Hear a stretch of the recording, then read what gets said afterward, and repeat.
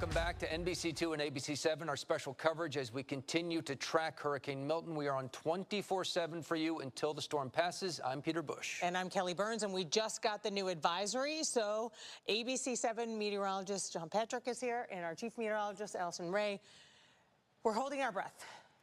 Not a lot of good news coming out of the 5 o'clock advisory. This is stronger, as we expected, and it's barreling our way. Wait. What do you mean barreling our way? Well, it is going, we're still in the cone. We're still in the forecast cone, and it has nudged a little bit. I'm not saying it's 100%. It's barreling towards our coast. Barreling towards the west coast. Okay. I don't want people to lose their heads all of a sudden, though, like Cape Coral or Sarasota. There's a big difference. All options are on the table. Okay. So you have to prepare for both of those opportunities. This is headed to the west coast. It is barreling to the west coast of Florida. You need to prepare, as we've been preaching for 3 days now, because JP, this storm is back up to Cat 5 as we expected, and significantly so, by 10 miles per hour wind. Yeah, I mean, when I was showing the Hurricane Hunter over there a little bit ago, and we stopped, and there was a 166. We stopped it again. There's a 160. There's a 165. Not in just one place, but like in several places within the center of that storm. I had a feeling it was going to go up, and so now we're back dealing with a Cat 5, and it's still in an area, at least until tomorrow, where it's probably going to hold that status. We have 12 hours. The cone, is it moving north, south? Slightly south. So not the trend that you'd want to see here in Southwest Florida. So we did see those model trends shift a little bit farther south based on its positioning. So, you know, with a small storm, we have to kind of see where is it positioning, where is that center going? And it did jog a little bit to the south and east, so that launching point as it picks up with that front is going to be adjusted a bit. And for that, they didn't move it drastically so. The National Hurricane Center never makes drastic movements. They see subtle trends and follow suit. But it has moved a few miles to the south of that cone. And like we've been saying for several days, landfall is still in the realm of possibilities for Southwest Florida because we are still in that cone. And with that little nudge to the south, that's something we have to think about. So I don't think your panic level should be changing here. Your panic level should be the same because the message is still the same. The message has still been clear that we're expecting this powerful major storm to move on into our region, and we've been preparing as such, and just keep with that plan. There's nothing you should be doing that should be changing because the message stays. But that landfall potential is still remaining in parts of Charlotte County and even as it pushes farther inland as well. So I'm going to show you that latest cone. Here's the satellite imagery. We're at 165 mile per hour winds, and the pressure is down to 918. It still has a conducive environment for the next 12 hours or so. Before it gets a little bit closer to the west coast of Florida, that's when it will run into that dry air, the wind shear that we're hoping to really kind of mess up with this storm and see it diminish in intensity. It's going to grow in size. We're talking how much room does it take up? How wide are those winds? That's going to continue to grow. But what we need is the storm to weaken. It will not. There is no way this storm will weaken enough to change our impacts drastically. We need to prepare for what we've been preparing for all along. So there's a change in the forecast that was really expected. We expected this eyewall replacement cycle to occur and complete itself, and that to bump back up. If you were watching last night, I said, the storm is just kind of restructuring itself. It's going through a little bit of a substitution process in the game here, but it's going to come back stronger, and that's what it did. We weren't at the weakening stage yet. The eye wall, you can see it. Last night when it was going through that changeover, that kind of replacement, it got cloudy tops on it. It kind of fell apart a little bit, but really it was just regenerating itself and becoming this brand new healthy, invigorated eye wall that's going to be moving off to the northeast. So very symmetrical. And a lot of times when you have really strong storms, even some of the strongest ones, they're not always the most symmetrical. You can find just an area within the eye wall with those peak winds. There are peak winds symmetrically around the eye. So that gives it a lot of intensity and a lot of organization and healthiness to it. That's why it can kind of deflect these things that we're hoping to weaken it. So don't count on great weakening. We can hope for it, but don't count on it. Here we go with Category 5 by tomorrow morning as we head into closer to landfall. It's not going to be until this time tomorrow that we expect that storm to begin to weaken into Category 4. So I zoomed in here into parts of Southwest Florida where that cone is. It does even clip the northern ends of Lee County. Charlotte County and DeSoto County are clearly in this forecast cone. So this is only telling you the potential for landfall. It has equal chances of making landfall north of Tampa and here. But with that southerly trend, don't be surprised if at 11 o'clock tonight, this cone moves a little bit again farther to the south. But our message hasn't changed that landfall in Southwest Florida is possible, and you should prepare for that. You should not be changing. It shouldn't be maybe, oh man, it's too late now. I think I should prepare now. We should have been preparing all along here. I had a lot of questions about storm surge, and I went really close in a little bit ago. What I'm going to do and what I'm working on for you. So I'm going to really try to do a comprehensive screen grabs of street level storm surge forecast so that you can go to my Facebook page, see the town, and there's going to be a lot of images. So before you comment right away and say, what about my town? Look through all of them. Please promise me to look through all of them. There's probably going to be about 50 images, and see if you can decipher where you'll be within that storm surge forecast before you ask. Because I may have forgotten an area or kind of skipped over, but try to look at that so you can kind of look at that and see where you are in the map, that more zoomed in picture of that storm surge. This is kind of a blanket, broad brush of what to expect across the area as far as Charlotte County and Lee County. And don't be surprised if that trend to the south continues, if these numbers bump up. Just be aware that that could be in the cards. 6 to 10 feet for Charlotte and Lee County. And then once we head farther south into Collier County, we're still at 4 to 7. Here's a look at our in-house model that we see as this kind of gets closer to our region. It's not until tomorrow afternoon that that storm begins to weaken. The heaviest rain, by the way, is to the north of it by 11:30 tomorrow. Do you see how close that eye wall, or the estimated eye wall, is to Charlotte County, to Cape Hayes, to Port Charlotte, to Punta Gorda, to Englewood? It's very close. It's within the margin of error. The margin of error at this point is 60 miles. 60 miles north or south makes such a big difference of what we can see. So again, be prepared for the range of possibilities and hope for the lower end of them. We'll go through a little bit more analysis coming up in just a bit as I kind of look over some more things in the 5 o'clock advisory. That's coming up. I'll send it back to you, Kelly and Peter.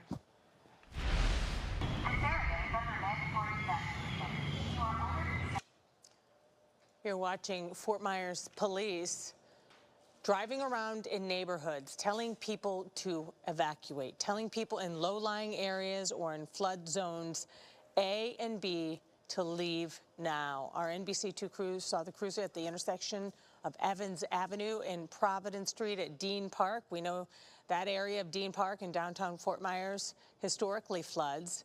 Lee County leaders held a news conference this afternoon urging people to go to the 13 shelters that are open and urging them to go now. We don't want you to be driving anywhere overnight or into tomorrow. So again, you need to plan to be at a safe place by 10 p.m. this evening and shelter in place all day Wednesday. Whether you go to a friend's home, whether you've rented a hotel, I do not recommend driving to the other coast of Florida right now or leaving right now. The average trip from Fort Myers to Miami is 7 to 8 hours right now because traffic is backed up so much on Alligator Alley. Mandatory evacuations are starting to be enforced in Lee County. They're not going to force you to leave, but no one is going to come get you if you have an emergency. More shelters they've opened today, including Alico Arena on the campus of FGCU, which can hold a lot of people. East Lee County High School is open. Harns Marsh Elementary and Middle Schools in Lehigh Acres. In addition, these are the other shelters that are open, including Hertz Arena, Island Coast High School, and Cape Coral, the Estero Rec Center, Dunbar High. Again, 13 shelters open across Lee County. For those of you who need a place to go in Collier County, shelters just opened at 4 o'clock this afternoon. We'll show you where they are. This includes Immokalee, Golden Gate, Cypress Palm, Corkscrew, and Oak Ridge Middle School. So all of these middle schools, as well as there's a special needs shelter at Palmetto Ridge High School. These are the pet-friendly locations. There are also shelters at Gulf Coast, Immokalee, and Golden Gate High Schools. The high schools are not pet-friendly. Heads up for those of you in Hendry County, shelters are opening up in just under an hour. They'll be at LaBelle Middle School and Clewiston High School. Food, water, and bedding will not be given out at these locations, so you'll need to bring your own food and bedding. We're going to continue updating our websites all night long, so make sure you bookmark these, NBC-2.com, ABC-7.com. We'll have the latest updates on shelters, as well as total coverage on Milton as it moves closer to the west coast of Florida. All right, the peak surge numbers have increased as we kind of read more and more into this new 5 o'clock advisory. Those numbers are coming up right after this break. Stay tuned. Every day, NBC2 is here with Southwest Florida's most watched hour of news. NBC2 is tracking breaking news. The team you trust, a forecast to weatherproof your plans, and your window to the world around you. It's why Southwest Florida counts on NBC2. The power is out. You're hot, bored, and the food is bad. You ask yourself, why didn't I get a generator? Bose Electric has Briggs & Stratton standby generators in stock now. We're a family and veteran-operated company that's been in business for over 50 years. Our certified technicians will properly install and maintain your generator, so you're always in power. Call today for your free Briggs & Stratton quote, plus get $1,000 off. Don't get left in the dark. Call Bose Electric today. You can walk into any store in Florida and buy a beer, but you'll be locked up for buying marijuana. It's actually safer than alcohol, but the government treats it totally different. It doesn't make sense. Amendment 3 will legalize marijuana for adults. Safe, lab-tested, and from a store, not the street. It's time to give responsible adults the freedom to make their own choices. Vote yes on Amendment 3.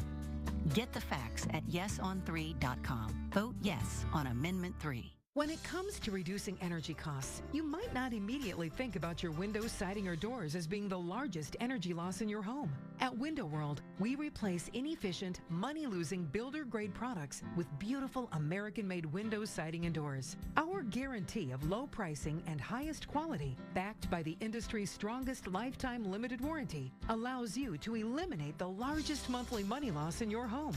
Search Window World for a free, no-pressure quote today. Okay, great. Maybe a different color in here. What do you think? I know. Super big. This is really loud. I could be there soon. I'm Dr. Gracie Christie, a physician, a Floridian, and a mother. Today, I can't even prescribe Tylenol to a teenager without first talking to her parents. But under Amendment 4, that same teen could get an abortion without parental consent and without a doctor's approval. In fact, Amendment 4 would make abortion the only medical procedure a minor could undergo without parental consent. Amendment 4 is too extreme and not what it seems. Please vote no on Amendment 4. These have to be some of the bravest people on the planet. Look at the hurricane hunters flying through Milton. Check this out. I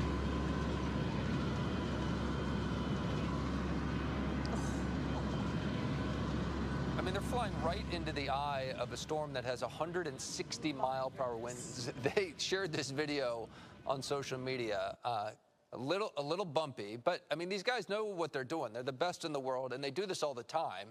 But they will still be the first to tell you it can be a little nerve-wracking up there. Thank goodness they do it, or we wouldn't have any of the information that we get. You know, they're just crucial. Yeah, they provide this really vital information that helps the accuracy, everything that our meteorologists use. Yep. Now let's show you another bumpy ride, I should say. Let's take a look at our cameras, our FDOT cameras pointing at Alligator Alley. This has been continuous for most of the day now, but traffic is at a standstill on Alligator Alley. This is going towards Miami, out of our area.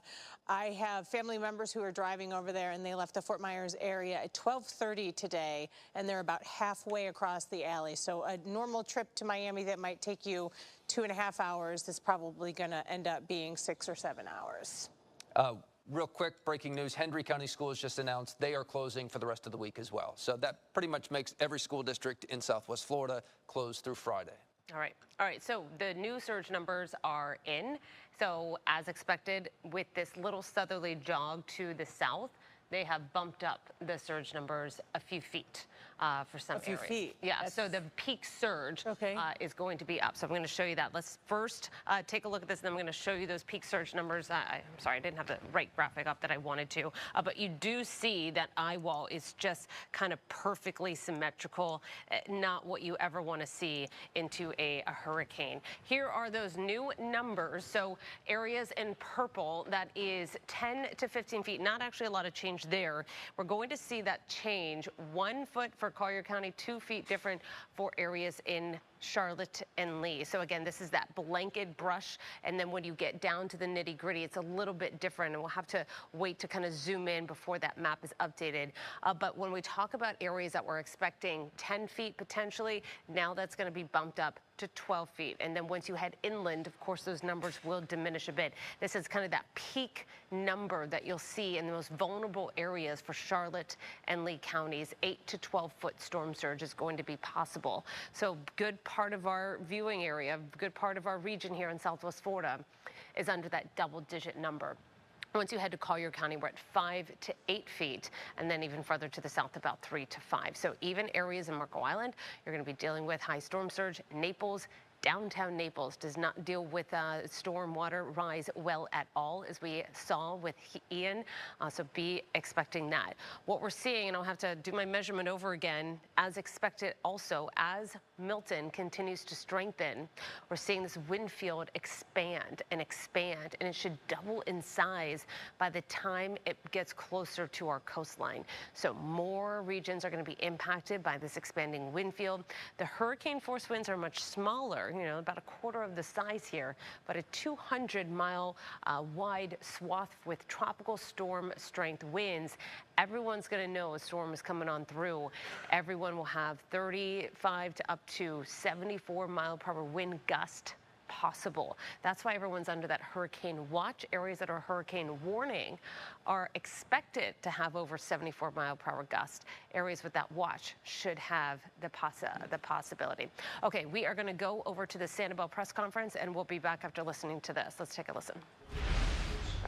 Sustained winds could be 60 to 70 miles per hour, and that is all very dependent on the final track of the storm.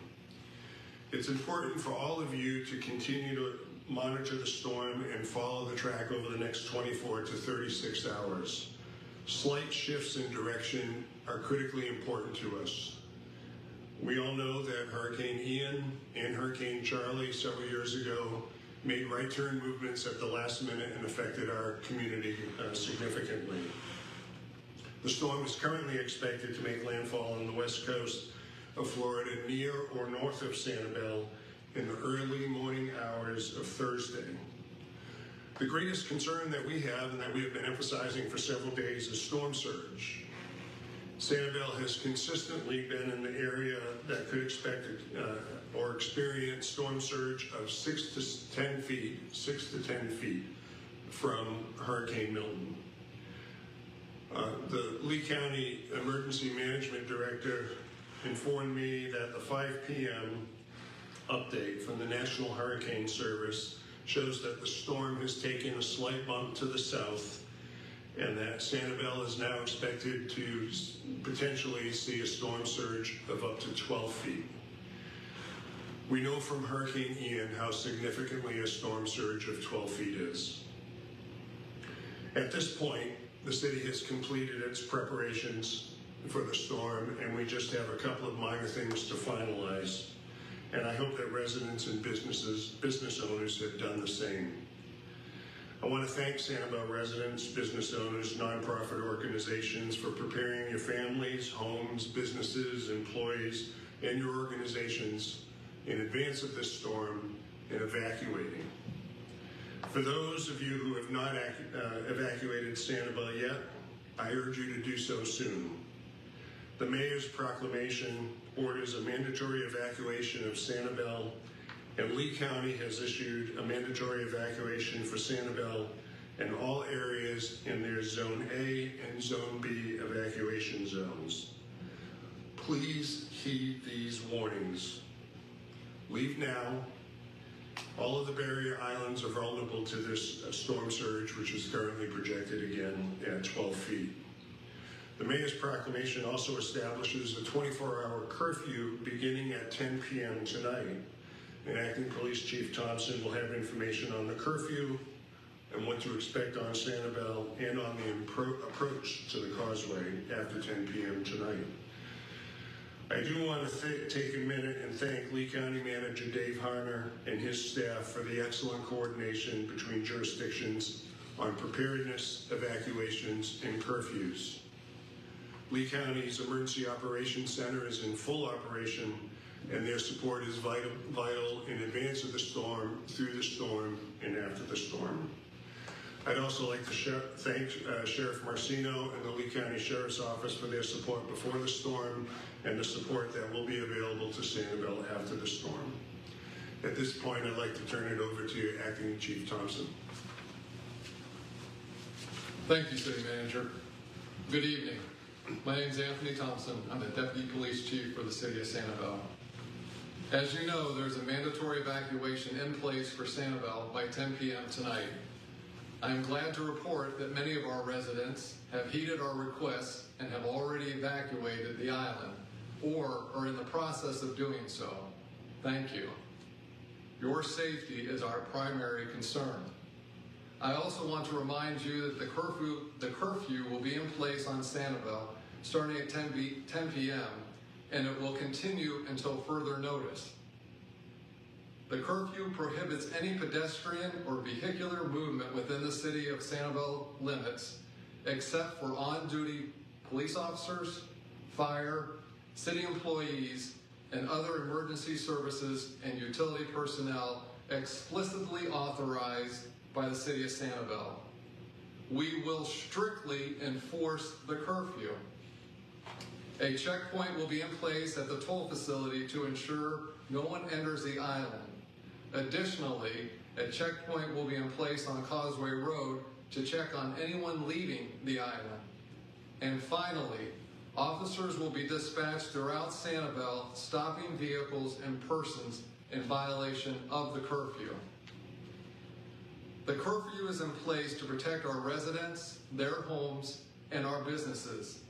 It is of the utmost importance that everyone concludes their storm preparations and gets ready for Hurricane Milton.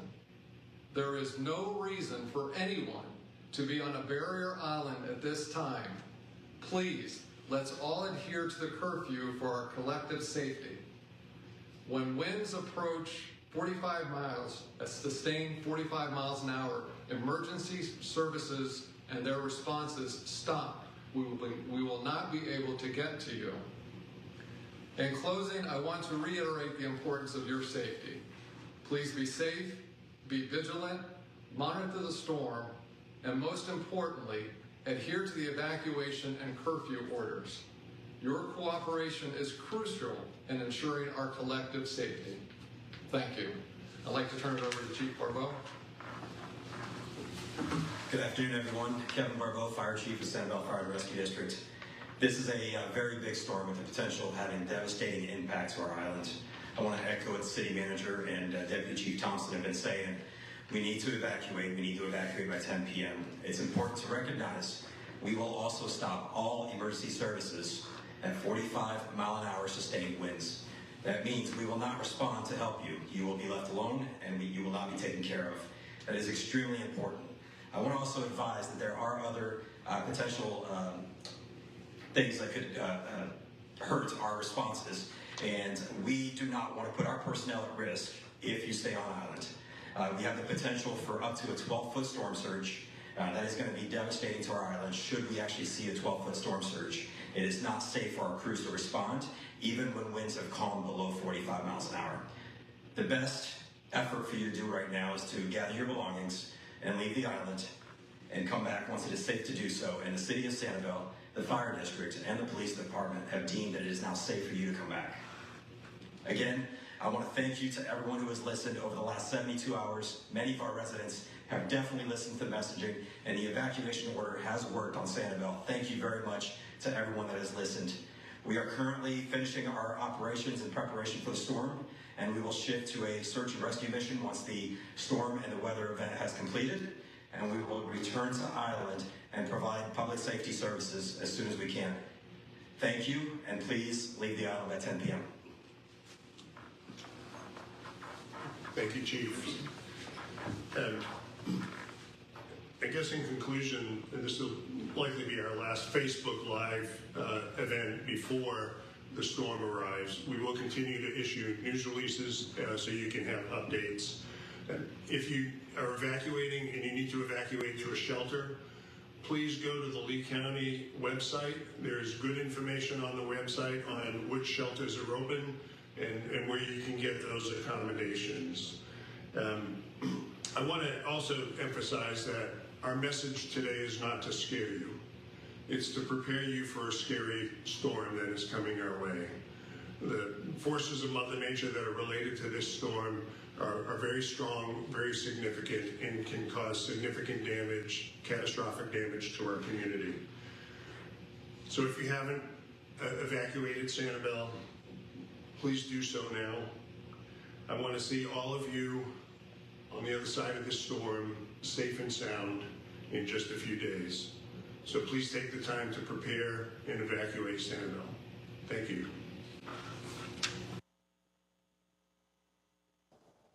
A really grim message, and you know, they're just trying to tell people that now you have to do it now. Get off that island. Yeah, they do not want a repeat of Hurricane Ian. That might be in the cards, it might not, but it's clear with this 5 o'clock advisory, the potential is now there for a repeat of Hurricane Ian. Something we hoped we would never see again in Southwest Florida is a distinct possibility. And you don't want a helicopter, a Chinook from the military coming to get you on the island in 3 or 4 days if you survive the storm. That was the other main point. Get off now, because if you don't, you're stranded there. Yes. They are not going to go through 8-10 feet of storm surge to get to you. They can't. They'll put their own lives at risk. So, and God forbid you have an emergency during the storm, you're stranded there by yourself with no medical care available. Yeah. So a very clear-eyed warning from officials on Sanibel right there. The same goes for pretty much anyone along the coast of Lee and Charlotte counties right now.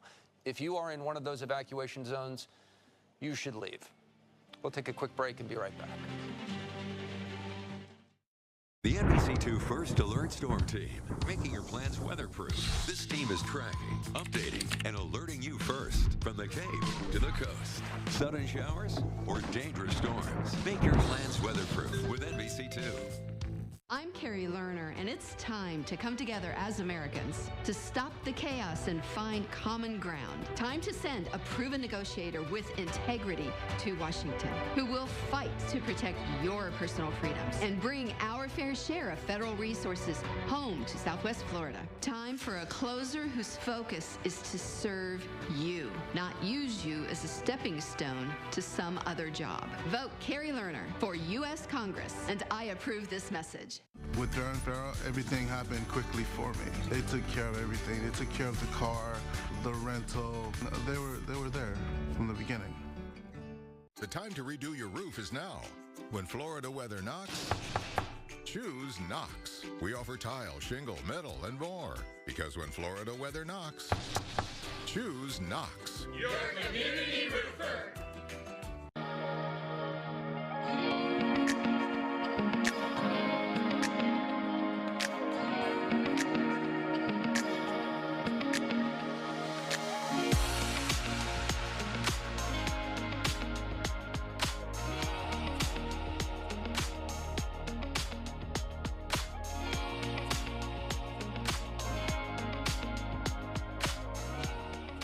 Furniture and Interiors, where beautiful homes begin. You know, we love our Connecticut home water system because it protects our plumbing, our appliances, our fixtures. I love what it does for my hair. Oh, and when it comes to laundry, our clothes are brighter, cleaner, and softer. When it comes to my hair, it's not the shampoo or the conditioner, it's the water. If Hurricane Helene has left you struggling with water-damaged appliances, Good Deals is here to help you recover as fast as possible. Our warehouses are fully stocked, and we're getting truckloads of new deliveries every day. What's more, owners Jay and Sandy Russo are offering special pricing to those affected, which means right now, Good Deals' guaranteed lowest prices are even lower. In most cases, we can deliver next day, and as always, free delivery and free haul away of your old appliances. For more, visit GoodDealsAppliances.com. NBC2 News is sponsored by Lee Health. Let's give you a live look at Alligator Alley in Collier County heading toward the East Coast. Thousands of people are heeding the warning, which is great news, but you can tell from this image, and Kelly was just mentioning on air a little while ago that her family is in this traffic and it is taking 6 to 7 hours to get to the Miami area instead of the normal 2.5 to 3. So if you're evacuating, that's good, but expect it to be a long ride, whether you go north, south, or east. NBC2's Ryan Arbogast is live at Naples City Hall speaking with Mayor Teresa Heitman about the mandatory evacuations in Collier County right now. Ryan? Peter, yeah, the city of Naples is one of the many areas along the Collier County coast that is under that mandatory evacuation order. City Hall is boarded up, and we're here with the mayor of Naples, Teresa Heitman. Thank you for coming with us and speaking to us about everything. First off, what is your advice for the folks that are either looking to get out or still here right now ahead of the storm? Well, first of all, thank you for being here, because this is the source. Besides the great communications that we're putting out, I've been told all day long that they're watching you, so thank you for covering this. The storm is getting much larger. It's up to 165 winds, which we knew that would happen, and it did shift south. We have a mandatory evacuation, and I hope that everyone's taking that serious. We have to protect lives. They need to follow the rules and make sure that they get to safety. This is not something to take lightly. We watched Ian. We watched the surge come in. It came in fast and furious, and we don't want to replay again of any damage to our persons in the community. You had mentioned to me earlier there will be some new rules and restrictions put in place tomorrow for those folks that decide to stay. What are those, and what do the people in the community need to know right now? Yeah, well, first of all, the shelters are open. And so if you need a shelter, and if you don't have a place with a friend or some family that's in a safe zone, but tomorrow there will be a curfew for motor vehicles. It's most important. There'll be a storm surge happening at around 9-ish, and so we want to make sure prior to that there'll be a high tide. So the high tide along with the surge, there'll be several hours where we'll be very concerned, but we'll watch it, and tomorrow morning after our briefing, we'll let everyone know what time that curfew will be. For all the folks that have decided to stay in the city and ride out Milton, that are making their last-minute preparations now, do you have any advice for them as they're getting ready to sort of bunker down for the night? They have to stay put and realize that if you've chosen to stay, the first responders, once the winds get to a certain place, they will not be able to come and rescue if there's a fire or anything. So just be wise. Don't use candles, and just make sure that you're safe, because until it's safe to go out, we can't send our first responders. And thank you for everything, Mayor. We really appreciate it. We'll be bouncing all over the city of Naples all throughout the morning and the evening for our 24-hour simulcast. We'll make sure to keep you updated as the conditions of Hurricane Milton continue. Reporting at City Hall in Naples, I'm Ryan Arbogast. So if anybody is just kind of coming back to their television, because I know I've been watching all day, the 5 o'clock advisory is out, and it does show the storm coming a little bit farther. The cone is shifting a little bit farther south. It's shifted a little bit farther south, and more importantly, it's stronger. We have back to a Category 5 storm, 165 But landfall is still predicted at 3, at a Cat 3? At a Cat, I mean, a very strong Cat 3. You know, 125. That's going to be a really, really healthy. So when you say you're concerned about it being 5 now, even though it's still going to be a 3, is that just because, hey, the faster it's running when it hits that wind shear, right, the more powerful it's going to stay? So you have a more powerful hurricane when it does get into that wind shear and starts to weaken. It's likely more of an expansive wind field that may expand, especially the tropical storm force winds, away from the center of circulation as it starts to weaken. We may see more impacts a little bit farther inland, not quite to the hurricane force winds that you'll see a little bit closer to the coastline, but still, it's going to be, it's worse news that it's 5 if it were the state of 4. I didn't like the storms. That's what kind of was crushing to me, to see the storm surge jump up by so much. And the area that was in purple up by Sarasota County, northwestern Charlotte County, that 10 to 15 foot area, that stayed the same. What got bumped up was the area of Most of the Can we show that? I don't know if we have that. Oh, there it is over there. Whatever that computer is, there we go. So it's the purple area that's kind of stayed the same, but it's the red area that you see there around much of Lee County and the Cape Hayes Peninsula down to Vanderbilt Beach. That is now 8 to 12. It was 6 to 10 before. And for places like Naples and Marco Island, all the way down to Everglades City, Chokoloskee, that area is now 5 to 8. It was 4 to 7. So that takes into consideration that little bit more of a southern trend, a southern jog to the south. So those Sarasota County areas, they were already expecting to see those strongest of the winds and the highest of the storm surge. And so now that we have a little bit of a push farther south, ours goes up. Everybody else's goes up too. Yeah, because again, if you're south of the eye of the storm, that's where the storm surge will be the worst. And it's going to be the south-facing islands that will get it first because we'll have a south wind. And then after the storm makes landfall, the winds will kind of shift around to the southwest and be perpendicular to the beaches. And that's what's going to really push that water up onto our shorelines. Okay. We're going to take a break. Our tracking Hurricane Milton coverage continues right after that. The badge. It's more than a symbol. It's a promise.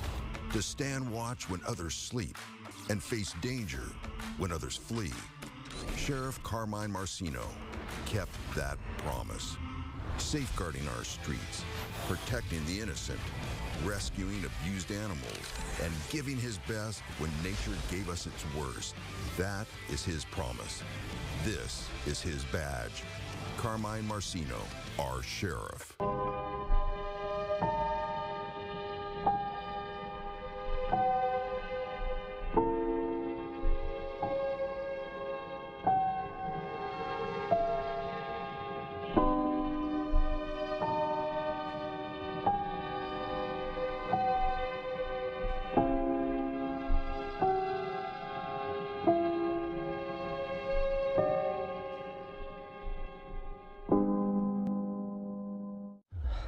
Well, that was too close. If we keep waiting, it'll get one of us. I know these things can be a real hazard, but groundwater does this to concrete all the time. Water did this. Mm-hmm. But it's okay. You can lift it back up. Well, let's get lifting. Let's do it. The effects of water can be surprising, but you can. Put water back in its place with a free inspection from Alpha Foundations. For a limited time, get $500 off any repairs when you call or go online today. The first time I met with Dr. Weisenin, she asked me if I was monitoring that aneurysm, and I said, what? It reinforced that she did her due diligence. Becky was one of the medical assistants. Calliope always greeted me with a smile. And Alfonso did my lab work. Claudine did the MRI. She's so fantastic. I'm totally in awe of what these people did for me. If it wasn't for them, I wouldn't be here today to tell my story. Men, as we age, the race to be the best we can be is the most important race we run. But if your energy is low, your sex drive's off, you can't sleep, and your brain is foggy, you may feel like you're losing that race. You aren't, though. You likely just need treatment for low testosterone at Atlantic Men's Clinic. If you're like most men, after only a few weeks of treatment, you'll find you have increased energy, better sleep patterns, improved mental clarity, stronger workouts, and your libido will increase as well. So get back to winning your race. Call us today. There has been a lot of confusion and misinformation spreading around our community about storm surge, how it is measured, how it is calculated, and how it is forecast by the National Hurricane Center. This graphic here on our NBC2 Doppler 2 source is created by the National Hurricane Center and is used for a reason to express to you the magnitude of how serious a storm surge event can be. And I just want to read that final sentence there. NOAA coastal flooding forecasts are expressed as feet above ground level. As we come back here into the studio, what does ground level mean? That's been a big question. I've had dozens of emails about it. Earlier today on NBC2, meteorologist Jason Dunning asked the National Hurricane Center Deputy Director Jamie Roan directly on what does that mean and what does it mean for you? This is what he had to say. We've been getting so many questions, Jamie, about, along the lines of I'm this high above sea level, and so I think I'm going to be okay. Can you please explain for our viewers, when you put these storm surge forecasts out, I mean, you're talking about water above ground level, And you should probably just not even think about in terms of sea level, correct? Yeah, I mean, that's, you know, make it simple, that's how far up your leg the water is going to be, or how far up your waist. Yeah. We're not doing sea level here. We have high-resolution information about how high the ground is everywhere, and we can take that into consideration. So when we say 4 feet or 5 feet, that's above dirt, above ground, you know, that's like where my feet are. And then people who think their house is elevated above that, what that calculation isn't taking into consideration is they will be stranded, and no emergency access, no 911, no ability to leave your home. You know, what happens if you have a medical condition, if you need assistance? What happens if your house catches on fire? You know, these types of things that you would normally be able to get immediate assistance will be cut off for hours, and we often see a lot of people lose their life in those types of situations. When do you expect Southwest Florida to see the worst, the peak of the storm surge? Because it looks like, you know, especially compared to yesterday, that the arrival of the highest winds here was going to be delayed a little bit, maybe Wednesday night into Thursday morning, that we could see the worst of the weather. What are you seeing in terms of the worst surge for us? Yeah, thankfully the storm has slowed down a little bit, which has given people a little bit of time. Now, I don't want to give people false hope, not a lot of time, a little bit of time. So we're going to see 2 rounds of flooding in Southwest Florida with each of the upcoming high tides, both, you know, Wednesday and then again, you know, Wednesday night into Thursday morning.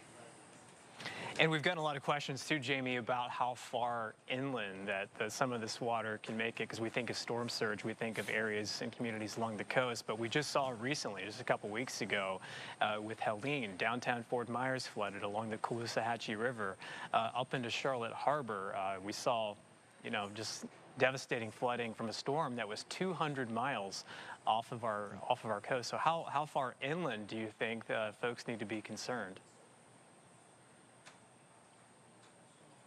Anywhere where there's a river like that, or you know, tributaries, or anything that has open access to the ocean, that water is going to funnel, in many cases worse than what was experienced in Helene, because Helene, like you said, was, you know, passing the area off to the west. This one's coming in at a more direct shot, which is going to have a better opportunity to push water sort of directly at the coast, and probably for a bit longer time at that. That's going to allow that water to sort of inch its way farther inland. All right, Jamie, I know you're busy, so I just have one more question for you, and this is something that we've heard time and time again.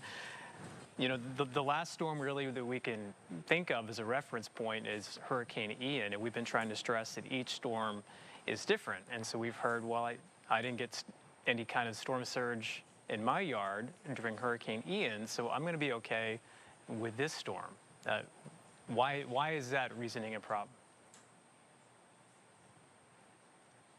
You know, storm surge is really hard because it's all a factor of the specifics of the storm. And a lot of people want to compare just the Saffir-Simpson scales. This one was a 4, that one was a 3.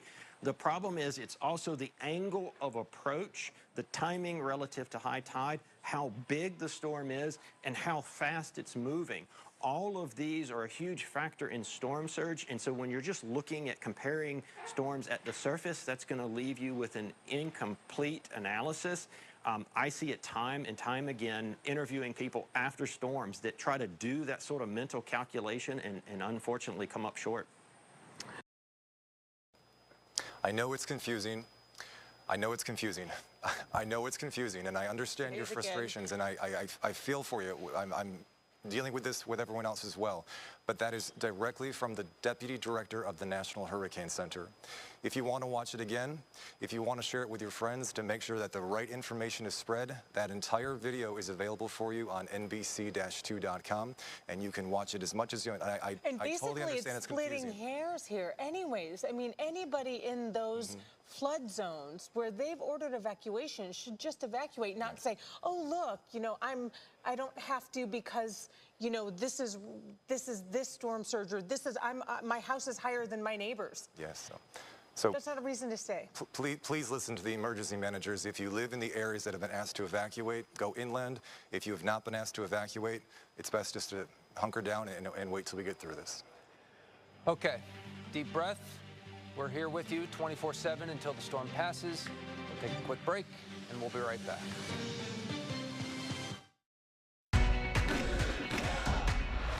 Your New South windows are custom built in our factory and designed to keep the elements where they belong, outside. So, turn up the quality with New South Window. Save 35% off all windows and doors. Every day, NBC2 is here with Southwest Florida's most watched hour of news. NBC2 is tracking breaking news. The team you trust, a forecast to weatherproof your plans, and your window to the world around you. It's why Southwest Florida counts on NBC2. The pain level was over 10. There's days where I just sat and cried and asked the good Lord to take me. And my doctor recommended that I go to Good Feet and try the arch supports. And I took about 3-4 steps, turned around and went and sat back down and started to cry. It was the first time that I had no pain. I'm not an actor. I want people to know my testimony. I want them to know what arch supports can do from Good Feet. See for yourself with a free personalized arch support fitting at the Good Feet store. Like many voters, Lena's open to Amendment 3. But there's a catch. A deal breaker she won't see on the ballot summary because they buried it deep to sneak it past voters like Lena. Big Weed wrote Amendment 3 so they can't be sued. So they can't even be sued? No matter what goes wrong, if people get sick, corporations make billions but can't be held accountable. There's no way I'm voting for Amendment 3. It's corporate greed, not freedom. Everybody that comes in does ask who did it, and I definitely love to say Cornerstone and that we continue to do more projects with them. We went with Cornerstone for our kitchen based on their great results. The kitchen designer came out to our house and helped us with a beautiful design that we absolutely loved. They were very professional, always kept everything clean. We felt very relaxed with all of that. Cornerstone did a great job. We're super happy with how it came out.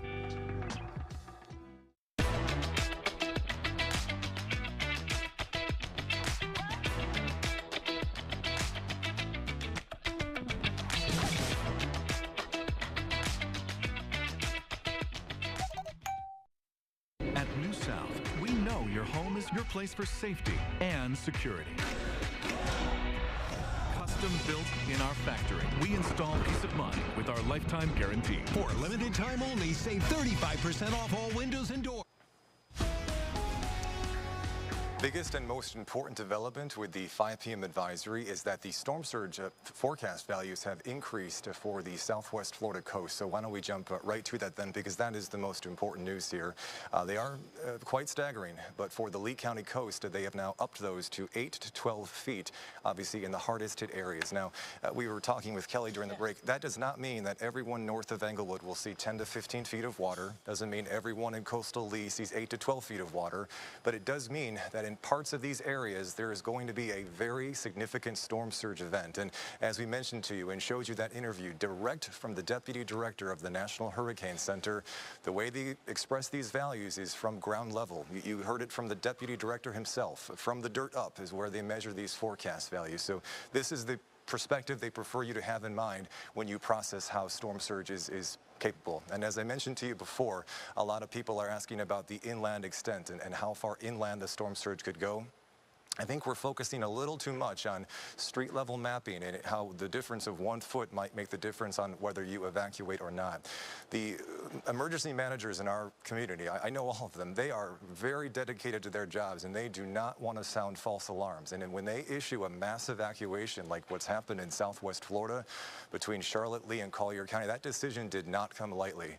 So when it comes to how far inland could the storm surge go, we just have to simply assume that if you live in an evacuation zone that's been ordered to evacuate, it's possible for storm surge, dangerous amounts of storm surge, to go as far inland as where you live. So I do hope and encourage you, if you live in some of these areas that have been asked to evacuate, that you take the advice of your neighbors in our community's emergency management and find a safer place to go inland. If you don't know someone who lives farther inland, there are hurricane shelters in all 3 of our communities that are up against the coast, Charlotte, Lee, and Collier County. All 3 communities have set up ways to get you there if you don't have a car or if you can't drive yourself. There's many opportunities available for you. If you're not aware of them, we have them all listed for you on nbc-2.com. So again, I do encourage you, if you're in these areas ordered to evacuate, that you take the advice of emergency management officials. Here's where things stand right now with the storm. With the let's look, there's a 5:30 update here with the storm center.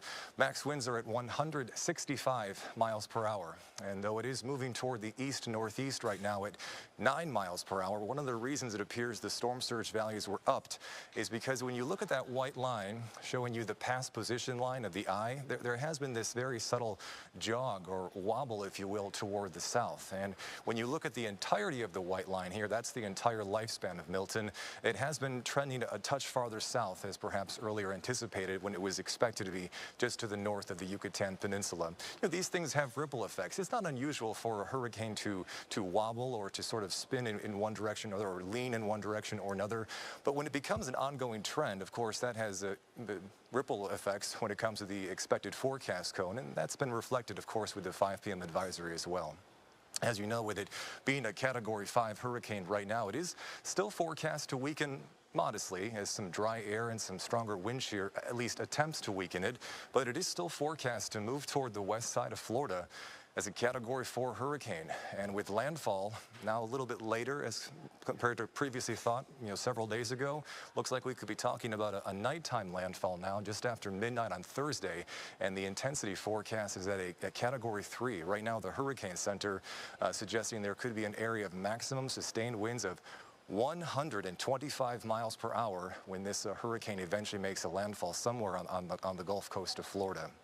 Because of this, the National Hurricane Center was way out ahead of things with watches and warnings. And as you are aware, of course, all of the areas painted in that maroon red color are under hurricane warnings, meaning hurricane force weather conditions are expected in DeSoto, Charlotte, and Lee County. And then a hurricane watch is active in our communities that are highlighted in orange. That's a hurricane watch, means hurricane force weather conditions are possible within the next 2 days. So thankfully, at least with this storm, we've had plenty of heads up. And of course, that makes preparations obviously a whole lot easier than storms that spin up real quickly and catch many people by surprise. What should we be preparing for when it comes to the wind?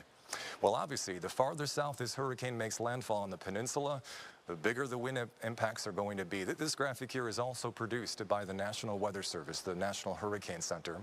It's not a forecast graphic. It's not saying that everyone in purple is going to see 110 mile per hour plus winds. But what they made this graphic to express to you is the peak wind potential. So this is what we should be prepared for. We need to be prepared for the possibility of peak wind gusts in western Charlotte, including areas like Rotunda and Englewood, Northport, Deep Creek, Arcadia along US 17. We have to be prepared for the possibility of wind gusts in excess of 110 miles per hour.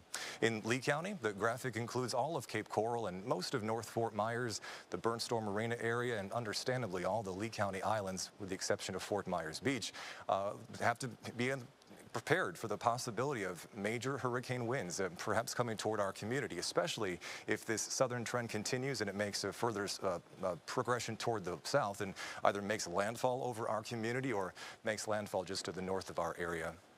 When it comes to the peak wind potential in Collier County, here too, though it's very unlikely the hurricane would make a landfall in Collier County, there will still be some very ferocious winds across this part of our community. And for our neighbors who are watching here on the western side of Lake Okeechobee, again, with these sort of watches and warnings in place, we just have to be prepared as that hurricane makes a landfall sometime very late Wednesday night or early Thursday morning for hurricane force weather conditions. Here's the thing.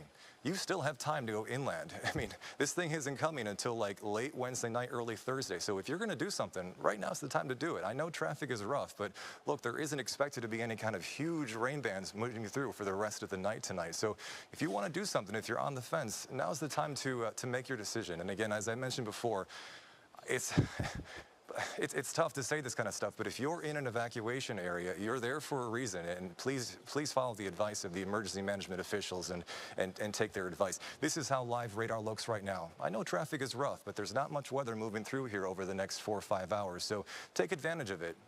Because as early as Wednesday, that hurricane's going to get closer to us, and those rain bands, those outer rain bands, will start moving toward the area. And as we move through Wednesday afternoon, it's going to be a little tougher to move around. I'm running short on time here, and I understand, but if I could just play this futurecast out here as we get to Wednesday night. This high-resolution forecast model, it's exclusive to us here at NBC2 and ABC7. It has been consistently showing the center of this hurricane due to the west of Charlotte and Lee County by 8 p.m. Wednesday as it moves toward the northeast. And and that's very much within that forecast cone. So we really have to be prepared for the possibility that this hurricane makes a direct landfall in our area. And of course, that would maximize not only the wind threat, but also the storm surge potential in our community as well. We will continue our complete team coverage coming up in just a few moments. So do stay with us, all right? The badge. It's more than a symbol. It's a promise. To stand watch when others sleep and face danger when others flee. Sheriff Carmine Marcino kept that promise. Safeguarding our streets, protecting the innocent, rescuing abused animals, and giving his best when nature gave us its worst. That is his promise. This is his badge. Carmine Marcino, our sheriff. Is your Generac home standby generator ready for a power emergency? Are you overdue for annual maintenance? Schedule a multi-point inspection today with Generator Supercenter. Factory certified technicians are standing by to ensure your Generac generator is ready when you need it most. Call today. Here's to soaking up summer, hot days, and warm nights. At Leaders, we know why you choose to call Florida home, and you want furniture that is built for outdoor Florida living. So here's to you, celebration makers. Here's to Florida living with Leaders Furniture. We are so excited to announce that the Floormeisters are celebrating our 10-year anniversary. As a family-owned and operated business, we'd like to thank our customers who have supported us throughout the years. We couldn't have done it without you. We have been blessed with an incredible team that is happy to make your experience here feel like you are part of the family. Real people, real prices, real quality selection. The Floormeisters, just At Fair & Farah, when we take on your personal injury case, we never forget. It's about the money, your money, to pay your bills and get your life back on track. Closed captioning on NBC2, sponsored by Rebath. If you've been hurt in an accident, an attorney can help you with the legal process. Don't face this complex situation without legal representation. If you need an attorney, call us at the Martin Law Firm. We're here to help. Like many voters, Lena's open to Amendment 3. But there's a catch. A deal breaker she won't see on the ballot summary because they buried it deep to sneak it past voters like Lena. Big Weed wrote Amendment 3 so they can't be sued. So they can't even be sued? No matter what goes wrong, if people get sick, corporations make billions but can't be held accountable. There's no way I'm voting for Amendment 3. It's corporate greed, not freedom. Let's give you another live look at part of I-75, Collier County. This is Alligator Alley right at the toll booth as you're heading over to the East Coast, and you can see it is practically bumper to bumper. So the good news is people are heeding the warnings to evacuate. The bad news is this evacuation is going to require a lot of patience. If you are leaving, make sure you have a full tank of gas, maybe bring some snacks because it could take 7-8 hours to get to the East Coast. We'll be right back. This hurricane season, NBC2 and ABC7 are joining forces to bring you Southwest Florida's most experienced, most accurate storm coverage. Together for one goal, to keep you safe during every storm. Get more from the weather experts you count on. These are real people seeking solutions to real pain. I have plantar fasciitis. My feet, my knees, hips, and back. And then they were fit with Good Feet arch supports. Clinically proven. Significant pain relief in only 4 weeks. I'm not feeling any pain. My heel, that's where I always feel it. Pressure off your knees? Yeah, actually. I didn't notice any pain in my back. I feel like I could walk all day in these. Take back the life you love and book your personalized arch support fitting today. You can walk into any store in Florida and buy a beer, but you'll be locked up for buying marijuana. It's actually safer than alcohol, but the government treats it totally different. It doesn't make sense. Amendment 3 will legalize marijuana for adults. Safe, lab-tested, and from a store, not the street. It's time to give responsible adults the freedom to make their own choices. Vote yes on Amendment 3. Get the facts at yeson3.com. Vote yes on Amendment 3. Hi, I'm Dr. Holmes. Hello, I'm Dr. Maloney. And I'm Dr. Agarwal. At the Aesthetic Surgery Center, we offer face, breast, and body contouring procedures so you can look as good on the outside as you feel on the inside. You can trust your face and your form in our hands. Stop here at New South Windows. Save 35% off factory direct windows and doors installed. NBC2 News is sponsored by Lee Health.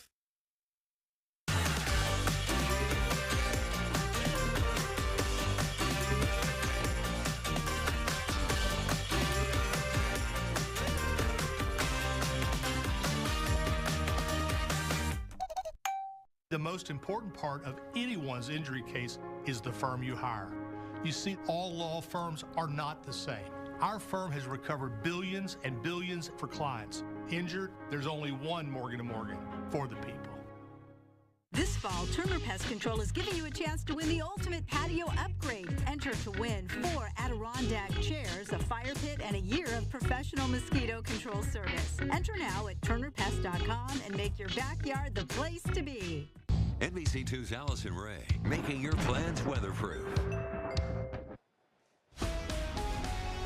We are tracking Hurricane Milton. We have live team coverage across Southwest Florida from Punta Gorda to Cape Coral, down to Naples and I-75. Our reporters are spread out across our community, and we are combining the resources of NBC2 and ABC7 to bring you the most comprehensive coverage. Good evening. I'm Kelly Burns. And I'm Peter Bush, along with NBC2 Chief Meteorologist Allison Ray and ABC7 Chief Meteorologist John Patrick. I know that in the past hour, the mood has shifted. The 5 o'clock advisory was not what we wanted to see, but we just want to keep in perspective. These things can still go both directions, correct? Right. So we hope that there's another wobble to the north, but this is still within the margin of error. And what we've been trying to kind of express all along is that, you know, you can expect these little movements, and the preparation should be pretty much the same of what we've been saying. You know, expect high storm surge. The numbers, when you go from 10 feet to 12 feet, we're preparing the same, you know, and that mood should stay. What we're looking at with the new advisory is that with that little tiny jog to the south is that landfall potential is starting to change a little bit. It's always been there. We've always had that potential for landfall, but when you see it move a little bit farther to the south, that potential will begin to increase. Now, we still have time. We still have about 30 hours before this is kind of right off the coastlines of the West Coast. So we'll see how this transpires, but we need to prepare for that. And we mentioned yesterday, the storm surge forecast, it did increase slightly, but nothing too drastic. We should be preparing the same. That significant storm surge has always been in the forecast, and it's going to stay in the forecast, to be honest.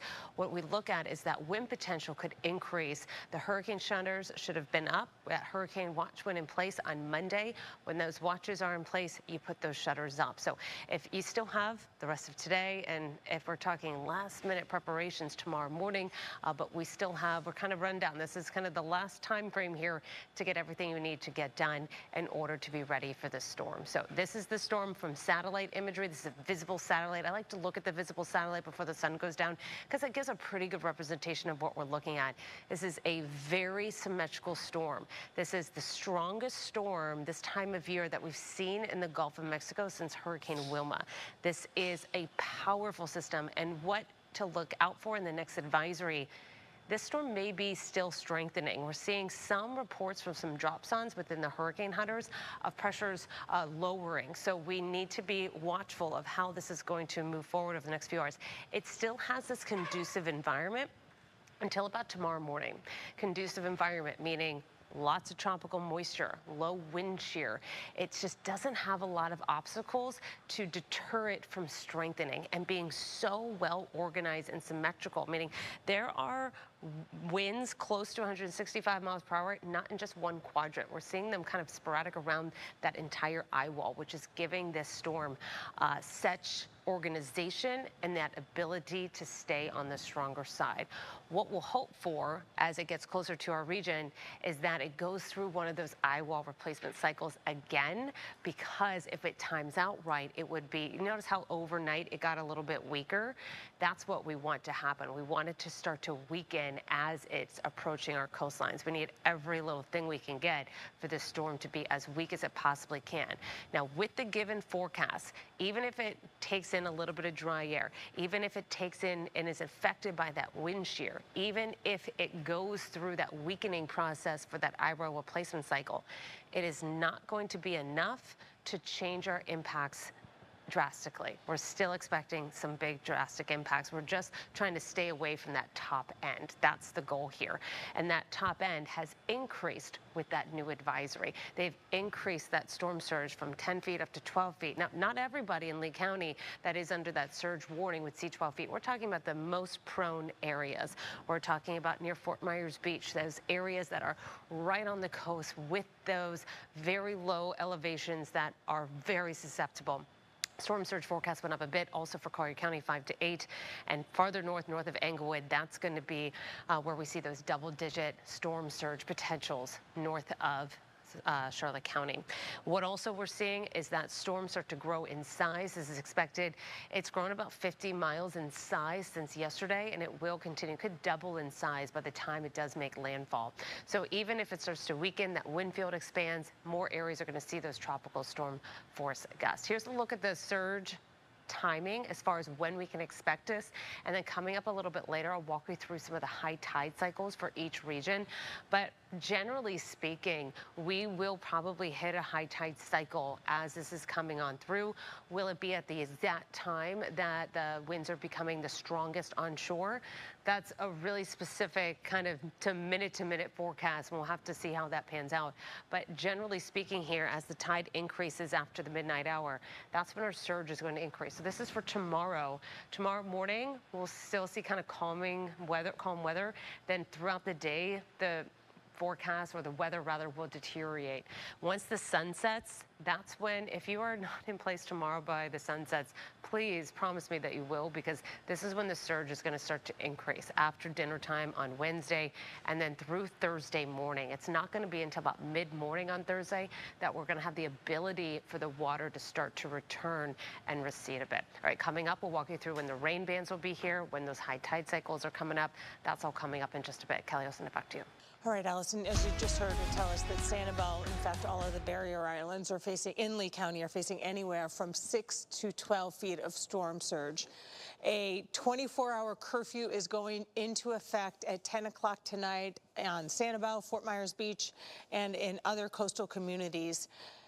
Dave Elias continues our live team coverage on Sanibel Island tonight, or at least near the causeway. Well, Kelly, I was talking to the former mayor of Sanibel, Holly Smith, when the city announced that potential of 12 feet storm surge. She just took a big sigh and said that is very reminiscent of Hurricane Ian. And she and many others here very concerned. Just a few people left on Sanibel Island. This is Periwinkle.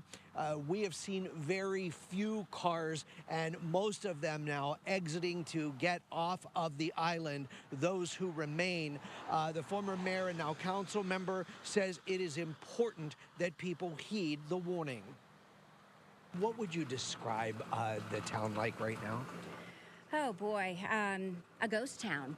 You know, I've gone around and I'm not seeing any cars, any people every once in a while. So people are gone. It's empty. So now our police can do their jobs. They're patrolling. They don't have to worry about cars being on the street. And I also spoke with the deputy chief as soon as they wrapped up that news conference. He tells me that they are going to be taking this curfew and this mandatory evacuation very seriously. If we find anybody who's out on the island after the curfew, we will arrest them. We're taking this very seriously. There should be no one on a barrier island. We want everyone to leave. And again, since we have been driving over here for a couple of hours now, we have seen very few cars here. This is Periwinkle, you know, the main thoroughfare to get off of Sanibel Island. And, you know, the reason they are so concerned with flooding is because many of the areas are already drenched, much of this left over from Helene and the rain that we have gotten over the past couple of days. So a lot of people concerned, and again, that mandatory evacuation set for 10 o'clock tonight. We will continue our team coverage coming up, but first, this commercial break.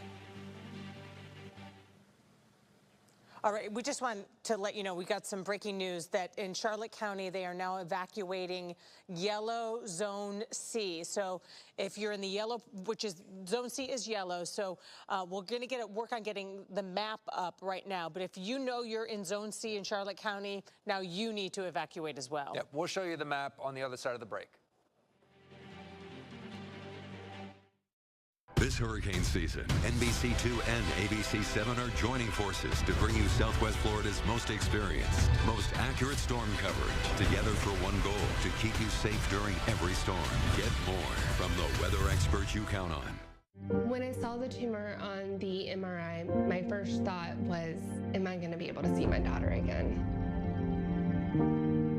The doctors knew if I did not end my pregnancy, I would lose my baby, I would lose my life, and my daughter would lose her mom.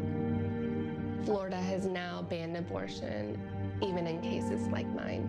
Amendment 4 is going to protect women like me. We have to vote yes.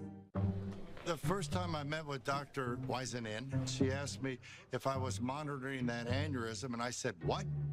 It reinforced that she did her due diligence.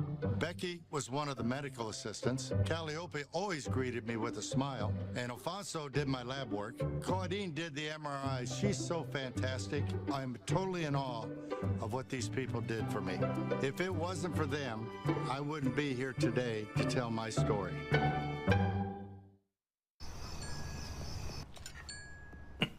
Sorry, honey, it's a work thing. Mine's also a work thing. I just need someone to cover my shift. So is mine. Alan says your business vehicle is now covered with Progressive. Protected 24/7, just like your home and auto. Oh, that's great. So dinner time's just phone time now? Sorry. You know, I heard that ground turkey is the healthiest poultry. You know what? Never mind. Just be on your phones. Thank you. For over 70 years, Southwest Florida has trusted Bill Smith Appliances and Electronics for the largest brand selection and the biggest savings. From our professional sales staff to after-sales service, you'll get expert advice and always the best price. Bill Smith. Hi, I'm Dr. Holmes. Hello, I'm Dr. Maloney. And I'm Dr. Agarwal. At the Aesthetic Surgery Center, we offer face, breast, and body contouring procedures so you can look as good on the outside as you feel on the inside. You can trust your face and your form in our hands. NBC2 News at 6 is brought to you by Goldstein, Buckley, Seckman, Rice, and Pertz. JusticeStartsNow.com. NBC2 News is sponsored by Lee Health. We have breaking news. We told you just a couple of minutes ago that Charlotte County just expanded their evacuation order to include Zone C. That's the yellow on this map. So now A, B, and C are ordered to evacuate in Charlotte County. Nothing has changed for Lee, Collier, or any of our other inland counties. But in Charlotte County, where the storm surge potential has just been raised, anyone in A, B, and C is ordered to leave.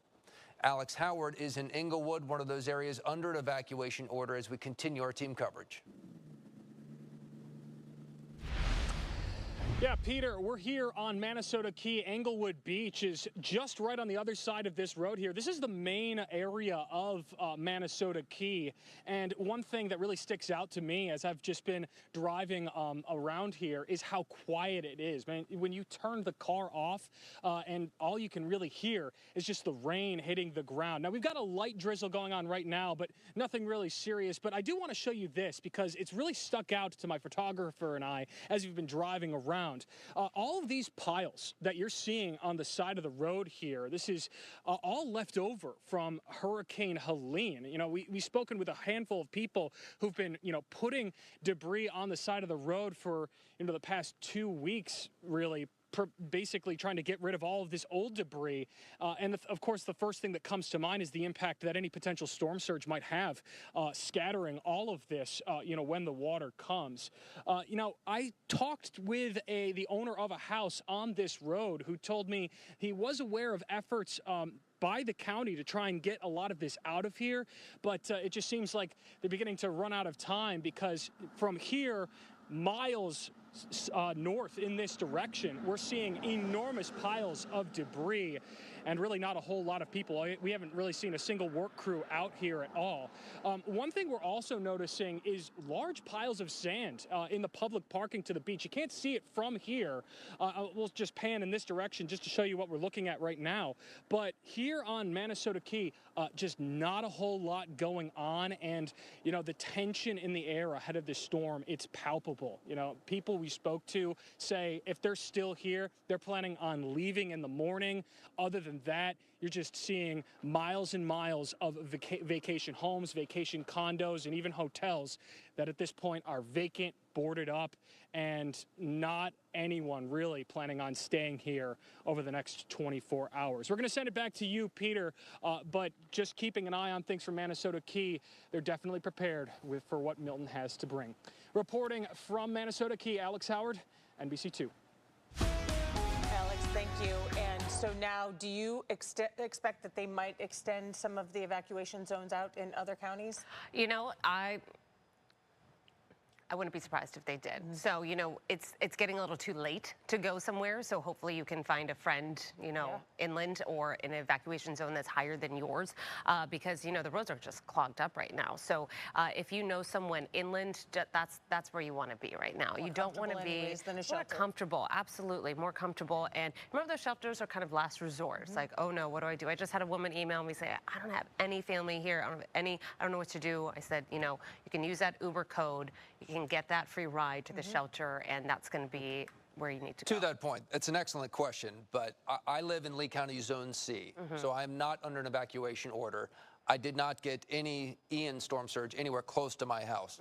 Every storm's different. You've made that point very well, but I know that is going to be on a lot of people's minds. So I am not personally evacuating my family in Zone C. If they order an evacuation, I will consider it, but I feel comfortable that I'm far enough away from the water that is not going to be necessary. And when you're in evacuation zone C, that storm surge that comes on in, you know, it's life-threatening along Zone A. You know, you're getting that water level rise that's way too high. It's way over people's heads. Once you get to C, it's going to be, now it becomes life-threatening when there's an emergency for you. So, you know, the water is a foot high, you know, that's manageable, that's survivable, but if you need to get somewhere, that's where you need an ambulance. That's where it can be problematic.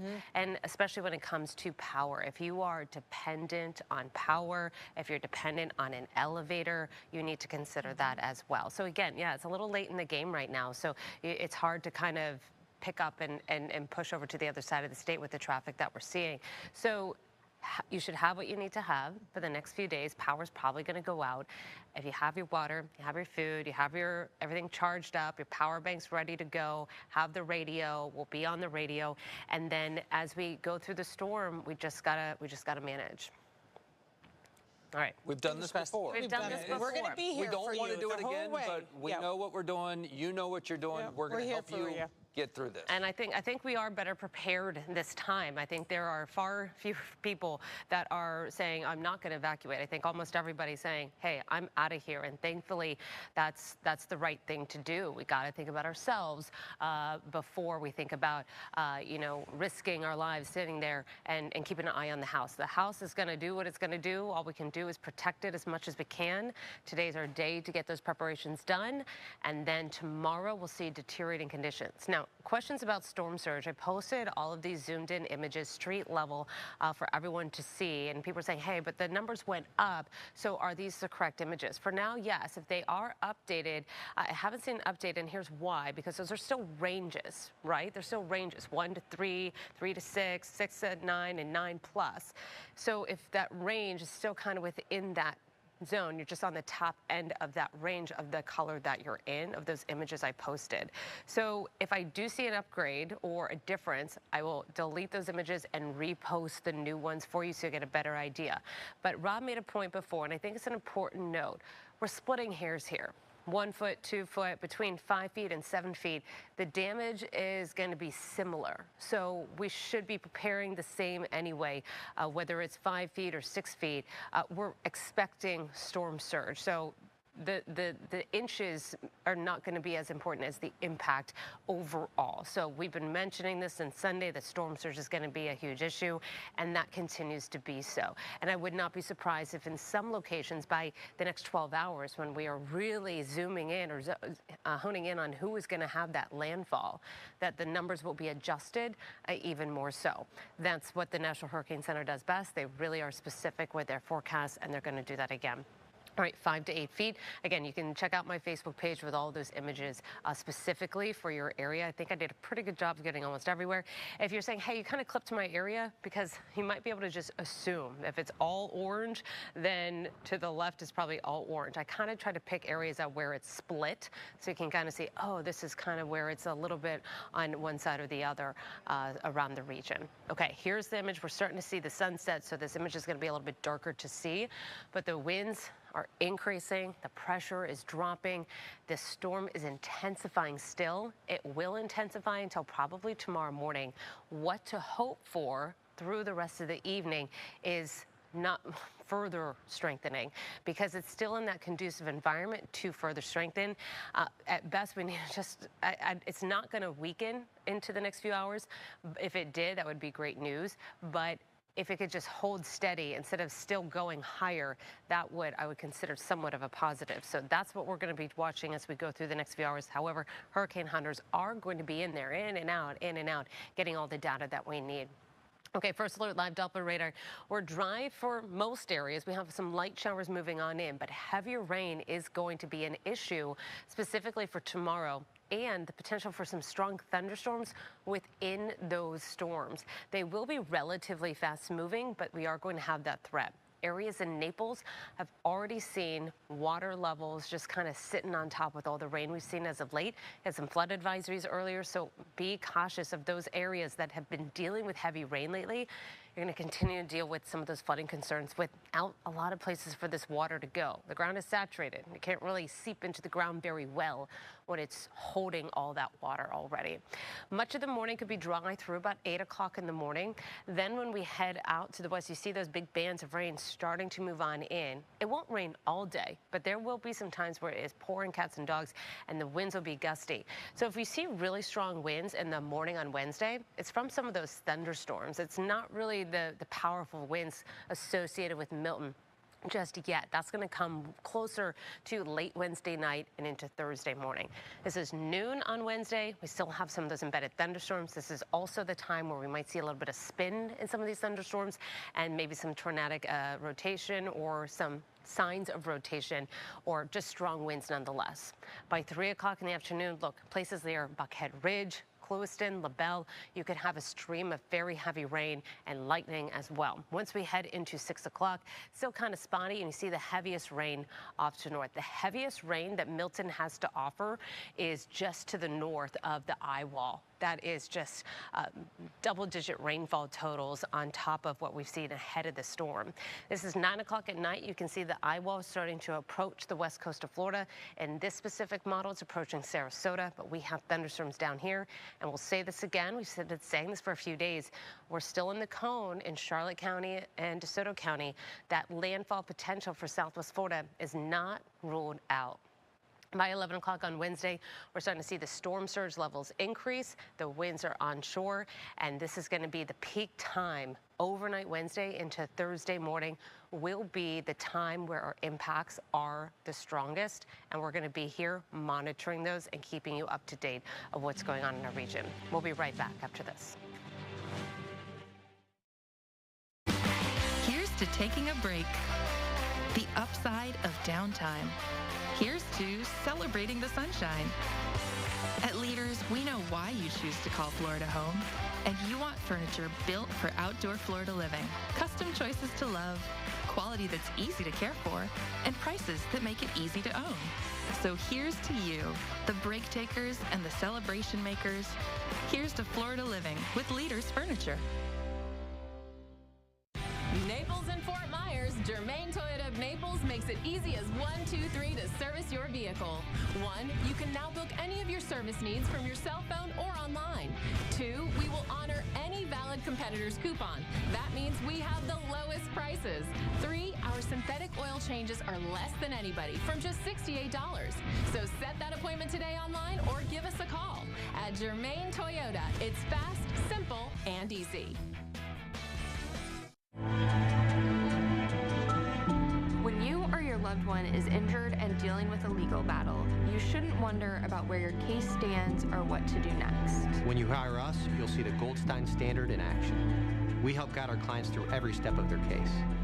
Contact us for a free attorney consultation, because you should never settle for anything less than the Goldstein Standard.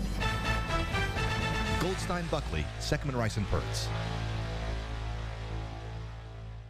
Celebrating Ram Power Days at Cape Coral Ram with our payment reduction sale. Interest rates as low as 0.9% for 72 months. Savings up to $20,000 off MSRP and no payments until next year. Cape Coral Chrysler Dodge Jeep Ram. Still the best price in Southwest Florida, period. Do you have a leaky sink or a toilet that is always clogged? Don't let those plumbing issues disrupt your daily life. Call the plumbing pros at Aztec Plumbing and Drains today and get those pesky plumbing problems fixed. Aztec, the most trusted name under the sun. 2022. Michigan voters approve a sweeping abortion amendment. Now, the lawyers who wrote that amendment use it to sue their state, to force taxpayers to fund abortions. The same lawyers wrote Amendment 4, and if it passes, the same thing will happen in Florida. Lawsuits to force taxpayers to fund abortions. It happened in Michigan. It will happen in Florida. Prevent taxpayer-funded abortions. Vote no on Amendment 4.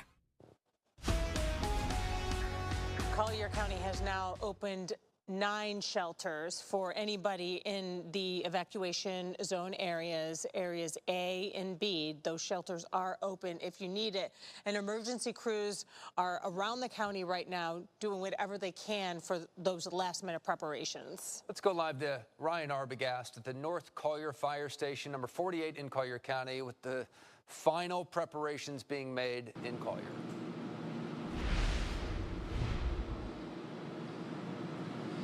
Peter, this fire station isn't in one of those mandatory evacuation notice areas, but local law enforcement and first responder agencies are still doing everything they can to prepare for Hurricane Milton, as we're expected to see those storm surge impacts on Wednesday late in the evening. Now we're with Heather Mazurkowicz with North Collier Fire. Thank you again for being with us and giving us the time.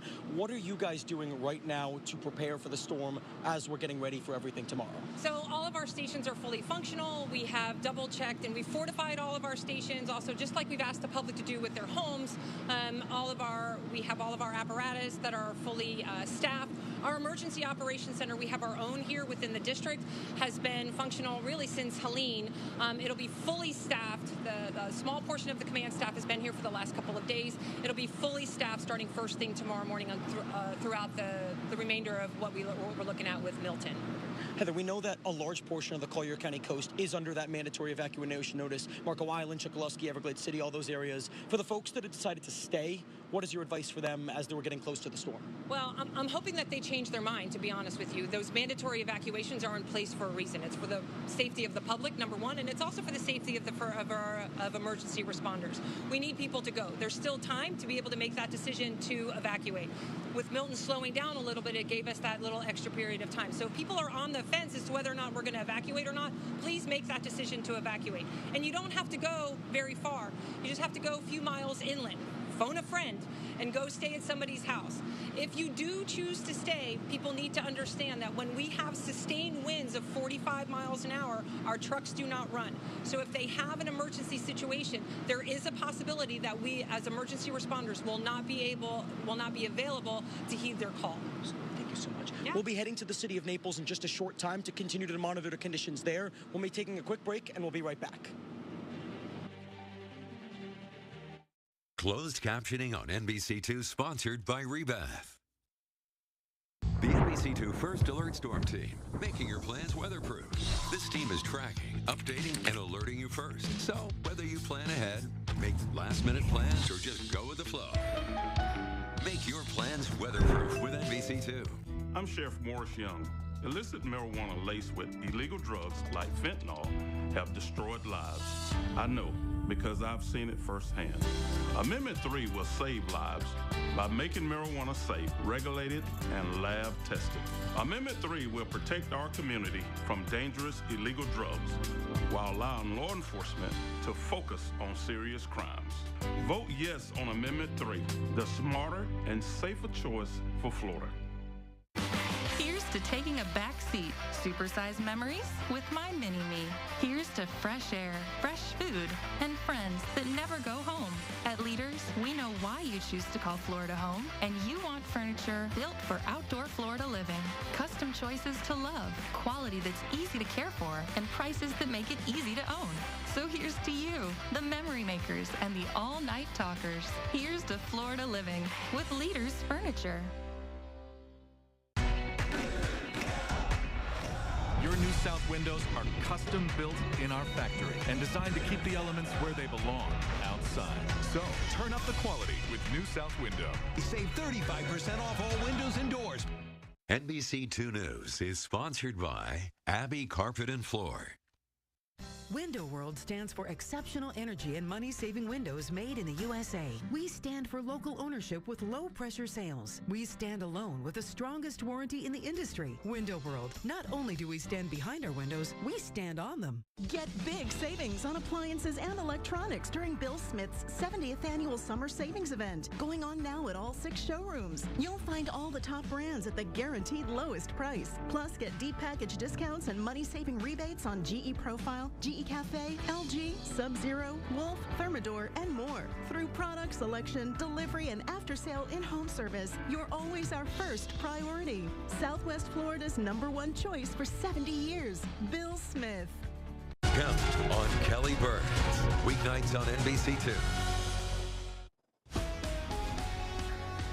We are tracking Hurricane Milton. Welcome to our simulcast ABC7, NBC2 coverage to make sure that we're bringing you the most comprehensive coverage possible. Yeah, joining us right now, ABC7 Chief Meteorologist John Patrick.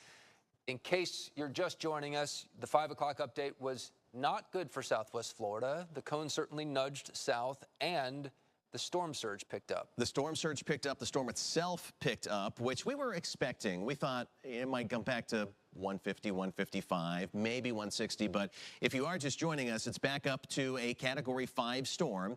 And we've got 165 miles per hour for the maximum sustained winds. It's still moving to the east-northeast, so that really hasn't changed from the last advisory. But the central pressure is also down to 905, and this was a special 530 advisory. So they put out the 5 o'clock advisory, and then they adjusted the pressure down with the special 530 advisory. So a sign that the storm is indeed stronger because of that eye wall replacement cycle. Remember, we were watching last night. This satellite image is from 24 hours ago, so this is from 6:30 last night. We were talking about this eye wall replacement cycle. So we have a new ring of thunderstorms that forms around the eye, kind of chokes off the eye, so the eye would disappear when you're looking at a satellite like this, and then it gets reorganized and the eye reappears. So let me go ahead and go forward in time here. You can see, I'll loop it a couple of times here so you can kind of see the whole process from last night to this evening. There goes the eye fading away, and then there it is again. And it is a very concentric, a very circular, well-defined eye, which is a sign of a very strong Category 5 hurricane.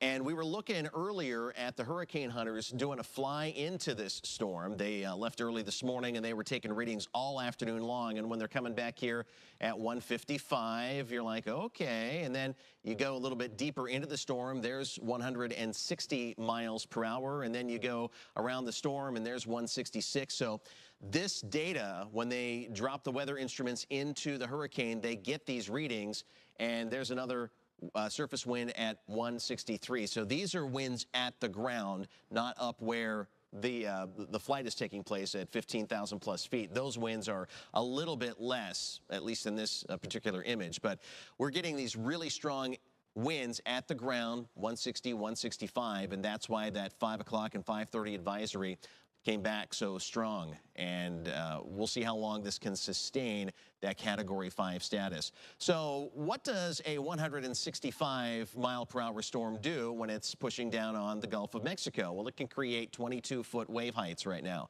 That's what we're seeing out there with the satellite data that we are getting and the buoy data that we are getting from the Gulf of Mexico. So those kind of waves are going to translate northeast as the storm makes its way in that general direction as well. And we're still looking at a weakening as this runs into wind shear over here in the eastern Gulf of Mexico. But it's still going to be, you see it goes down to a 3. What's going to be a strong 3? 125, that's on the high side of the scale. And you can see that landfall point anywhere from northwestern Lee County all the way up north of Tampa Bay, although we've nudged it a little bit farther south, just a little bit. So these are all of the things that we are looking at, and that's what the Hurricane Center is also looking at, and that's why they've nudged up these storm surge forecasts just a little bit. Still 10 to 15 feet in the area of purple towards Sarasota County and down towards Manasota Key and northwestern Charlotte County near the Cape Hayes Peninsula. And then as you get into the Lee Island coast, Charlotte Harbor, down through Fort Myers Beach, all the way down to Vanderbilt Beach, it's 8 to 12 feet. And then from Vanderbilt Beach around southern Collier County to Chokoloskee, Everglades City, we'll include Marco Island on that, it's 5 to 8 feet. And we'll go ahead and kind of expand on that as we take a look here at the storm surge threat. Above 9 feet, these areas of purple here that you see around most of the Cape Hayes Peninsula, around Charlotte Harbor, and up the Peace River, those areas of purple. So this is updated with each and every advisory and each and every storm surge forecast that we get. And you can see up here across I-75 underneath where you go over the Peace River there in Charlotte County. That's going to be an area where we could see 9 feet above ground. So we've been explaining this. You don't have to do any math. The Hurricane Center has done the math for you. So if you go and you stand, if you're in a house, mailbox is at your street, all right? Go stand at your mailbox on the street. That's where these numbers are measured from. You don't have to figure in the tide. You don't have to figure in your elevation. You don't have to figure in any of that. The Hurricane Center has done that for you. So again, this Cape Hayes Peninsula area, we're looking at around 9 feet or higher. Manasota Key, about 6 to 9 feet. Down to Gasparilla, about 3 to 6 feet. And as you get towards Fort Myers Beach, we are looking at likelihood, pretty good likelihood of the water going all the way across the island again. This just happened about 2 weeks ago. Around Pine Island, you're in that 3 to 6. And as you get into the Caloosahatchee, again, you're going to funnel the water up the Caloosahatchee, so it will tend to get a little bit higher as far as the storm surge threat height. So that's why you're seeing some of these areas like around Iona and the south side of Cape Coral there, right on the river. Those are the areas that could see 9 feet of storm surge according to this latest guidance from the Hurricane Center. And up the Caloosahatchee, so there's North Fort Myers, there's the River District of Fort Myers, all the way up towards I-75, the US 41 area. And again, it's these areas that are going to see the most water, especially right kind of at the mouth of the Caloosahatchee there, where you're going to start to funnel in that water and then force it up the river. Here you can see a little close-up view of Estero Bay and Fort Myers Beach. We're looking at the orange and red colors. That's about 3.6 or even a little bit more than that. As you head into those purple areas, we're talking at about 9 feet. And then you get back into the red area here towards the south side of the beach and Big Carlos Pass and those areas. As we continue off down towards Sanibel and Captiva, it's mostly an orange area, and then up towards Captiva, we're looking at about 3 feet or so above ground level at those areas. The same thing at St. James City. As we get to, remember a couple of weeks ago with Helene, we were watching right here, the Matlacha Bridge. That's an area, again, as that wind comes out of the south, we could see that same scenario. So we'll be watching that traffic camera with that storm surge there. And from Naples Park into Naples around Marco Island, we could see some areas here get 6 feet plus of storm surge here in red, especially the eastern side of Marco Island, Caxambas, Goodland, those areas. And then as you work up towards Port Royal and Naples, it's about 3 to 6 feet of storm surge that may spread all the way over almost to I-75 to about a foot on the ground there. Everglades City, there's Chokoloskee. You're looking at 3 to 6 feet. You can see the red. And then those yellow colors go all the way up. This is the East Trail right here, so we may see water get pulled all the way up to US 41 in that area. So that's what we're looking at as far as the storm surge possibility around the area. That's our greatest concern. Of course, wind, the storm has expanded in size, being that it is a little bit stronger. So now that it is stronger, it's a little bit larger. When it starts to weaken, this wind field, especially the tropical storm force winds, are going to expand. And so that's going to be another threat that we'll be talking about here throughout the evening on ABC 7 and NBC 2. Right now, let's send it back over to Peter and Kelly.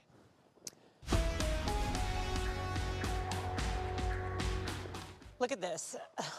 Our crews are out and about everywhere in the area. This is video from Manasota Key.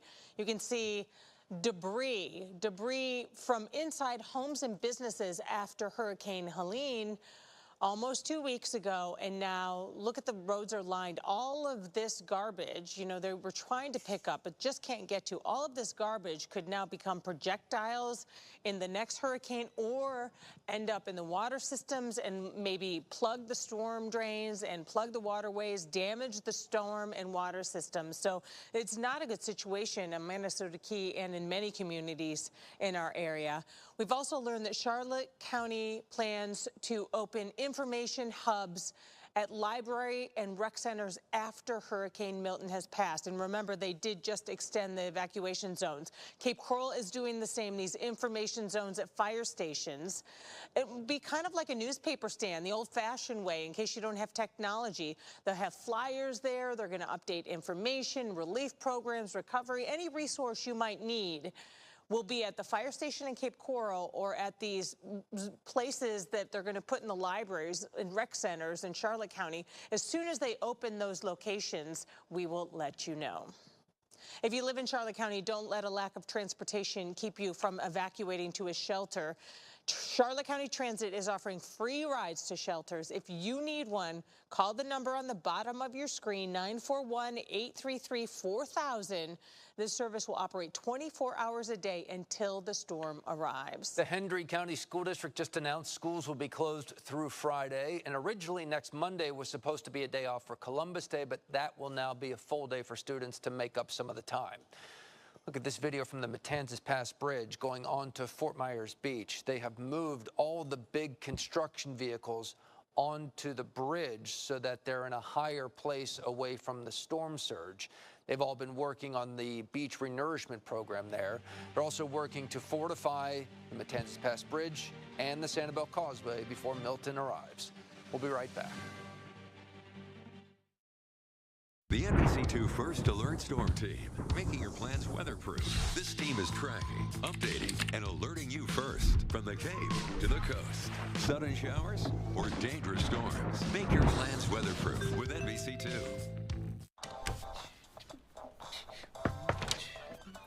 Hey, Flo. Cool leg warmers. Thanks. They're just for the bus ride to work. They're not part of the official uniform. No tunes today? No. My apartment was robbed last night. Took my cable-ready TV, VCR, portable cassette player. Yep, all the latest tech. If only Progressive had renter's insurance, like their home insurance. Then we could bundle our cars and get the same 24/7 protection. I think we just invented that. Huh? This is the best day ever. Well, I still got robbed. It's still a pretty good day. Nice going, Lou. Nothing like a little confidence boost to help ease you back into the dating scene. Of course, that also includes having a smile you feel good about. Fortunately, Aspen Dental specializes in dental implants made to last a lifetime. And with affordable options and flexible ways to pay, you can get quality work for a price that fits your budget. Right now, get 25% off. Helping our patients put their best smile forward. It's one more way Aspen Dental is in your corner. Count on NBC2 to alert you first this hurricane season. First to track developing storms. First to update you at every turn. First for the information you need to keep you and your family safe. Stay connected to the latest updates on air, online, and on the NBC2 app. Through every threat, the NBC2 First Alert Storm Team has you covered. This hurricane season, be the first to prepare for what's headed our way. Count on NBC2.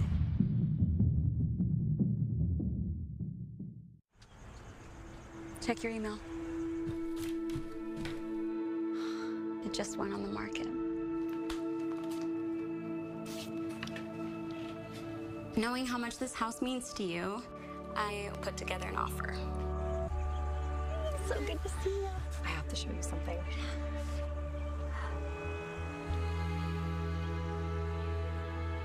Are you ready? An injured worker left me a message that said, "You probably won't call me back. I'm just a nobody." I called him right back. Nobody's a nobody. When Morgan said nobody is a nobody, I felt like that. And they took care of me, and now we're doing okay. Once again, we want to repeat, in Charlotte County, they're ordering more evacuations. So if you live in zone A, B, or C, take a look at this map. If you live in A, B, or C, which is basically anywhere close, not even close, anywhere within a few miles of Charlotte Harbor, you need to evacuate. It's the yellow on the map in front of you. Take a moment, look at your screen. So the red, the orange, and the yellow are now all evacuating. Mobile homes, manufactured homes, you should be out of your home as well. Our live team coverage continues with Christy Soto near Charlotte Harbor. And Christy, I can see all the debris behind you from the last hurricane. Kelly, we are on a shady lane right off of 41, and there is still a ton of debris here. Take a look. I mean, this is someone's livelihood just dumped in their front yard. All their furniture, all the sofas, their beds, their chairs, pictures, memories just dumped outside of their home. And this is the reality for several families in this community here in Charlotte Harbor. Just take a look down the street. I mean, as far as my eye can see, you are looking at piles and piles of debris. All these families had to gut their homes after Hurricane Helene. They had just gotten back on their feet after Hurricane Ian. Then we get Hurricane Helene. And now, nearly 2 weeks later, we're having to prep for Hurricane Milton. I spoke with one man who rode out Hurricane Helene here in his home, and he says he is not doing that again. This area is under a mandatory evacuation zone, and he says he is not taking any chances. So we're not taking a chance on staying here again, because this last one, Helene, we were walking around, you know, water past my knee, waiting in the house with our 3 little dogs on the bed, me and my partner just waiting it out in the middle of the night, and it was rough. Yeah, we're true Floridians, so we've made it through this before. We'll make it through it again.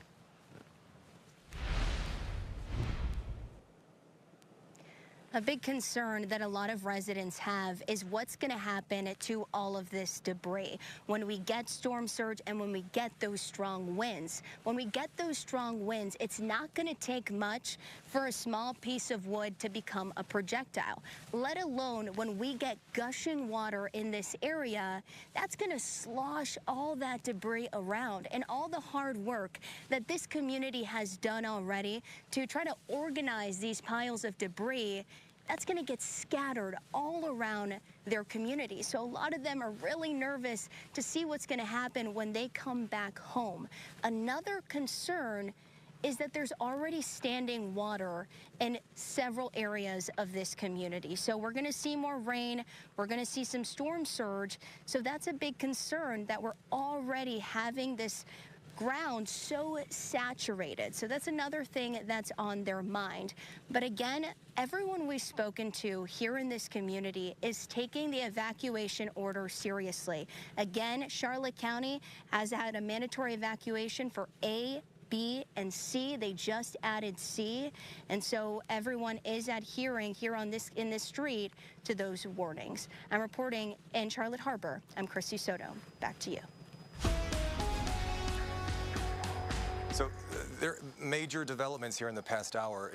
It's important to stress this. Charlotte County has expanded the evacuation zones to include all of Zone C, which means the evacuation orders are now present for all of Zone A, all of Zone B, and all of Zone C in Charlotte County. Up until now, there have not been any other expansions of the evacuation zones, but I cannot stress enough how the emergency management does not take these decisions lightly. So if you are in evacuation zone A, B, or C, you need to be finding a safer place to be tomorrow. And really now is the time to move, because even though traffic is bad right now, the weather is going to be fairly quiet for us. But look what's coming toward the direction of Florida. Right now, the center of this hurricane, which is producing winds of 165 miles per hour, is being pegged at 410 miles to the west and southwest of Cape Coral. It is starting to make this turn more toward the east-northeast at 9 miles an hour, but something that's been increasingly worrisome, if you look at the past position line, would be these little jaunts or these little wobbles here that you see toward the south. Now, it's not unusual for a big hurricane, a big spinning weather feature to wobble to a degree, but the farther south these wobbles take it, the more ripple effects it will have in the forecast cone going forward. And obviously, the farther south it goes, the more impacts, direct impacts we will have with the more substantial storm surge and the potential now of catastrophic wind damage. Category 3 hurricanes are very dangerous, especially in areas that are up against the immediate coastline because of the wind threat, but even more so, of course, because of this storm surge threat that is becoming increasingly concerning. And again, A, B, and C in Charlotte County, those evacuation orders have now been given. So now is the time to act in evacuation zones A, B, and C in Charlotte County. The latest advisory that included a revised forecast cone came out at 5 p.m. So this is 1 hour and 49 minutes old. And as you'll find here, the general idea has not changed with the hurricane. Yes, it's a Category 5 now as it encounters some upward wind shear and some drier air from the south. It is forecast to modestly weaken, but let's keep this in perspective. A modest weakening still keeps it as a Category 4 on Wednesday afternoon, tomorrow afternoon, with winds expected to be at 150 miles per hour. The landfall time is likely going to be overnight, late Wednesday night or early Thursday morning. And as we have been consistently saying, it is still a possibility for the brunt of what would be Category 3 force winds to make a landfall in our community. We have been consistently within the forecast cone. And as you know, the forecast cone is where the center of the storm is most likely to be. So if the hurricane stays on this southern side of the cone, it's still a possibility that the center of it moves directly over top of DeSoto County or Charlotte County or Lee County. And of course, if that happens, we would see the brunt of the most intense winds, and that would really up the wind damage effects in our local community here as we move toward today, late Wednesday night and early Thursday morning. I've had a lot of folks asking me about the steering currents. Several days ago, we did a long explainer talking about the importance of the steering currents. And as you know, if you've been paying attention to this with us at NBC2, there's two main steering currents that are present right now. There's a cold front off to the west and northwest of where the hurricane here is, just to the north of Cancun. And then there's this steering ridge of high pressure that's off to the east and southeast of the hurricane. The farther the high pressure area moves toward the north, the farther the hurricane will be encouraged to move toward the north. But since that cold front is also moving toward the south, there's this like squeeze effect here that's carving out this avenue for the hurricane to take. So with those being the two pressure influences, it's not at all surprising the forecast cone has been consistently angled here off in the direction of the Florida Peninsula. And again, we are still very much inside the forecast cone, which means we still have the possibility of the hurricane actually making a landfall here in our local community. This is why these wind impact graphics have not changed over the past 24 hours. This graphic, again, is produced by the National Weather Service and is not a forecast graphic, but instead is a wind impact graphic. What is the peak wind potential in any one particular part of our community? So because we still have the possibility of the hurricane making landfall in our area, the possibility, what we should be prepared for in Charlotte County and DeSoto County is not just the storm surge on the areas that are susceptible to storm surge, but also the potential here of winds in excess of 110 miles per hour. That also goes for Lee County. Lee County has been in a hurricane warning for quite some time now, and we still, of course, with that in mind, have the possibility of these intense winds across areas including Cape Coral and North Fort Myers, and even inland areas as far to the east as Lehigh Acres. As you can see on the color table here, we still have to be prepared for the possibility of hurricane force weather conditions late Wednesday night and then throughout the overnight hours into early Thursday morning. For our inland communities here on the western side of Lake Okeechobee, again, we have to be prepared for hurricane-force weather conditions. It certainly looks like, even if the storm does make a landfall in Charlotte or Sarasota or even Lee County, that the core of the hurricane would stay likely on the northern end of Lake Okeechobee. So the actual water in the lake would get pushed more toward the other side of the lake, which is why we're not concerned about like a storm surge event here on the western side of Lehigh Acres. It's because of how the motion of the storm will be moving across those local areas. We have been explaining the storm surge issue now for quite some time. I'll show this graphic to you one more time. Again, produced by the National Hurricane Center, National Oceanic and Atmospheric Administration. Their storm surge forecasts are expressed as feet of water above ground level. If you don't know what ground level is, we've provided the answer to you several times, and if you want to watch it on demand, there is an interview with the National Hurricane Center Deputy Director Jamie Rome, and he explains in great detail what the concept of ground level means. You can watch it yourself and share it and put the correct information out into the public. It's online at nbc-2.com, and it's also, of course, available on the NBC2 News app as well. With this issue of storm surge, I just want to say it one more time, and I think I can't say it enough here tonight. If you live in an evacuation zone that's been ordered to evacuate, it's possible for life-threatening storm surge to go as far inland as where you live. Evacuation zones are only drawn because of the risk of storm surge, and the leaders in our community and emergency management see enough of a risk now for A, B, and C in Charlotte County to be ordered to evacuate, A and B in Lee County, and A and B in Collier County as well. Make the decision that's appropriate for your family, and if you're in the areas asked to evacuate, I would strongly encourage you do so. We'll be back with more coverage coming up in just a few moments. For beautiful skin and soft, shiny hair, nobody does it like Connecticut. That's right. No matter what the competition may be saying. It's all about my hair. It's not about the water.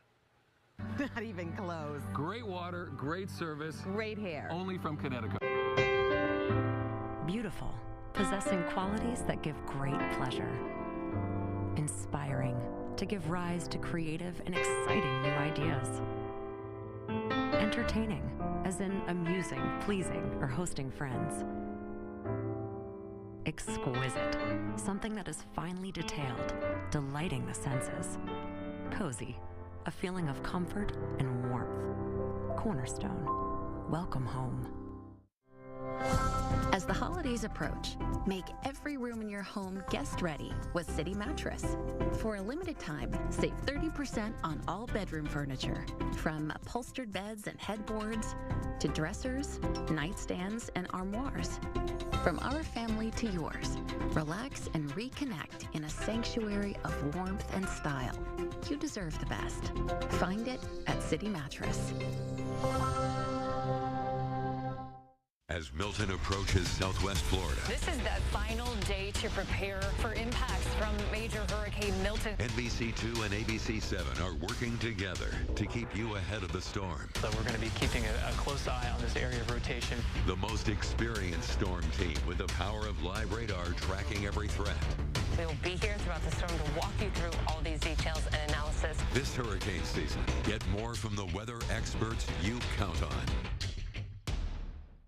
We all need a hurricane evacuation plan. But did you know that you don't have to wait for a mandatory evacuation to leave? Everyone's plans are different and they can change storm to storm.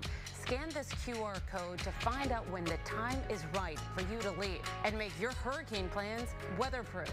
And to make sure your plans stay weatherproof, download the NBC2 app for real-time weather updates right at your fingertips.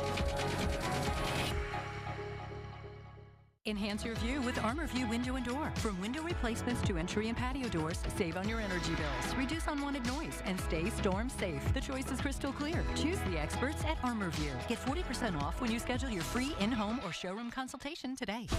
As we continue our coverage of Hurricane Milton, we want to let you know we've moved NBC's primetime programming to our secondary channel. It's called Heroes and Icons. You can catch all of your shows there tonight if you need a break from news coverage. Wheel of Fortune will be on at 7, followed by Jeopardy. Then Law & Order at 8 o'clock, Law & Order SVU at 9, and Found will air at 10. So all the shows that you would normally see on NBC2 have been moved to Heroes and Icons tonight. That is over the channel air 20-2 and Comcast channel 26 or 216. Same thing on ABC 7, pushing primetime to our secondary channel. MeTV 911 will air at 8, followed by Dr. Odyssey at 9, Grey's Anatomy at 10. All those on MeTV over-the-air channel 26-2. We'll be right back.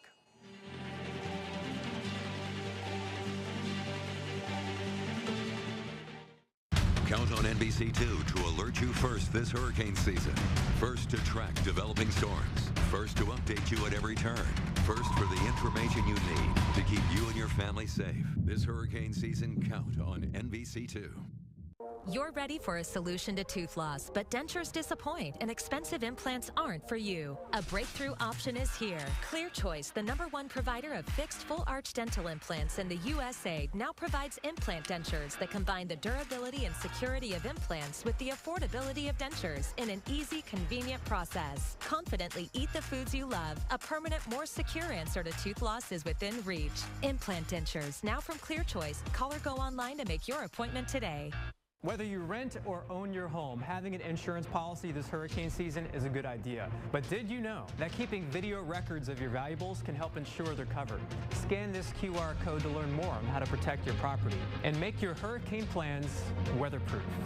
And to make sure your plans stay weatherproof, download the NBC2 app for real-time weather updates right at your fingertips.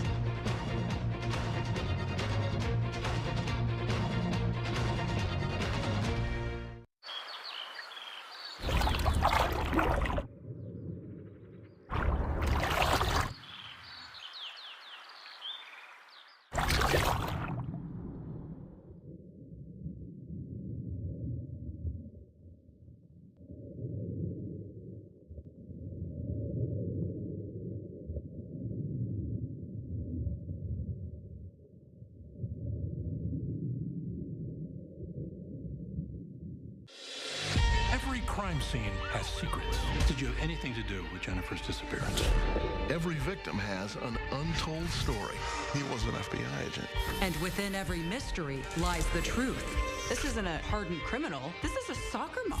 And sometimes the truth hides where you least expect it. This was a murder. This wasn't any accident. This is, as they say, a game changer. The original true crime series. Dateline. Weekdays at 1 on NBC2. The NBC2 First Alert Storm Team, making your plans weatherproof. This team is tracking, updating, and alerting you first from the Cape to the coast. Sudden showers or dangerous storms. Make your plans weatherproof with NBC2. Heads up for those of you in Charlotte County. The county has now ordered people in zones A, B, and C to evacuate. On this map, that's the area shaded in red, orange, and now yellow. Also, people in manufactured and mobile homes should evacuate. We continue to bring together the power of NBC2 and ABC 7 as we track Hurricane Milton for you. Thank you for watching. I'm Peter Bush, along with our chief meteorologist, Allison Ray, and John Patrick. Let's get right to it. I think that makes total sense, being that the storm surge forecast got updated and raised up by a foot or two in some spots. The reason why is because the forecast has shifted a little bit farther to the south. Take a look at some of these computer models that were the latest computer models. They have shifted farther south. We've been saying for about 3 days, ever since we were tracking the storm, that, hey, landfall in Southwest Florida is possible. It's not ruled out. It's still not ruled out. So the latest computer models, you always look at the trend. You don't have to just look at this purple line or this kind of whatever color that is, but you look at the entire trend. It has shifted farther to the south.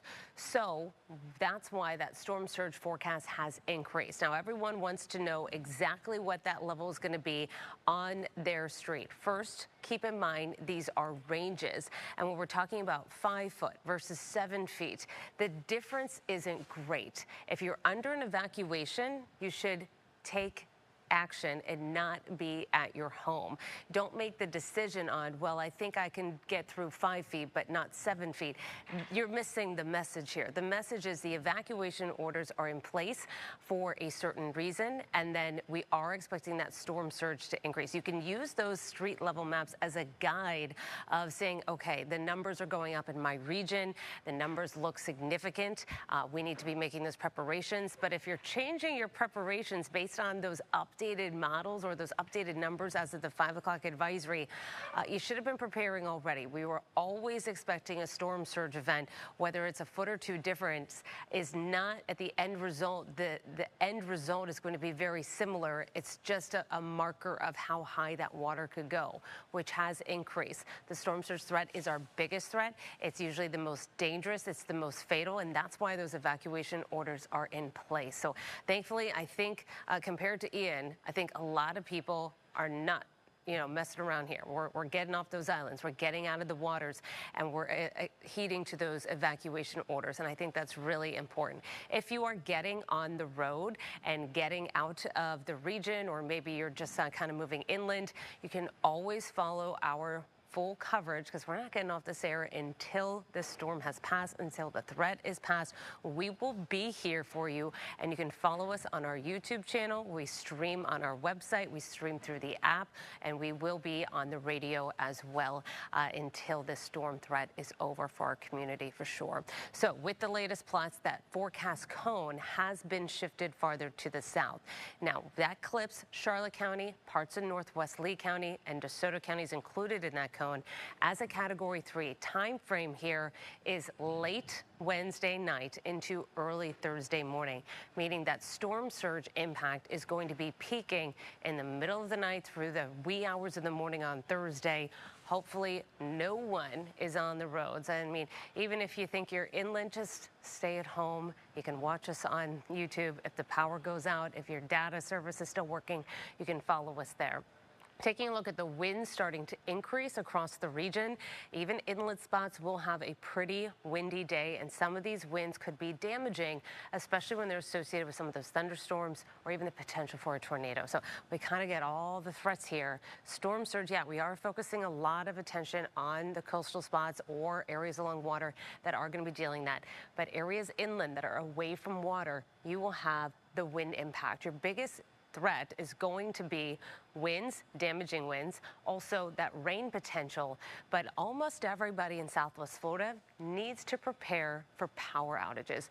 Are you ready for several days without power? That's what you need to be ready for. Do you have everything you need? Do you have food that doesn't rely on being cold?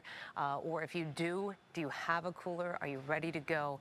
These are things to think about. And again, this is kind of the last day to prepare. Tomorrow morning is the absolute last time, and then we need to be in place ready to go watch the storm move on in. When did the wind start to increase? During the day on Wednesday, slowly. These things don't happen in a moment's notice. You can kind of feel the wind starting to pick up a bit. Wednesday, during the second half of the day and into the evening hours, you'll notice that wind really increasing. Of course, the closer you are to the storm, the higher your wind gust is going to be. Now, areas for Glades, Hendry, and into Collier County, if you see a big burst of wind and we're nowhere near the center of the storm, most likely that was associated with a thunderstorm within the bands of that rain, or maybe even it was a brief tornado or a brief rotation funnel cloud. So that's what we're going to be watching for the day for you as those bands come on in. 6:30 at night. Now, kind of look at the color and the map. We can kind of do a little exercise there. 25-mile-per-hour winds are going to be in that green color. This is Wednesday, 6:30. Once you get closer to places like North Fort Myers and downtown Fort Myers, it ups a little bit closer to 35 miles per hour. You get the general theme here, and some people really want to know exactly how strong those winds are going to be in your neighborhood. What you want to deal with is the ranges and what is possible in your region. What's possible, first of all of Southwest Florida is under hurricane watch. That means that everyone in Southwest Florida has the potential or the possibility of seeing a 74-mile-per-hour wind gust or higher. Does that mean it's going to be 74-mile-per-hour winds all the time? No. That means you have the possibility of getting a 74-mile-per-hour gust, specifically in Glades, Hendry, or Collier under that watch. The possibility. Now, DeSoto, Charlotte, and Lee, you're under a hurricane warning. How is that different? You have the likelihood, or it's imminent, that you're going to have a 74-mile-per-hour gust or even higher, specifically near the Cape Bays. This is 9:30 at night. You're in that white color. we're getting to hurricane force winds. So we're expecting really gusty winds, damaging winds overnight Wednesday and into the overnight hours. How does that increase for areas like LaBelle or Gateway or into San Carlos or into North Fort Myers? How does that change for you? If this cone or if this eye of the storm moves farther south within the margin of error, we will see those hurricane force winds expand with it. So that gradient of getting hurricane force winds repeatedly throughout the night instead of maybe once in a while, that increases if this storm pushes to the south. Landfall is going to increase our wind threat where it is. Where is it located? Who sees the strongest winds?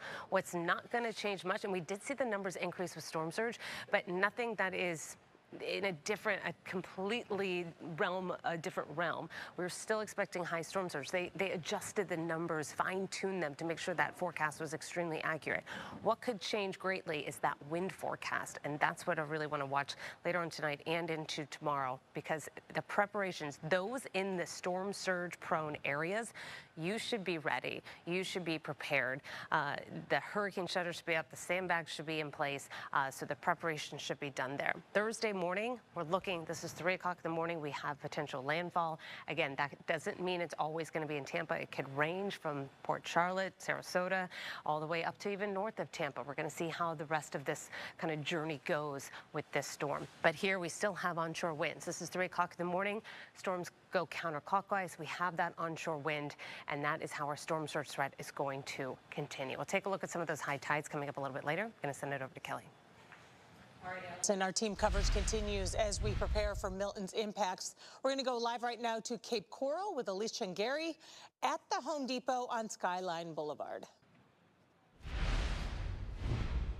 Kelly, we've been heading all around Cape Coral. We headed towards the yacht club. We've seen a lot of homes. People are putting sandbags around their homes. They're still collecting sand. We talked to a group of gentlemen who had more than 60 bags of sand. I am still seeing questions online, people asking what stores are open. I want to point out again that this Home Depot here on Skyline Boulevard is open until 10 o'clock tonight. It's not as busy as it was this morning. Again, it's staying open until 10. Right now, they are out of generators. They do have sand and they have propane. And now we've been speaking with people who are getting some last minute items preparing for Hurricane Milton. Here's what they have to say. Looking for all over. I've been driving all over and I gave up, pretty much gave up. So I was sitting down watching TV, flipping channels, see where the storm is at. And you came on and you said, you're on Skyline and there's plenty of propane. I said, oh my gosh. So I hopped in the car and there is plenty of propane and they're going like hotcakes. So thank you so much. Great having the news on TV, watching it and getting us the update. So I really appreciate it. I'm on my second hammer drill, learning how to put up corrugated metal. I got my handle of rum. Praying to baby Jesus that it doesn't hit us, but wouldn't wish it on anyone else. I might go into Fort Myers, definitely trying to at least get out of Cape because I heard the storm surge is going to be pretty bad. Just packing and ready, bring it on and get it over with. So you want to hear my bullet points? Sure. Again, the store is open until 10 o'clock tonight. They're opening back up tomorrow morning at 6. They're planning on closing at 5 tomorrow, but the manager said that they are in meetings and it just depends on the weather tomorrow. I also want to point out gas stations. People are still trying to get gas. There are still long lines. The Wawa on Santa Barbara Boulevard and Veterans Memorial Parkway, that is out of regular gas. All they have is diesel and high octane at this time. We still have to fuel up our work vehicles, so we just drove by there. And again, the Wawa there on Santa Barbara Boulevard and Veterans Memorial Parkway, they just have diesel and high octane. So keep that in mind when you are heading around getting some last minute items ahead of Hurricane Milton. Reporting here in Cape Coral, Elise Chengary, back to you. Want to let you know downtown Fort Myers businesses are fighting water with water. This is outside the Bruno's of Brooklyn restaurant, the new restaurant they're building in downtown Fort Myers. And to help block the storm surge from entering their new downtown location, they bought this industrial barrier that you put around your business and you fill it up with water. You might remember that they opened up just a few days before Hurricane Helene, then had to close down because downtown Fort Myers flooded. So they're taking matters into their own hands. You can see the sandbags and the barrier, and we just hope and pray that it works for them. Yeah, I really hope it works. Everyone is coming up with new creative ways to fight the water, and we will hope that this all works and we can have a manageable cleanup come Thursday into Friday. Hey, we're going to talk about high tide cycles. When does that occur? Because different areas will see that storm surge impact a little bit faster, so we'll go through that coming up a little bit later. As Milton approaches southwest Florida, this is the final day to prepare for impacts from major Hurricane Milton. NBC2 and ABC7 are working together to keep you ahead of the storm. So we're going to be keeping a close eye on this area of rotation. The most experienced storm team with the power of live radar tracking every threat. We will be here throughout the storm to walk you through all these details and analysis. This hurricane season, get more from the weather experts you count on. Southern weather is extreme, and strong windows are critical for your safety and comfort. We install superior windows with our lifetime guarantee. This is real factory direct. No middlemen, no surprises. Save 35% off all windows and doors. Would you like to lose 2 to 4 pounds every week? Weight loss injectables are medically supervised, FDA approved, safe, and effective. They reduce appetite, cravings, and require no exercise. For only $100 a week, lose inches and save on groceries. When people stop me to ask, what's my case worth, here's what I tell them. All law firms are not the same. You see, the most important part of anyone's injury case is the firm you hire. The insurance company knows exactly which firms fight for full value and which firms will settle your case for pennies on the dollar. Our firm has recovered billions and billions and billions. $3 billion last year alone. There's only one Morgan & Morgan, America's largest injury law firm. I'm Sheriff Morris Young. Illicit marijuana laced with illegal drugs like fentanyl have destroyed lives. I know because I've seen it firsthand. Amendment 3 will save lives by making marijuana safe, regulated, and lab tested. Amendment 3 will protect our community from dangerous illegal drugs while allowing law enforcement to focus on serious crimes. Vote yes on Amendment 3, the smarter and safer choice for Florida. I may be man's best friend, but me and best man have a more complicated relationship.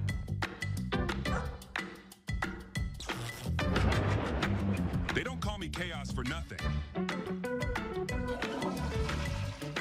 Oopsie. Good thing Best Home Services has the best case scenario for plumbing problems. Quick service from trusted licensed plumbers who do great work and have more than 9,000 positive reviews to prove it. Best Home Services. You can't get better than best. We just got this new video in from Manasota Key. This is Manasota Key Road, and this is ahead of the storm, and you can see that the road is already flooded. There is debris everywhere. Keep in mind that this area got hit by Hurricane Helene about 11 days ago, so a lot of the stuff was on the curb, a lot of furniture, but you can see there are trees down, power lines down as well.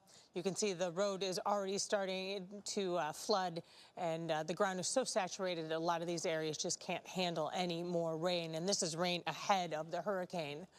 All of those items that are put roadside, all of the curb debris from people's homes from the last hurricane certainly can become projectiles with hurricane force winds. They can get it in the stormwater system and create some real problems for everybody else.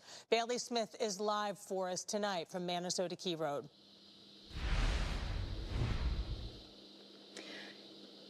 Yeah, I'm up here, and we were just driving down the road, and then all of a sudden on Manasota Key Road going towards Blind Pass Beach Park, the road was completely covered. The driveways off of Manasota Key Road are definitely difficult to get to. We'll pan around a little bit to show you what it looks like around here. Cars were trying to drive down here, turning around, not able to get through. There is a power line down over here that seems to be left from a previous storm. There's no wires attached to it. No storm surge on Manasota Key yet. So all of this, like you said, is left over from previous storms, previous rainwater. It's a sign definitely that the water levels could rise. The deepest part walking down here went about halfway up my boots. I turned around because I didn't want to go any further than that. But as you said, the debris, there's even debris down past through the floodwaters as well. But driving up Manasota Key Road, like you said, they were lined. I talked to a couple who was prepping their house, boarding their windows with sandbags, everything, but they were nervous about all of this debris being left behind. I mean, they said that there was a all-out effort to get everything cleaned up. I don't know if they're cleaning it up somewhere else that we're not seeing it. We took a little ride down the other end of the key earlier, a couple hours ago. It looked like there was a truck down there.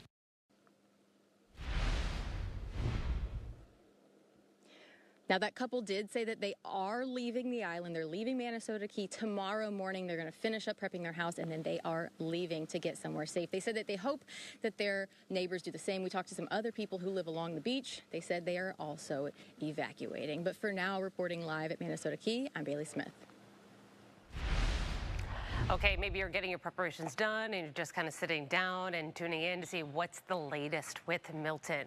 The big thing with the latest advisory, we're going to get another one just before 8 o'clock, or the 8 o'clock advisory usually comes out a few minutes before 8. We'll see if it continues to strengthen. It has strengthened, re-strengthened back to Category 5. And the biggest news with the 5 o'clock advisory is that storm surge has bumped up a bit, a few feet. But the message is still the same here. 10 feet, 12 feet. The damage is potentially the same. We should be responding and preparing the same. So what time does this surge increase?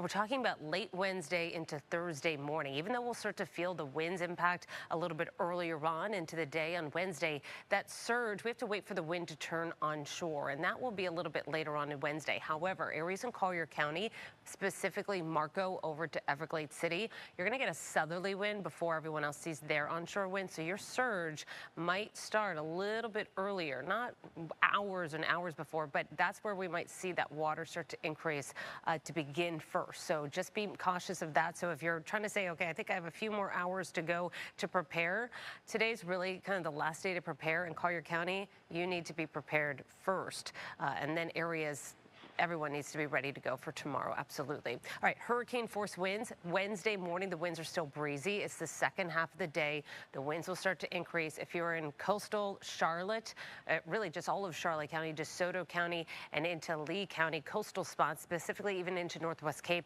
that's where the wind threat will be the highest. Tornado threat, everyone has a tornado threat when those embedded thunderstorms within the rain bands come on through. Just the way that this system is going to be so powerful and have a lot of energy with it, will have that risk of tornadoes. Rain, we've seen rain on and off. Some of it was not associated with Milton. Now we're transitioning into the rain will be associated with Milton for Wednesday and into the overnight hours. We'll have those bands come on through. That's going to add insult to injury. The biggest threat for us is going to be storm surge, and I would expect some widespread power outages as well for a lot of the region in Florida.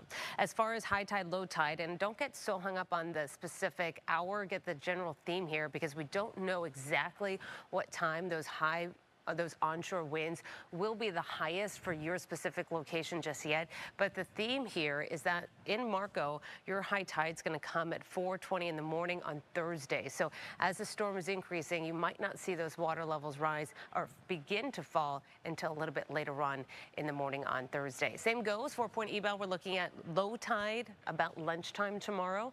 And then as we head into Thursday before the morning comes, we'll have that surge continue to increase. So generally speaking, as the winds are moving on shore, the tide is increasing, generally speaking here. Downtown Fort Myers, it's a little bit later on. The high tide is not until 8 o'clock in the morning for downtown Fort Myers. And Charlotte Harbor, where we will have significant storm surge impacts as well. High tide is just about 7 o'clock in the morning on Thursday. Here's the latest track. We will not get an updated track cone with the 8 o'clock advisory. We'll wait until 11 o'clock for that one. But we are expecting this to stay Category 5 through tomorrow morning by 2 o'clock, maybe even as late as 8 o'clock in the morning. It's not going to be until the day parts on Wednesday that it gets into this environment closer to the coastlines where it's not as conducive to stay as strong as it is now. We do not expect Milton to make landfall at its peak intensity. And that's important to note, that our surge forecast is still as high as it is, and we are not expecting Milton to be at its peak intensity. It reached its peak intensity yesterday, but with its brand new eye wall, it's kind of like all redone here, it could be even stronger later on tonight, and we could see that pressure drop below 900 again. We'll see what the hurricane hunters find in there. So what we're looking at is that water vapor. Right now, it's in a real conducive environment still for this tropical, just kind of staying at that tropical standard. So you see how that orange color, that dark brown color, that's going to indicate real dry air. What we want is as much of this dry air to get into Milton and kind of start to weaken it. What's wrong with this and why it's not happening is because Milton is so well organized, it's just not allowing anything in. It's just saying, I'm good, I'm gonna keep in my own environment here, and until I start to kind of change my environment, I'm not gonna let that dry air in. How I can change it is a little bit, once this storm gets a little bit closer to our land, I'll have some wind shear. So when the wind shear starts to topple the storm over, not be so upright, not so vertical, it's easier to spin if you're upright, right? Like a figure skater. Once you start to get a little tilted, you're not going to be spinning as fast. Then when that storm starts to maybe be influenced by that wind shear and not be so upright, now it's not as strong. Now is when the time it might get that little bit of drier air in. So that's what we're hoping for. We need that dry air in. We need that wind shear. The wind shear, though, is a double-edged sword because as it moves on in, it will weaken it, might weaken the most intense winds, but the wind field will expand. So that's where we're going to run into more areas that are going to be impacted by that storm surge. We do start to see some dry air start to enter it, not so much Wednesday morning, but a little bit. Here it is, Wednesday afternoon. Do you see that dark color? That's going to be the dry air trying to work its way in, also on the other side. We'll keep you up to date on that. We'll have more analysis and team coverage coming up right after this break. Celebrating Cheap Adventure Days at Cape Coral Cheap with our payment reduction sale. Interest rates as low as 0.9% for 72 months. Savings up to $20,000 off MSRP. And no payments until next year. Cape Coral, Chrysler, Dodge, Jeep, Ram. Still the best price in Southwest Florida, period. This is Stephanie's closet. This makes Stephanie think ironing is fun. Sometimes. This is a smart drawer, a space designed by California Closets, a company built on listening to Stephanie and you. Schedule your free design consultation now. What do we got? Code 94, circuit breaker.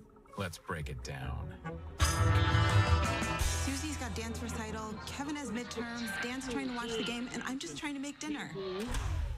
Kevin! Flip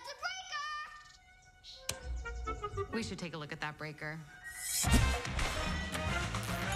Relieved of duty. You don't have to put up with any malarkey. Call 888-8-SPARKY. The first time I met with Dr. Wisenin, she asked me if I was monitoring that aneurysm, and I said, what? It reinforced that she did her due diligence. Becky was one of the medical assistants. Calliope always greeted me with a smile. And Alfonso did my lab work. Claudine did the MRI. She's so fantastic. I'm totally in awe of what these people did for me. If it wasn't for them, I wouldn't be here today to tell my story. I'm Ultima Morgan of Morgan & Morgan. Our firm is a family firm. John, my boys, and so many lawyers who have been our partners for so many years. We know that an accident or an injury can have terrible consequences for your family. We don't take your representation for granted, and every day we will work hard to never break that trust. It is the only place that I would ever suggest anybody go. It makes you feel like you're worth something. You're not just a number. I felt like that. Thank God that I went to Morgan & Morgan. Our family helping yours. Like many voters, Lena's open to Amendment 3. But there's a catch. A deal breaker she won't see on the ballot summary because they buried it deep to sneak it past voters like Lena. Big Weed wrote Amendment 3, so they can't be sued. So they can't even be sued? No matter what goes wrong, if people get sick, corporations make billions but can't be held accountable. There's no way I'm voting for Amendment 3.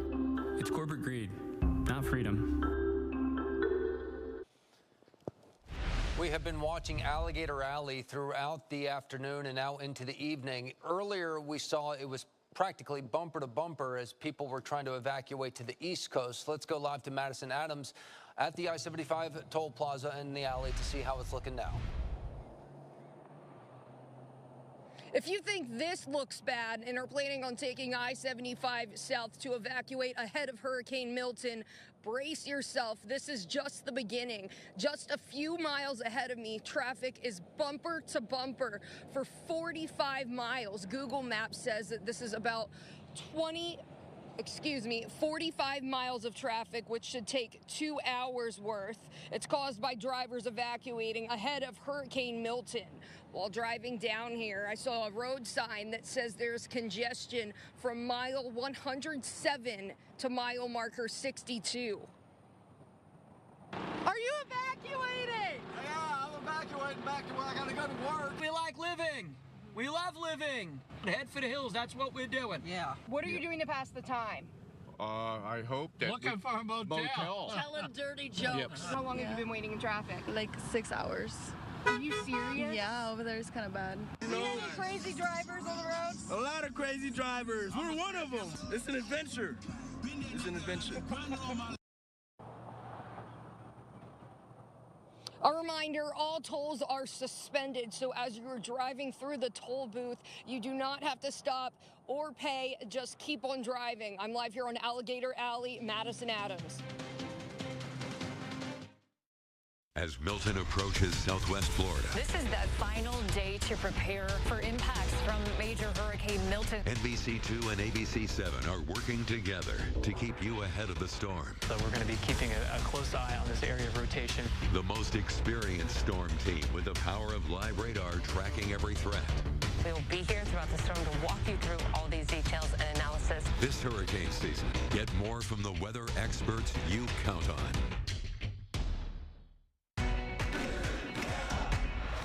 Your new south windows are custom built in our factory and designed to keep the elements where they belong, outside.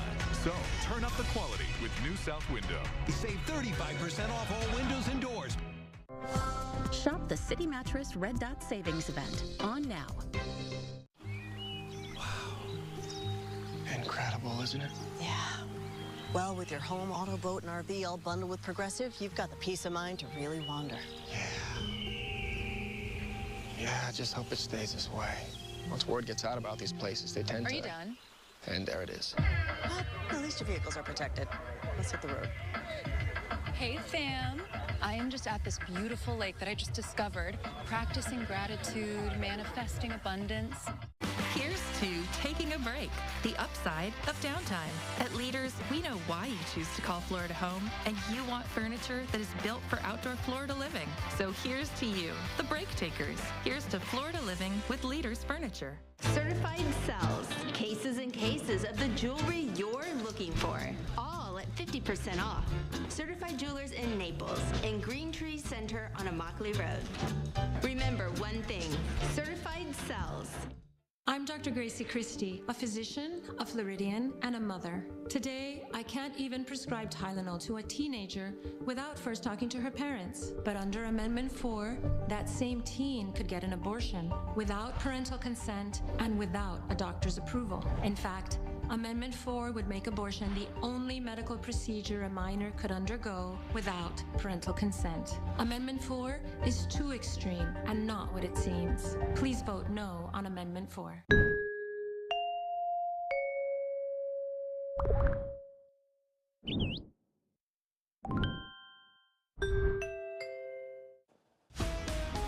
We are bringing together the power of both NBC2 and ABC7 as we track Hurricane Milton.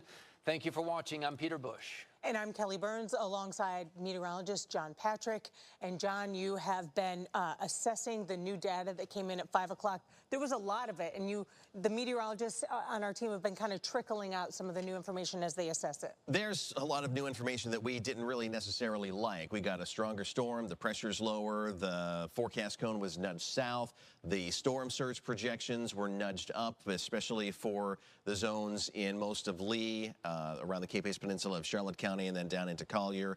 all those numbers got bumped up, which we've been showing you over the past 2.5 hours since the 5 o'clock advisory came out. We are going to get another advisory from the Hurricane Center at 8 o'clock. And if meteorologist Sammy Squires is listening over in the ABC 7 studio, I forgot to hit play on this particular... I think she's over there. I have the volume up, so hopefully she's hearing me. Just go back to the first frame and hit play, and I think we'll be fine. No, we are not fine.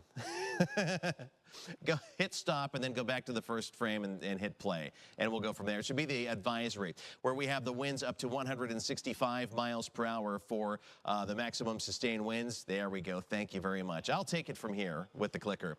165 with the maximum sustained winds. The movement is off to the east-northeast, so that's another thing that's been new today since earlier today is now we have a northerly component. It started the turn to the northeast, and as it continues to do so, it's going to run into some wind shear that we've been talking about up here in the eastern Gulf of Mexico, and that's going to tend to weaken the system. But what's been going on over the last 24 hours is you see how we've got that nice eye right there?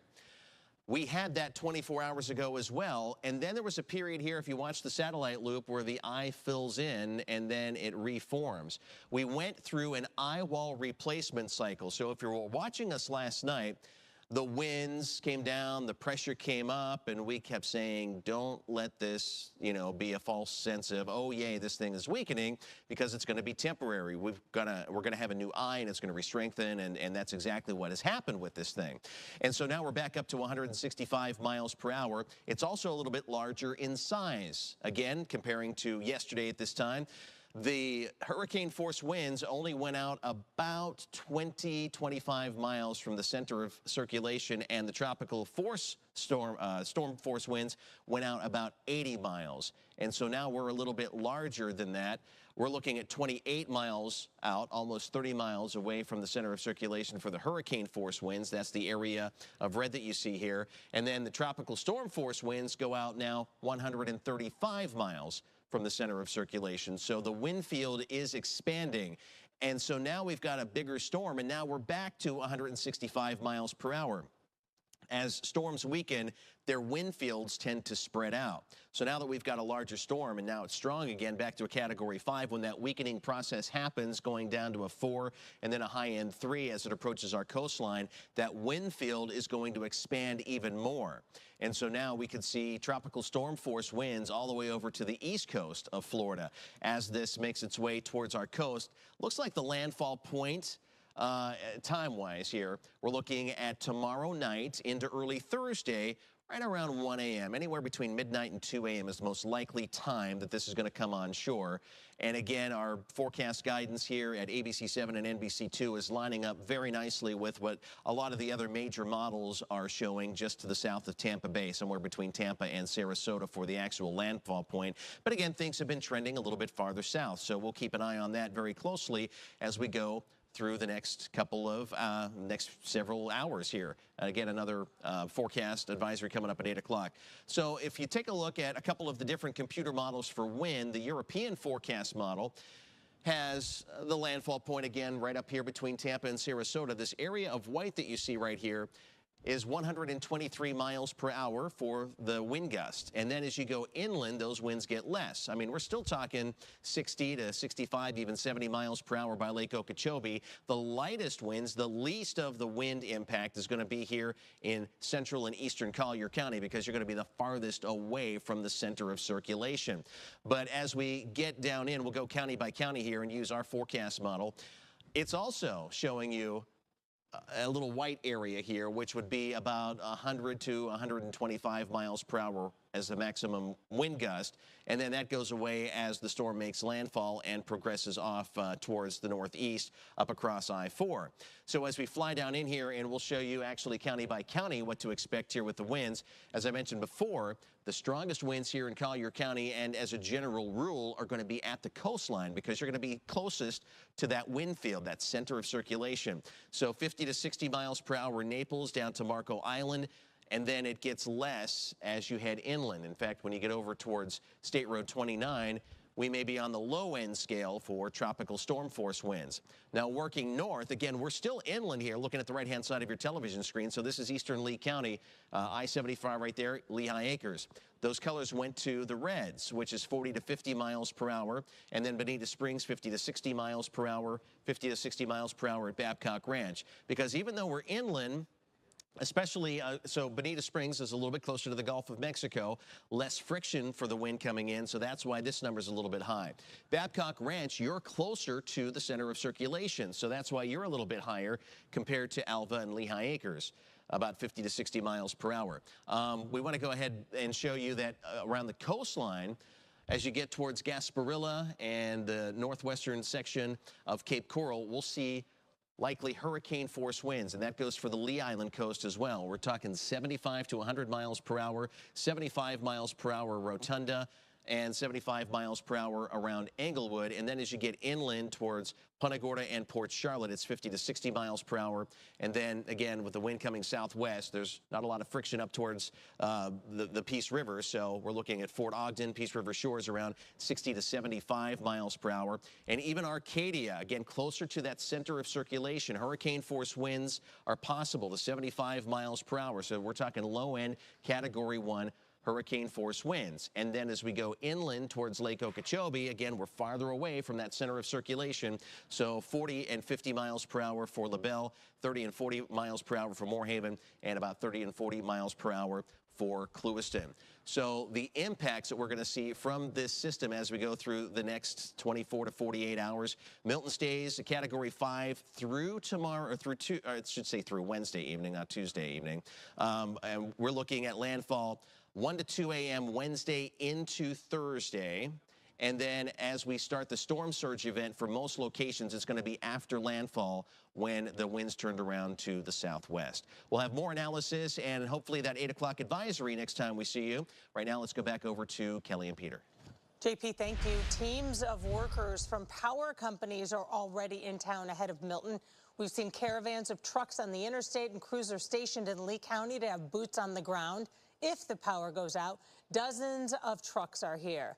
Channing Frampton is in Bonita Springs with more on those preparations. Yeah, we've been in this parking area. It's right outside where the old the dog racing track used to be. Dozens of trucks are filling this parking lot. Crews are coming from all over. Hundreds of people made their way here today. I want to bring in Florida Power and Light spokesperson Cam Eppinger. He can explain just how far and wide these crews are coming from. Well, first and foremost, we want our customers to know that we are well prepared and ready to respond to whatever Hurricane Milton brings our way. We have a dedicated restoration workforce of more than 14,000 brave men and women, and that includes FPL employees and contractors who are ready to go. We're taking this storm extremely seriously, and we encourage our customers to finalize their plans and take this storm seriously as well.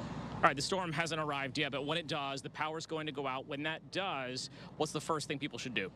We kindly just ask for our customers' patience and know that we're on it. We have a tried and true restoration process that's all aimed at restoring the largest amount of customers in the shortest amount of time.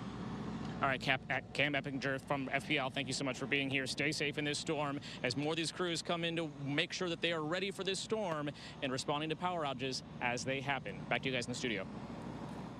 HCA in Englewood and Port Charlotte are closed tonight. Patients have been evacuated to facilities farther inland and farther away from the storm's projected path. Christy Soto is at Fawcett Hospital in Port Charlotte with how crews are coping with all of this, and it's not what you want to hear from a healthcare facility, but this has happened during the storms. Yeah, it's been a very hectic 48 hours for these two hospitals here in Port Charlotte. We are at Fawcett Hospital, which is across the street of Harbor Boulevard from Shore Point, where we were at yesterday. We were watching those evacuations happening. Right now here at Fawcett Hospital, crews are doing the finishing touches to prepare ahead of Hurricane Milton. I want you to take a look behind me. You see this like orange tube?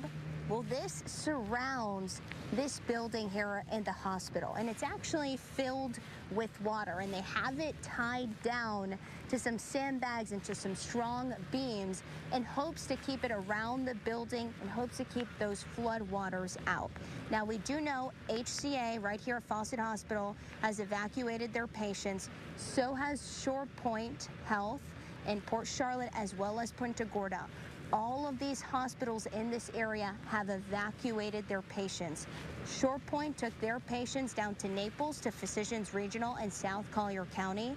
Another thing that is super important to know, the ER at Shore Point Health here in Port Charlotte is closed. It closed at 7 o'clock. So their recommendation, if you have an emergency, is to call 911. They tell me the nearest hospital is probably your best bet is going to be going to Cape Coral. Now, I have reached out to HCA to see if their emergency room is still open. I'm waiting to hear back, but for right now, I'm going to send it back to you guys in the studio.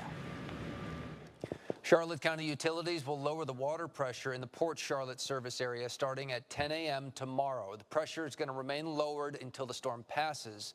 So the county is asking that you limit your usage so they don't strain the sewer system. This is very important. We saw this happen after Ian, trying to avoid it from happening again. We'll be right back. And there sure is a lot happening around in our community tonight. We'll take a look at the timing of any storm surge in our community coming up in just a few moments. This hurricane season, NBC2 and ABC7 are joining forces to bring you Southwest Florida's most experienced, most accurate storm coverage, together for one goal, to keep you safe during every storm. Get more from the weather experts you count on. Like many voters, Lena's open to Amendment 3. But there's a catch. A deal breaker she won't see on the ballot summary because they buried it deep to sneak it past voters like Lena. Big Weed wrote Amendment 3, so they can't be sued. So they can't even be sued? No matter what goes wrong, if people get sick, corporations make billions but can't be held accountable. There's no way I'm voting for Amendment 3. It's corporate greed, not freedom.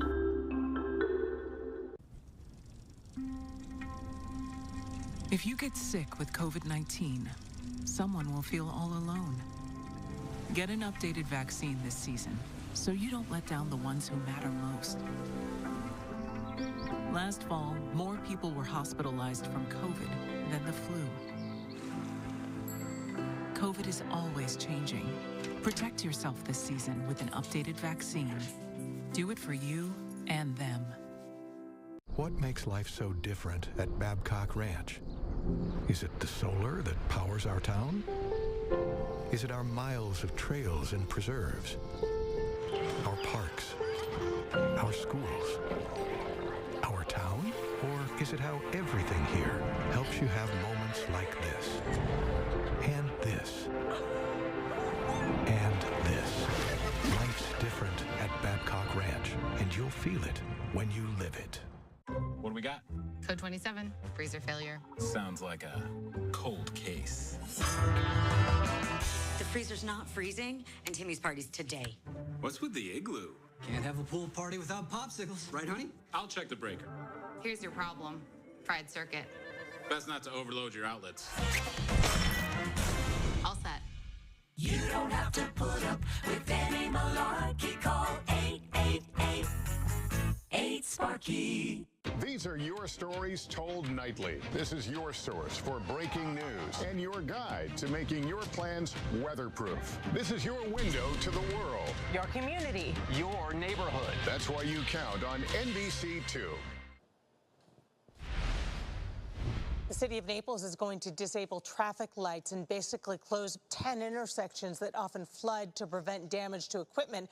And Naples police are putting a mandatory driving curfew in place tomorrow afternoon at 4. All beaches in Collier have been closed due to Milton over concerns about flooding.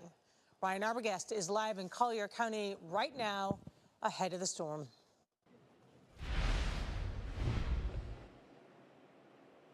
Kelly, the Naples Pier is part of that mandatory evacuation order that was issued yesterday, as well as a large proportion of the places along the Collier County coast. But the mayor gave us special access here to the Naples Pier so we could show you exactly what Naples Beach looks like at the onset of Hurricane Milton. If you take a look over my shoulder, specifically at the steps where the pier meets the sand, you can see the erosion that's already occurring from the onset of those larger waves that you can see in the background slowly moving over that berm. That berm project was built during Hurricane Hurricane Ian to prevent the water from coming onto the coast. And you can already see the massive hill and river that's stretching along the beach here in Naples, even though those waves are still at a minimum right now.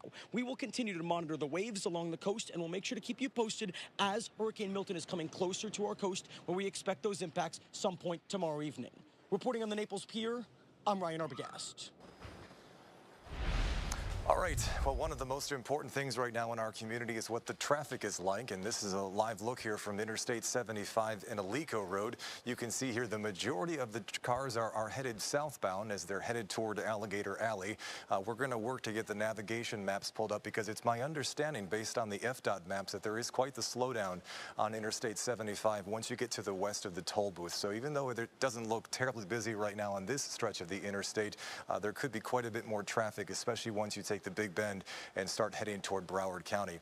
If you're thinking about doing your evacuation now, which you really should if you're in these areas that have been ordered to evacuate, you have a window of time when the weather is going to be quiet. It's not going to be open forever, but it's going to be a decent couple of hours here before we start to see some nastier cells that are down to the south of Collier County move toward our area. As you can see right now, we don't really have anything in the way of major rain across the area, just some light steady showers across parts of Charlotte County and up across areas in DeSoto County along US 17. Not much going on right now across the western side of Lake Okeechobee, and again, for the time being, things are very quiet in Collier County. But what I will be watching is what's off to the west of us and what is to the south of us. If you lapse the radar for the past hour, you'd find there's a stream of some light rain that's moving toward the northeast, yes, but it's what's down south of Marco Island that has certainly caught my eye.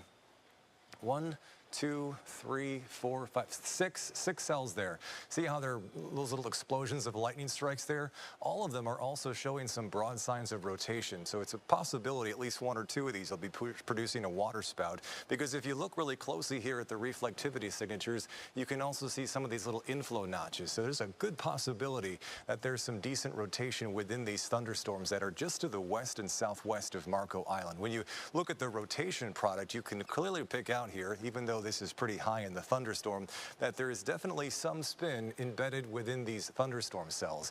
They are more or less drifting toward the north as well. So even though they're going to be over the water for a while yet, if you take a look at the 2-hour futurecast, so looking forward out over the next 2 hours, this is where things stand right now here at 7:48. But if we move the future radar forward, again, these are the ones that have been showing some signs of rotation. As we get to about 9:30 and 10 o'clock at night, that's when they'll be getting awfully close to the southwest corner of Collier County. So we may have to start looking at the possibility of water spouts and spin-up tornadoes if these individual cells that are to the west and southwest of Collier County hold together. Earlier today, there was a confirmed water spout that turned to tornado near the Marco Island area. So there has been some spin in the atmosphere so far today, even though, again, right this moment, it is fairly quiet outside. Here's a look at how the storm is behaving.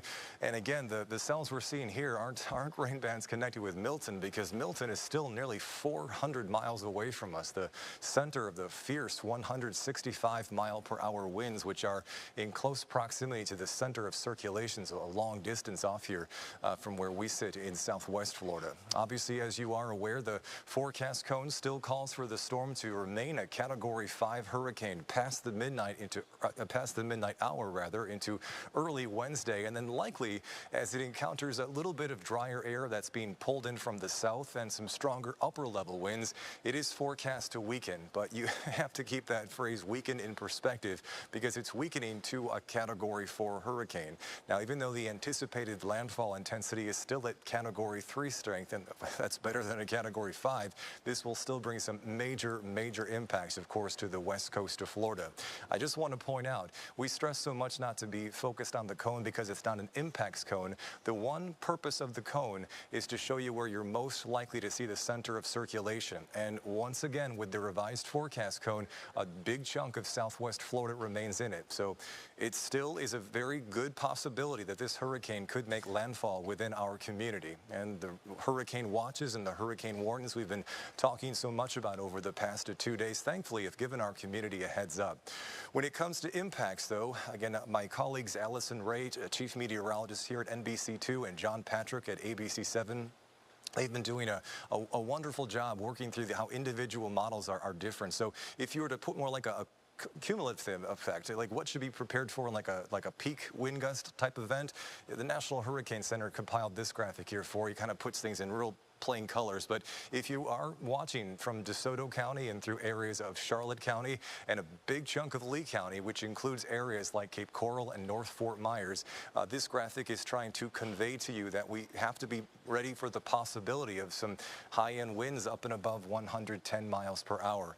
Areas that are shaded in red, again, those peak wind potential, that's anywhere from 74 to 110 miles per hour. And these areas that are highlighted in orange, which includes communities like Clewiston and Moorhaven, that's showing you the peak wind potential anywhere from 60 to 73 miles per hour. That's not the sustained wind. That's not a forecast point. That's just saying this is the peak wind potential as this hurricane moves our direction. Wind, of course, is a big impact. Storm surge, though, that's going to be the bigger one. When it comes to storm surge in the areas that have been asked to evacuate, and again, the new update in the last 2 hours is that in Charlotte County, these evacuations, because of storm surge, now include evacuation zones A, B, and C. In Lee County, the evacuations are for zones A and B, and in Collier County, the evacuation zones are for A and B. When it comes to the timing, though, for the impacts of storm surge, they're going to really ramp up as Wednesday moves along. And unfortunately, it looks like the greatest amount of storm surge will be moving through at night after sunset. So it will be a very dangerous situation, considering that we may also be approaching high tide in some of these areas as well. When it comes to how far inland the storm surge should go, this is my advice to you. If you live in an evacuation zone that's been ordered to evacuate, it is possible for life-threatening storm surge, inundation, flooding to go as far inland as where you live. As you know, evacuation zones are drawn purely on the risk of storm surge, and our community's emergency managers in Charlotte, Lee, and Collier County do not take these decisions lightly. So if you're in an area that's been asked to evacuate, it is our advice to you, you follow the directions of our local leaders here in Charlotte, Lee, and Collier counties. We'll be back in just a few more moments as we continue our team coverage together of Hurricane Milton. 2022. Michigan voters approve a sweeping abortion amendment. Now, the lawyers who wrote that amendment use it to sue their state, to force taxpayers to fund abortions. The same lawyers wrote Amendment 4, and if it passes, the same thing will happen in Florida. Lawsuits to force taxpayers to fund abortions. It happened in Michigan. It will happen in Florida. Prevent taxpayer-funded abortions. Vote no on Amendment 4. An area rug brings all the design elements together and creates a focal point in each room throughout the home. From mansion-sized to hallway runners, our expert staff will help you choose the perfect rug, showcasing your design and creativity. Visit Abbey Carpenter Floor downtown or North Naples and celebrate the Southwest Florida lifestyle in your beautiful home. At Abbey, our customers always come first. Naples and Fort Myers, Germain Toyota of Naples makes it easy as 1, 2, 3 to service your vehicle. 1, you can now book any of your service needs from your cell phone or online. 2, we will honor any valid competitor's coupon. That means we have the lowest prices. 3, our synthetic oil changes are less than anybody from just $68. So set that appointment today online or give us a call. At Germain Toyota, it's fast, simple, and easy. I may be man's best friend, but I'm not exactly best man's friend.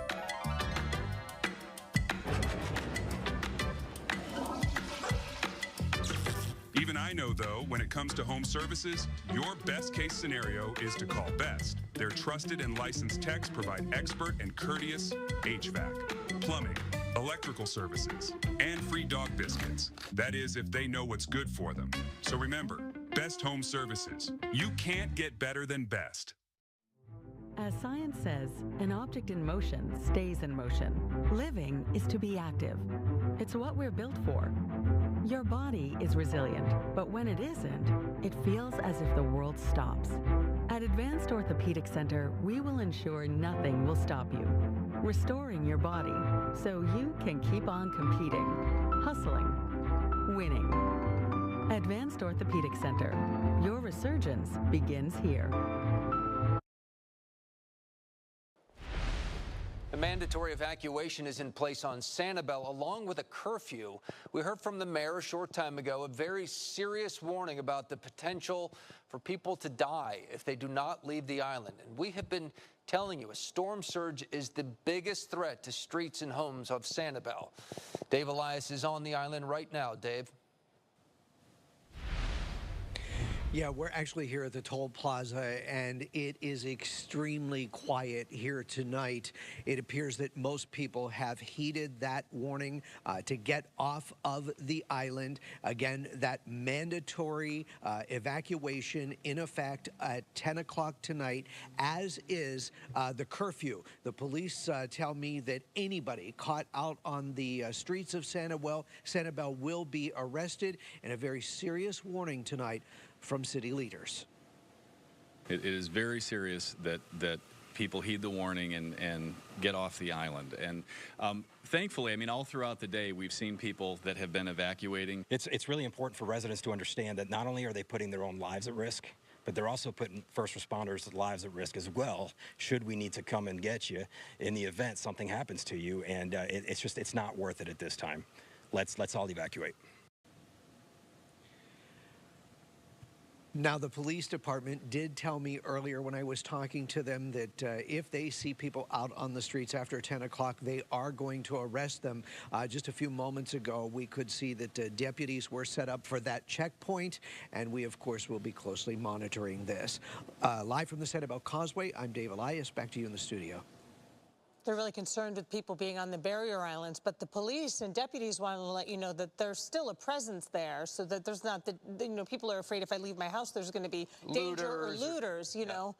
They're stopping them at the bridge. You don't have to worry about it. Save your life first and get out. Yep. We'll take another quick break and be right back.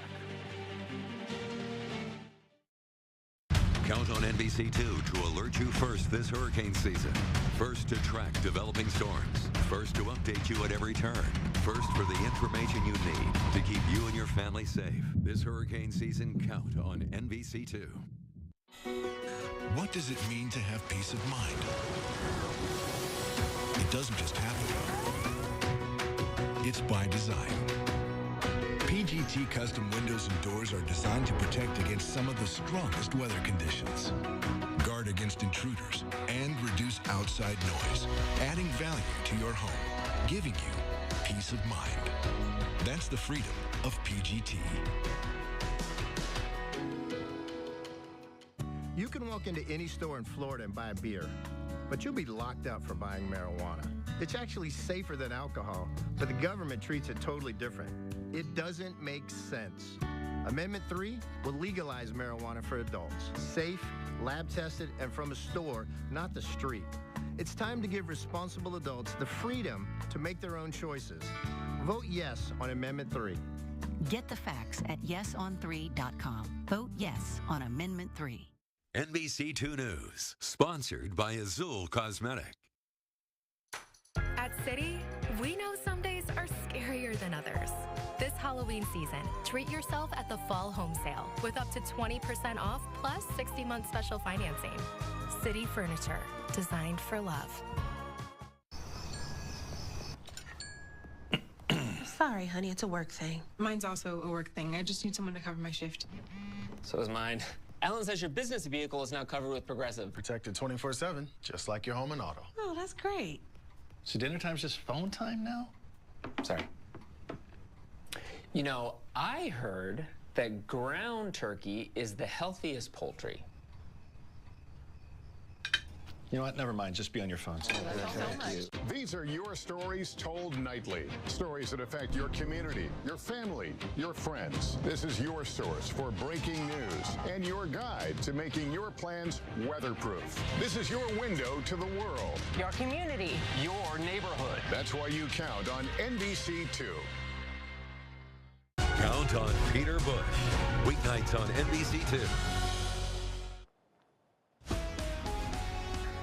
We continue to bring together the power of both NBC2 and ABC7 as we track Hurricane Milton.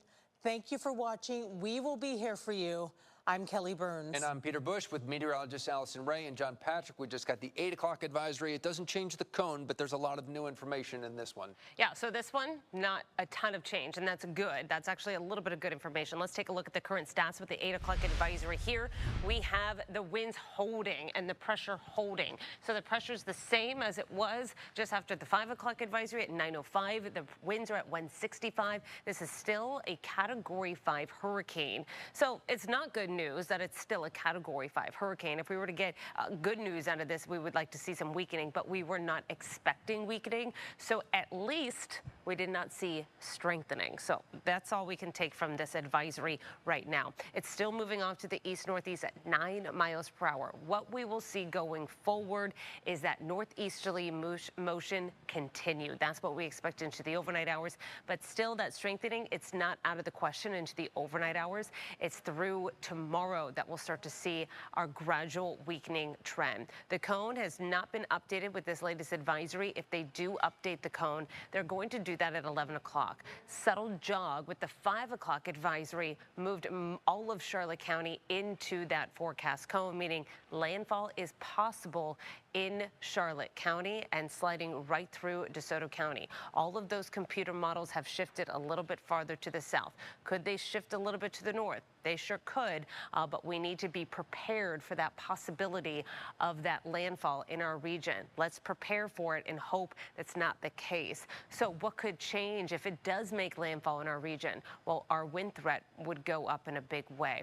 What we're going to notice tonight and what we may see into the overnight hours are some pretty strong thunderstorms moving on into parts of Collier County, and we could see some gusty winds, even some signs of rotation with these thunderstorms. So the main event as far as those gusty winds and thunderstorms becoming maybe a little tornadic or having some spin associated with them, that will mainly come tomorrow. But here we go tonight. We had a tornado warning earlier today, not so much associated with Milton, but we do have these thunderstorms coming on shore. And when we look at velocity scans, what we can see is which way the winds are going. These are pretty impressive, but we have to keep in mind it's over water. It's pretty easy for these water spouts to occur over these warm waters. It's once they get over land that it becomes a little bit more difficult, and often once they do come on shore, they really start to kind of dissipate that rotation. But it's going to be worth watching, because if you're on the coastal spots of Collier County and this comes on shore, that's going to be one heck of a wind gust, and it could be potentially damaging. So we're going to track these as they get closer and closer. They're moving off to the north and east at about 15 miles per hour. There's a lot of lightning with this one specifically, but do you see how that red and the green color are really side by side? And we also see that over here. That's what we'll expect. I expect a few tornado warnings later on tonight, unless these storms kind of fall apart, which they probably won't, because they are going to be spinning into our region. As we head into the next 2 hours, let's take the 2-hour futurecast. Light to moderate rain will be possible for places like Bonita or into right along 41, traveling up through parts of San Carlos Park, even down through Estero, taking over places like Cape Coral or McGregor. We're getting late into the night here, so hopefully all your preparations are done. A little bit of rain coming on through. We'll watch for those stronger storms coming through places like Naples or into Everglades City.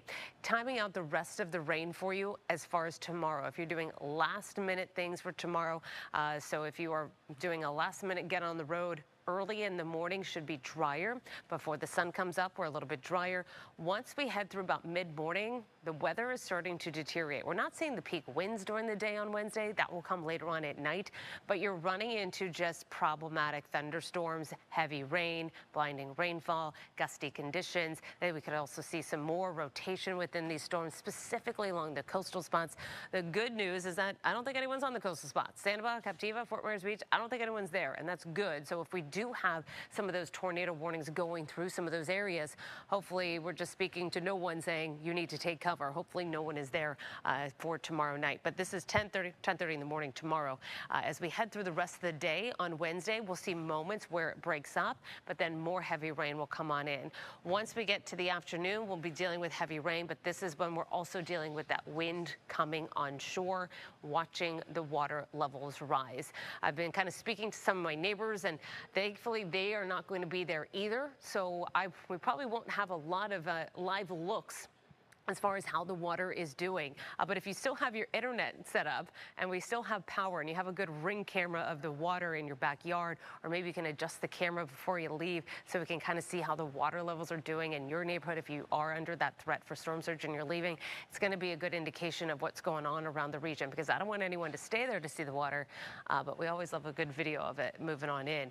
7 o'clock, just to get a representation of what's going on so we can kind of see how it's going to go throughout the rest of the evening. 7 o'clock on Wednesday night, we have heavy downpours moving on in, and then this is kind of action time. This is going to be prime time as far as the winds are gusting, the storms are going to be the most intense. This is 9 o'clock at night on Wednesday. The storm surge still moving in.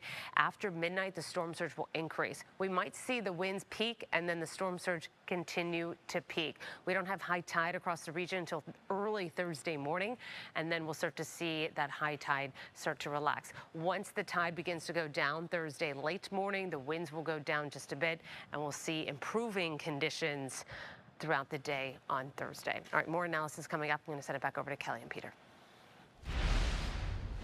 Well, a lot of people are certainly preparing right now for Milton. We have Cape Coral, of course, the impacts there. Let's go live to Elise Changari, who's outside of Island Coast High School, one of the emergency shelters open in Cape Coral. There are 13 shelters open in Lee County alone, including Hertz Arena and Alico Arena. Kelly, yes, we're here outside Island Coast High School. This is one of the emergency shelters that's been open here in Cape Coral. It opened yesterday. Mayor John Gunter was talking about this today, and I just went up to the shelter and I was speaking with people there to get more information for you and some things that need to be clarified. So they're taping off with blue tape on the ground just how much of a square in size that you get. So it's a 4x6 square. So they want people to know not to bring air mattresses. This is a 4x6 square where you could bring a pillow and a blanket, because they want to remind you that the floors are hard. This is inside the hallways and inside the school here. They do not have bottles of water, but you can bring a water bottle, and there's filler stations. They are providing meals, about 3 meals, but they say to expect it's like a high school lunch of what, like a school lunch that you would get here. I want to show you the parking lot and just how many cars are here. When I walked up to the door and I looked inside, you know, there's hundreds of people that are inside the shelter right now. They are accepting people, families, pets at this time. They're accepting people 24 hours. However, they want to point out that when the storm comes, they said they will lock the doors. So again, we are here at one of the shelters that is open for you to go to if you do not have a place to stay. They are asking you to bring your driver's license. You do have to show an ID when you come here to the shelter. So again, it's at Island Coast High School here in Cape Coral. It's one of the many shelters that are open at this time. We have more of that information on our website. But again, this one is here in Cape Coral. There's hundreds of people. They're accepting people 24 hours. Again, when the storm comes, they plan on locking those doors. If you plan on coming here, bring a pillow, a blanket, not an air mattress. Bring those water bottles, and again, expect those doors to lock when a storm comes. Here in Cape Coral, Elise Changari, back to you. Elise, thank you. We're taking a live look right now at the bridge to Matlacha. This is the only bridge onto Matlacha and then onto Pine Island from the mainland. And it is good to see that nobody is on the roads right now. You might remember this bridge, this causeway was ripped apart during Hurricane Ian, and people on Matlacha and on Pine Island were cut off from the mainland for days. And a lot of work has been done to fortify that bridge ever since. So it's really going to be put to the test here in about 30 hours. We will see if the ongoing efforts to fortify that bridge are working. Let's go to Evan Dean, who is live on Matlacha, getting flashbacks of you just a couple of weeks ago during Hurricane Helene. Yeah, Peter and Kelly, right behind us is actually the Little Pine Island Bridge. As you'll recall, with Ian, both the Little Pine Island Bridge west of Matlacha and the Matlacha Pass Bridge, which is east of Matlacha, both were washed out, and people were cut off from the mainland for days. As you can see behind me, this is a construction project that has been underway since Ian destroyed the Little Pine Island Bridge here. It's now down to 1 lane as crews work to rebuild it. FDOT says the contractor spent some time today taking extra precautions to reinforce and protect the bridge before the storm. but they're also going to need time to inspect it afterwards before allowing people access to Pine Island. So that could mean there's no access to the island depending on just how bad Milton is. Meantime, the water was planned to be shut off in Matlacha and Matlacha Isles at 8 o'clock just a few minutes ago tonight. That's being done to prevent any damage to the causeway in case a water main breaks. And I'll tell you what, it is quiet tonight in Matlacha. Many people are heeding the evacuation order. One couple that's been here for decades and has never left, not even for Ian, told me they're getting out. We also found a man who lives in an RV on Matlacha. He was trying to find someone to help him pull it to the mainland before Milton strikes. Yeah, I mean, you get caught in Matlacha or any like lower island like this, you're dead. I rode out the last hurricane a few weeks ago, and I was up the water to here. I had to keep lifting my outriggers on my RV and going out in it, and it was rushing through. And the fourth time, a floating telephone pole hit me and knocked me under, and I come up right before, caught my feet right before I went into the canal. So I almost lost my life on that one, so. Yeah, that was just for Helene, so obviously concerns here. The sheriff, the Lee County Sheriff, is pleading anybody in an evacuation zone to leave tonight and get to a safe place. Deputies will not be able to respond to emergency calls once the storm gets too severe. Back to you. And we should note for people who are still on Matlacha, the water is now turned off and it's not coming back on until the storm is over. Matlacha and Matlacha Isles turned off the water tonight at 8, so 10 minutes ago. They will turn it back on when the storm passes, but the reason they turn it off is because this is to prevent any damage to the causeway if there's a broken water main. This will not affect St. James City or Bokeelia. All right, we're going to go through your threats, what time you can expect things to happen based on where you live. That's coming up in just a bit. When people stop me to ask, what's my case worth, here's what I tell them. All law firms are not the same. You see, the most important part of anyone's injury case is the firm you hire. The insurance company knows exactly which firms fight for full value and which firms will settle your case for pennies on the dollar. Our firm has recovered billions and billions and billions. $3 billion last year alone. There's only one Morgan & Morgan, America's largest injury law firm. It's an unimaginable trauma. A woman or girl is raped and gets pregnant. Then she's forced to have her attacker's baby.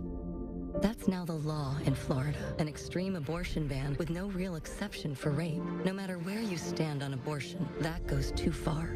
Government has no right putting anyone through that. Government has no right making that decision for you.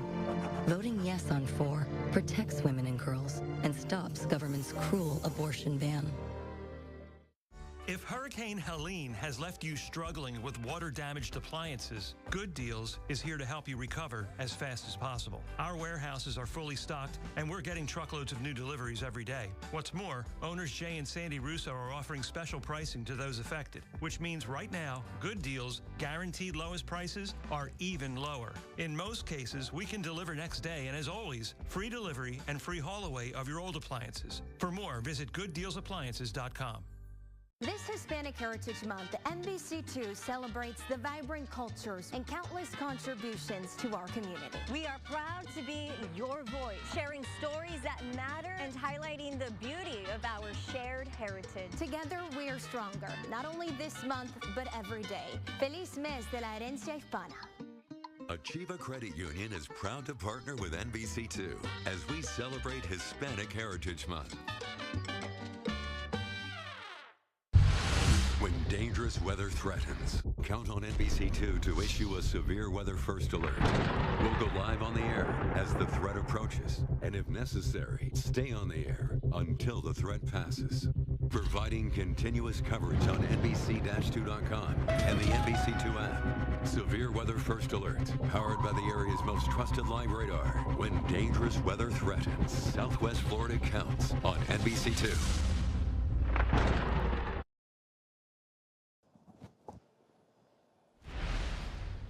Take a look at the video shot just before the sun went down from Minnesota Key Road. Our crews are on scene there, and you can see already the water in the road. The road's flooded. And look at all the debris curbside, because remember, this area got hit 12 days ago from Hurricane Helene. All of the debris in the road could become a projectile in hurricane force winds and, of course, could get into the stormwater system and clog things up and cause even more flooding. Yeah, and the ground is so saturated that's going to make it easier for trees to fall and power lines to go down. It's just the last thing that we need. Alex Howard joins us live right now on Minnesota Key with a look at just how much debris is really out there. Yeah, Peter, Kelly, you saw that video from flooding. That came from the other side of Minnesota Key. We're now on the southern side of the island, and I want to show you this because this is kind of a microcosm of what we've been seeing all night long as we're driving around. If you look right here to my left, this is a pile of sand about 6 feet high, about as tall as I am. And there are piles even taller than this, all down the main road of Minnesota Key. It's also mixed with stuff like this. You're getting enormous piles of debris of all kinds. These are mattresses, but we're seeing things like pots and pans, furniture, all of this stuff just lying on the side of the road. Now, we've spoken to a lot of people who are desperately trying to get ready and leave the island before things start to get bad. You know, some of them tell me they knew that local officials were trying to clean up as much of this as they could, but said that they stopped and left at around 4 o'clock today. And since then, just driving down the island, it's miles of this debris just lining the streets along with this sand. Now, later on in the evening, we're just going to show you the parking lot for the public beach, how tall that sand has gotten. Now, keep in mind, a lot of storm surge, you know, is expected in this area along with high winds. So a lot of this stuff can become projectiles, can cause some very real problems. Reporting live from Minnesota Key, I'm Alex Howard. All right, we are tracking just a little bit of light to moderate rain for areas farther to the north into parts of DeSoto and Charlotte counties. What to expect going on in the next 2 hours, 2 to 3 hours. We will have some strong storms that are making their way off to the northeast, closer to Marco Island. These could have some powerful winds. They could also have a little bit of rotation associated with them. Since the last time I looked at these, the rotation is not as significant. However, lots of lightning is a good sign of an intense thunderstorm. This one has pretty good rotation potential as well. When you see that red and the green, it's basically saying, hey, these winds or these raindrops are going in different directions. So when you have things going in different directions, it's a little bit easier for that spin to get going, for that eddy to kind of get going. So that's why we'll be watching these storms come onshore. But it is easier to have rotation over the water. There's no friction. So you're going to have an easier time to get those water spouts going. So we'll keep an eye on them. If they get closer to Marco Island, we will be here to alert you.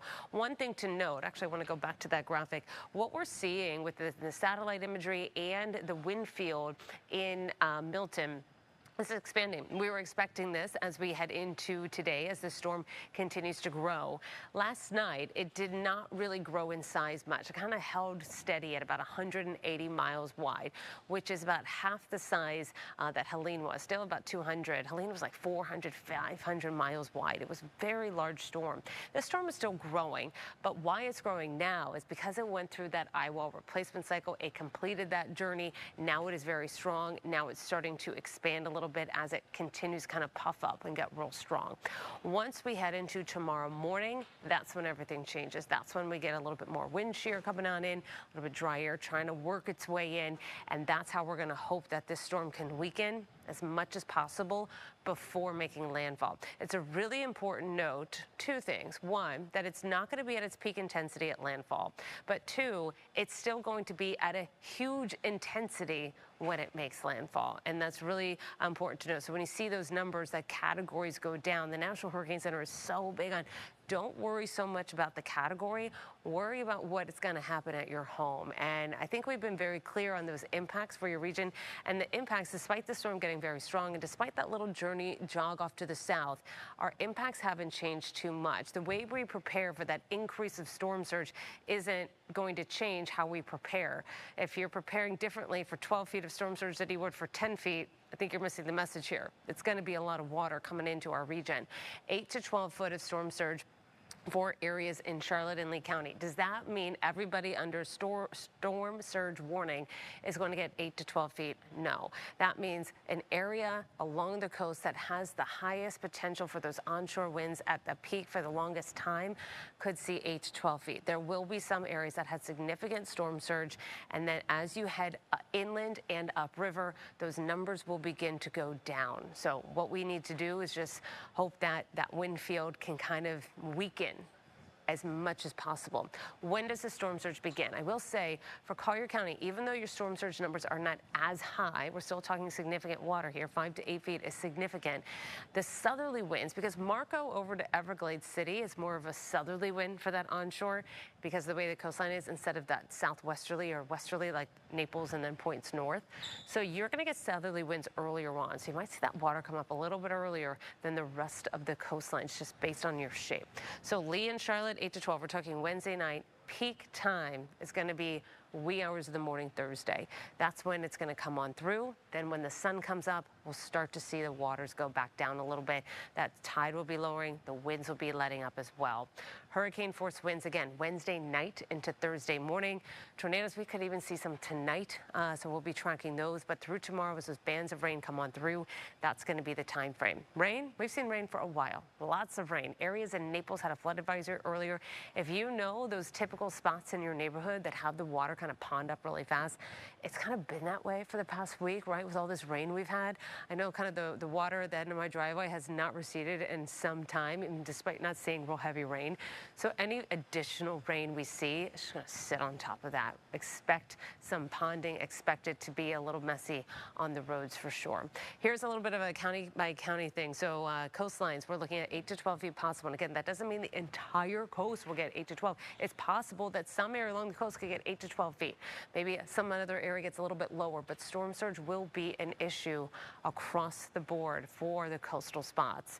Once you head upriver, it starts to go down a bit, but it will still rise. I am counting on water coming into my home unless my engineering that my husband came up with works, unless all this we've seen a lot of creative water barriers as we've practiced, gone through Ian, and we've gone through Helene, and we've gone through all of these storms, coming up with new ways to hopefully protect from the water. If it's not going to hold, if you didn't do anything to protect your home and you are near water, count on water starting to move on up in the overnight hours, and hopefully it does not enter your home. I really hope we can kind of keep our cleanup at a minimum for this storm. We'll see how this all kind of turns out here by Thursday morning. Wind, so the sustained wind is not going to be 75 to 100 miles per hour unless we get closer to landfall, unless that storm gets a little bit closer to places like Cape Coral, then our wind impact shoots up. But we can expect winds to gust 75 to 100 miles per hour at times. So just be ready for that. Again, Wednesday night into Thursday, everyone in Southwest Florida should prepare for power outages. Be prepared to be uncomfortable. The air conditioning is going to go out. You're not going to have internet service. Your communications are going to go down. Power outages look likely for a good portion of the region, if not for a while. Flooding is going to be possible. We'll go through the rest of the counties coming up in just a bit. For now, I'm going to send it back. We'll go to break, and we'll be right back after this.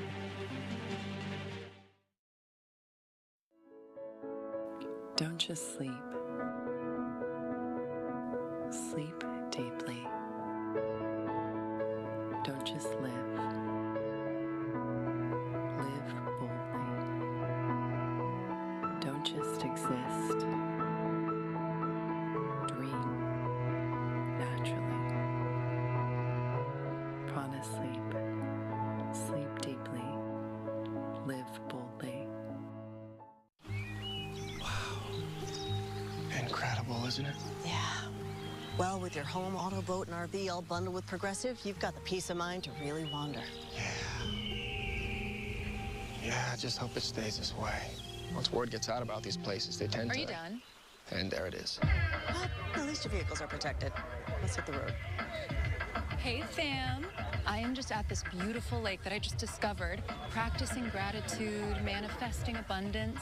Knowledge is your best defense against scammers, fraudsters, and cheats. And I'm here to help. Hi, I'm Jeff Rawson. Each week, I bring you insider strategies to score the best deals. Now, look at all these deals you can get, and I like this one, to stretch your dollar and outsmart the hackers. If you used it anywhere else in the world, criminals now have that password. After all, the more you know, the safer you are, and the more money you keep. Watch Rawson Reports, weekday mornings at 6 on NBC2.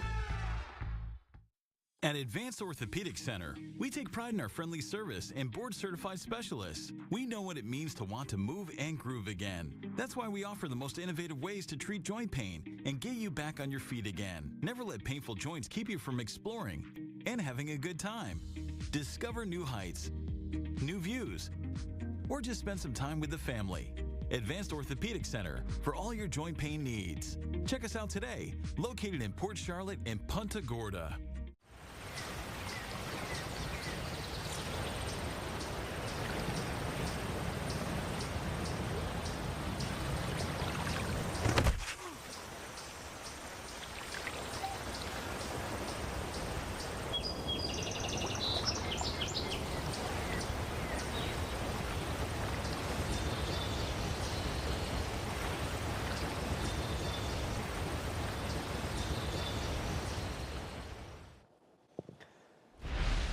Here's a live look at Alligator Alley right near the I-75 toll plaza in Collier County.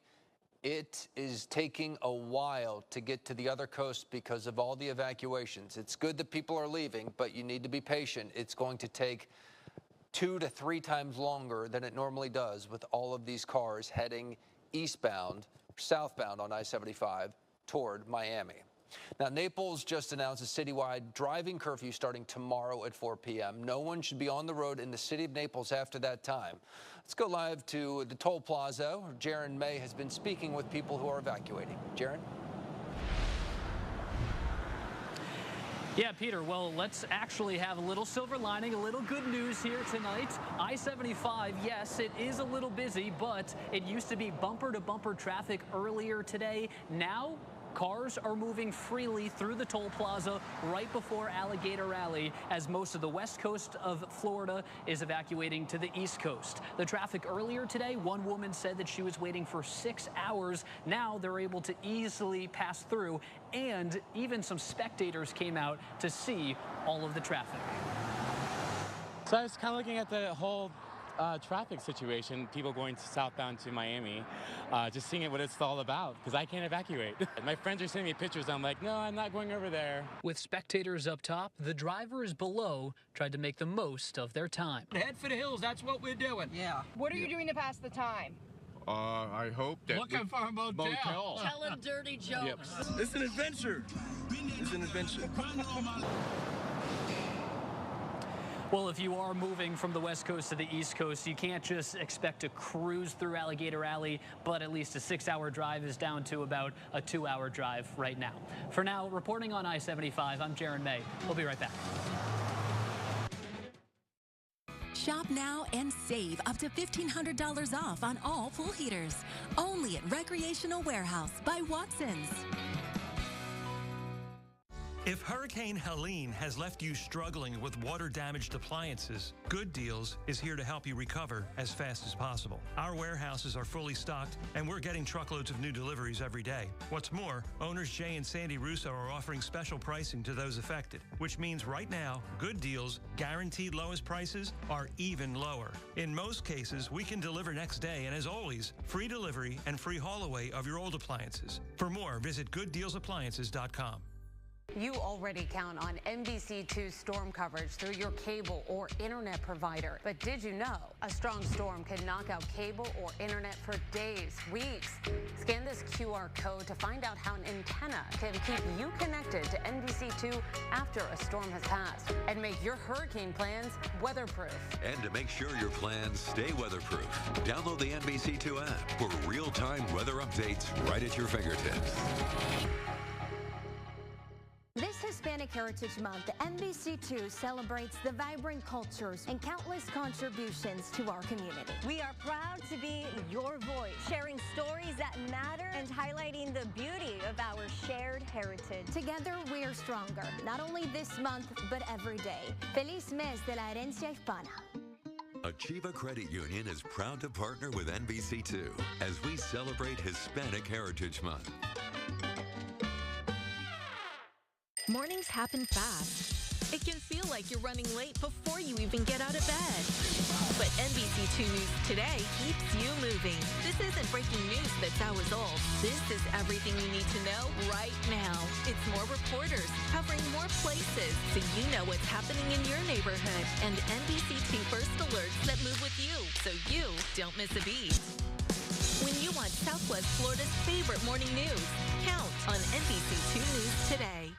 These are your stories told nightly. Stories that affect your community, your family, your friends. This is your source for breaking news and your guide to making your plans weatherproof. This is your window to the world. Your community. Your neighborhood. That's why you count on NBC2.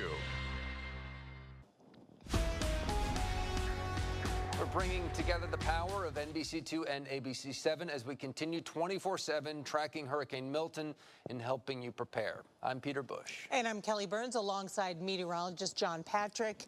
And JP, I know that the latest advisories weren't what you wanted to hear, but was there any silver lining you could give us?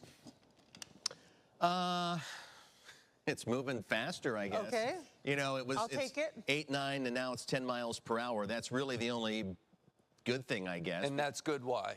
Well, it's because the less time it spends over water, the less time, especially as it approaches us, if it were to speed up in forward motion, that gives it less time over the waters to build up those waves and storm surge. Okay. So fast, and plus that's less time we would have to deal with the wind. So Or dumping rain. faster, yeah, Okay. less rain, all that. So faster moving storm, that's good. All the other stuff about that last advisory we didn't like. That's just the one little piece of good. And the next, will you get information trickling out in the next few hours, or is it just right before 11? They'll update all that stuff officially at 11. I mean, we can look at the models and see what we think the advisory might be between now and then. But the official NHC advisory, next one's going to come out at 11. Okay. All right, so let's talk about what we've got going on out there right now. We do have that 10-mile-an-hour moving storm to the east-northeast, so that's one of the newer things that's occurred today, as now we've seen this little jog to the northeast. And again, it's at 10 miles per hour. The winds are still 165, and the pressure is pretty low at 902. Not quite as low as it was last night when we dropped to 897, but that's still a really powerful hurricane. The eye is very well defined, as it was yesterday, but it was starting to fill in yesterday. It was starting this process of an eye wall replacement cycle.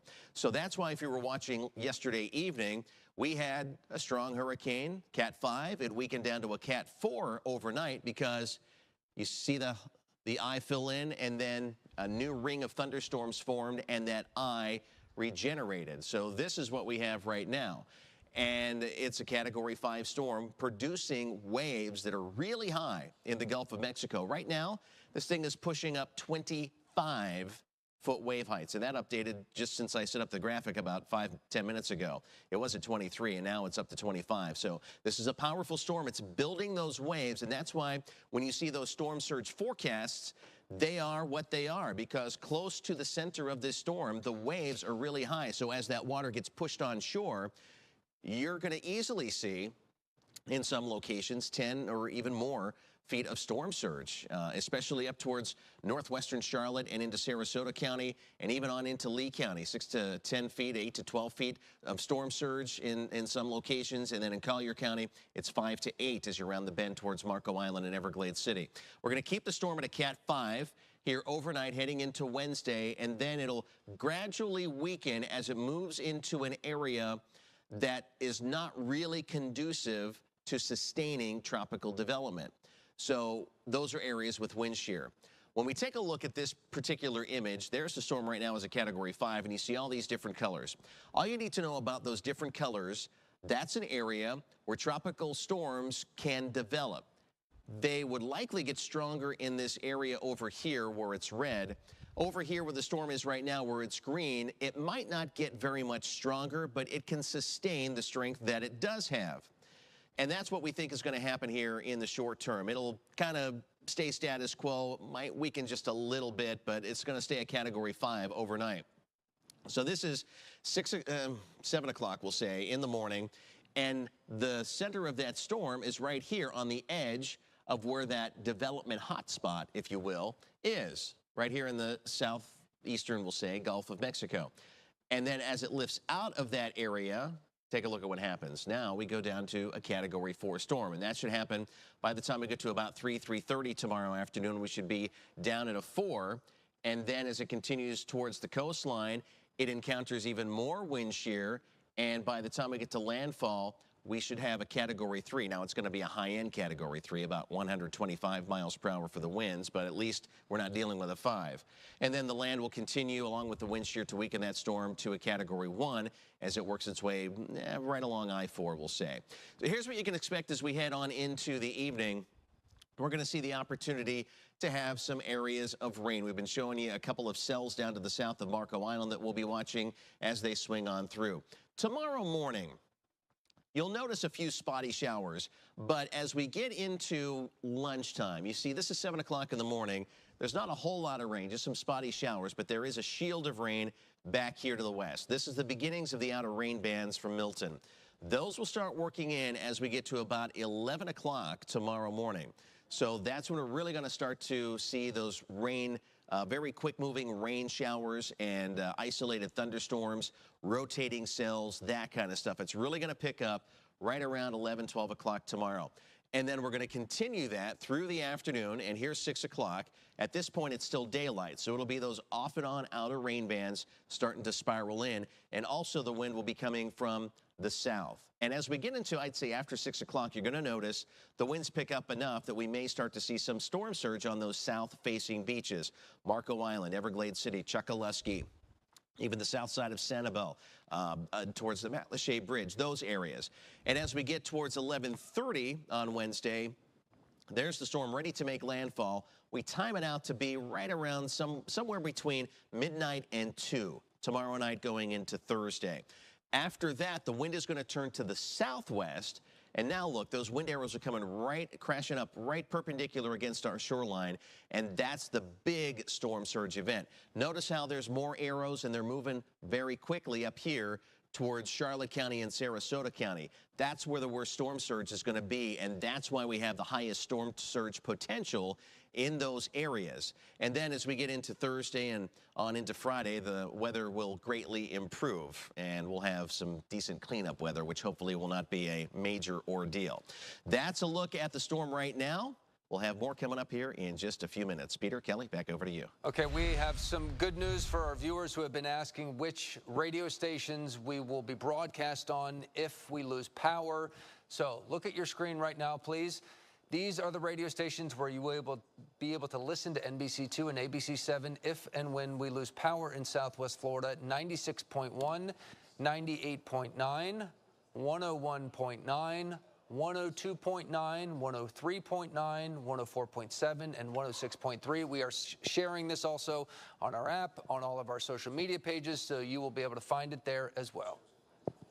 Take a look at these power trucks in town already. This is this afternoon. They were already here at the staging area at the old dog racing track off Bonita Beach Road. We've seen power companies from all over, caravans of trucks on the interstate and crews are stationed here in Lee County to have boots on the ground in case our power goes out. Jenny Frempton is in Bonita Springs with a look at the preparations there. Dozens and dozens of utility trucks and bucket trucks from all over have made their way to Bonita Springs. We're in the parking lot outside what used to be the dog racing track, where all of these crews are assembling, getting ready to respond to the storm. I want to bring in Cam Eppinger with Florida Power and Light. He's kind of overseeing this operation here and helping with the crews. So, Cam, just how big of a response are we seeing with this storm? Well, first and foremost, we want our customers to know that we are well prepared and ready to respond to whatever Hurricane Milton brings our way. We have a dedicated restoration workforce that includes more than 14,000 brave men and women, FPL employees and contractors who are ready to respond to whatever this hurricane brings our way. Okay, so when the power does go out, what's the first thing customers should be doing? We kindly ask customers for their patience and know that we are on it. There's no need to call us thanks to our smart grid technology. We know when your power is out. We ask that you keep those emergency lines open for emergencies such as a down power line. And if you've got a gas-powered generator that you plan on using, what are steps people can take to make sure those fumes don't get inside?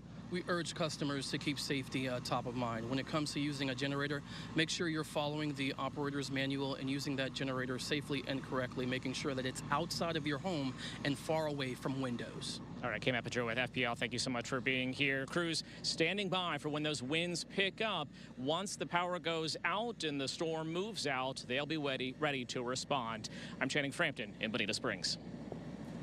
And starting tomorrow, Lee Health will be offering free telehealth services. At this time, all Lee County hospitals remain open, but the visitation at their healthcare facilities is closed. Urgent care and complex care facilities at Lee Memorial Hospital and Cape Coral Hospital are closed as well.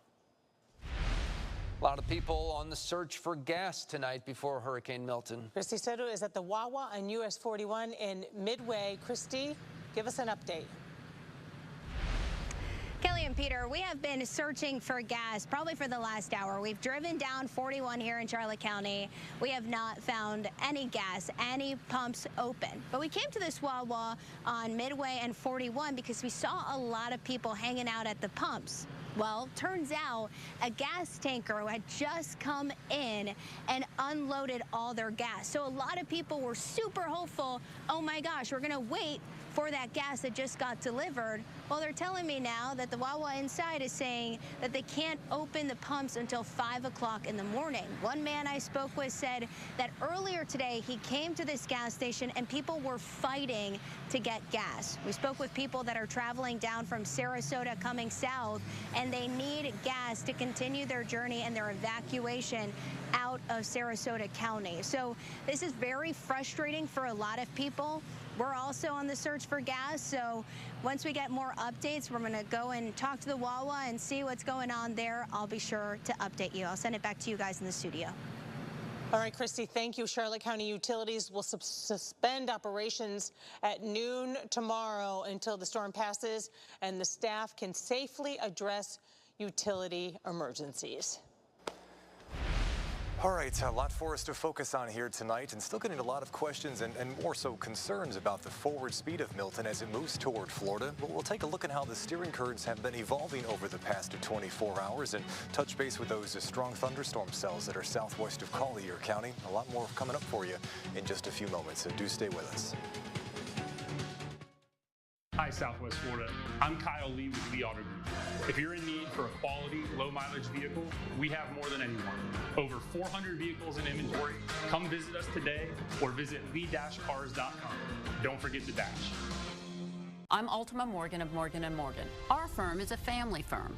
John, my boys, and so many lawyers who have been our partners for so many years. We know that an accident or an injury can have terrible consequences for your family. We don't take your representation for granted, and every day we will work hard to never break that trust. It is the only place that I would ever suggest anybody go. It makes you feel like you're worth something.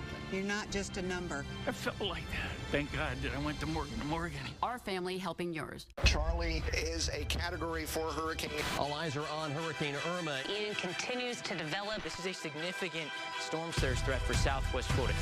Now, NBC2 and ABC7 are joining forces to bring you Southwest Florida's most experienced, most accurate storm coverage. A dream team of meteorologists together for one goal, to keep you safe during every storm. This hurricane season, get more from the weather experts you count on. As science says, an object in motion stays in motion. Living is to be active. It's what we're built for. Your body is resilient, but when it isn't, it feels as if the world stops. At Advanced Orthopedic Center, we will ensure nothing will stop you, restoring your body so you can keep on competing, hustling, winning. Advanced Orthopedic Center. Your resurgence begins here.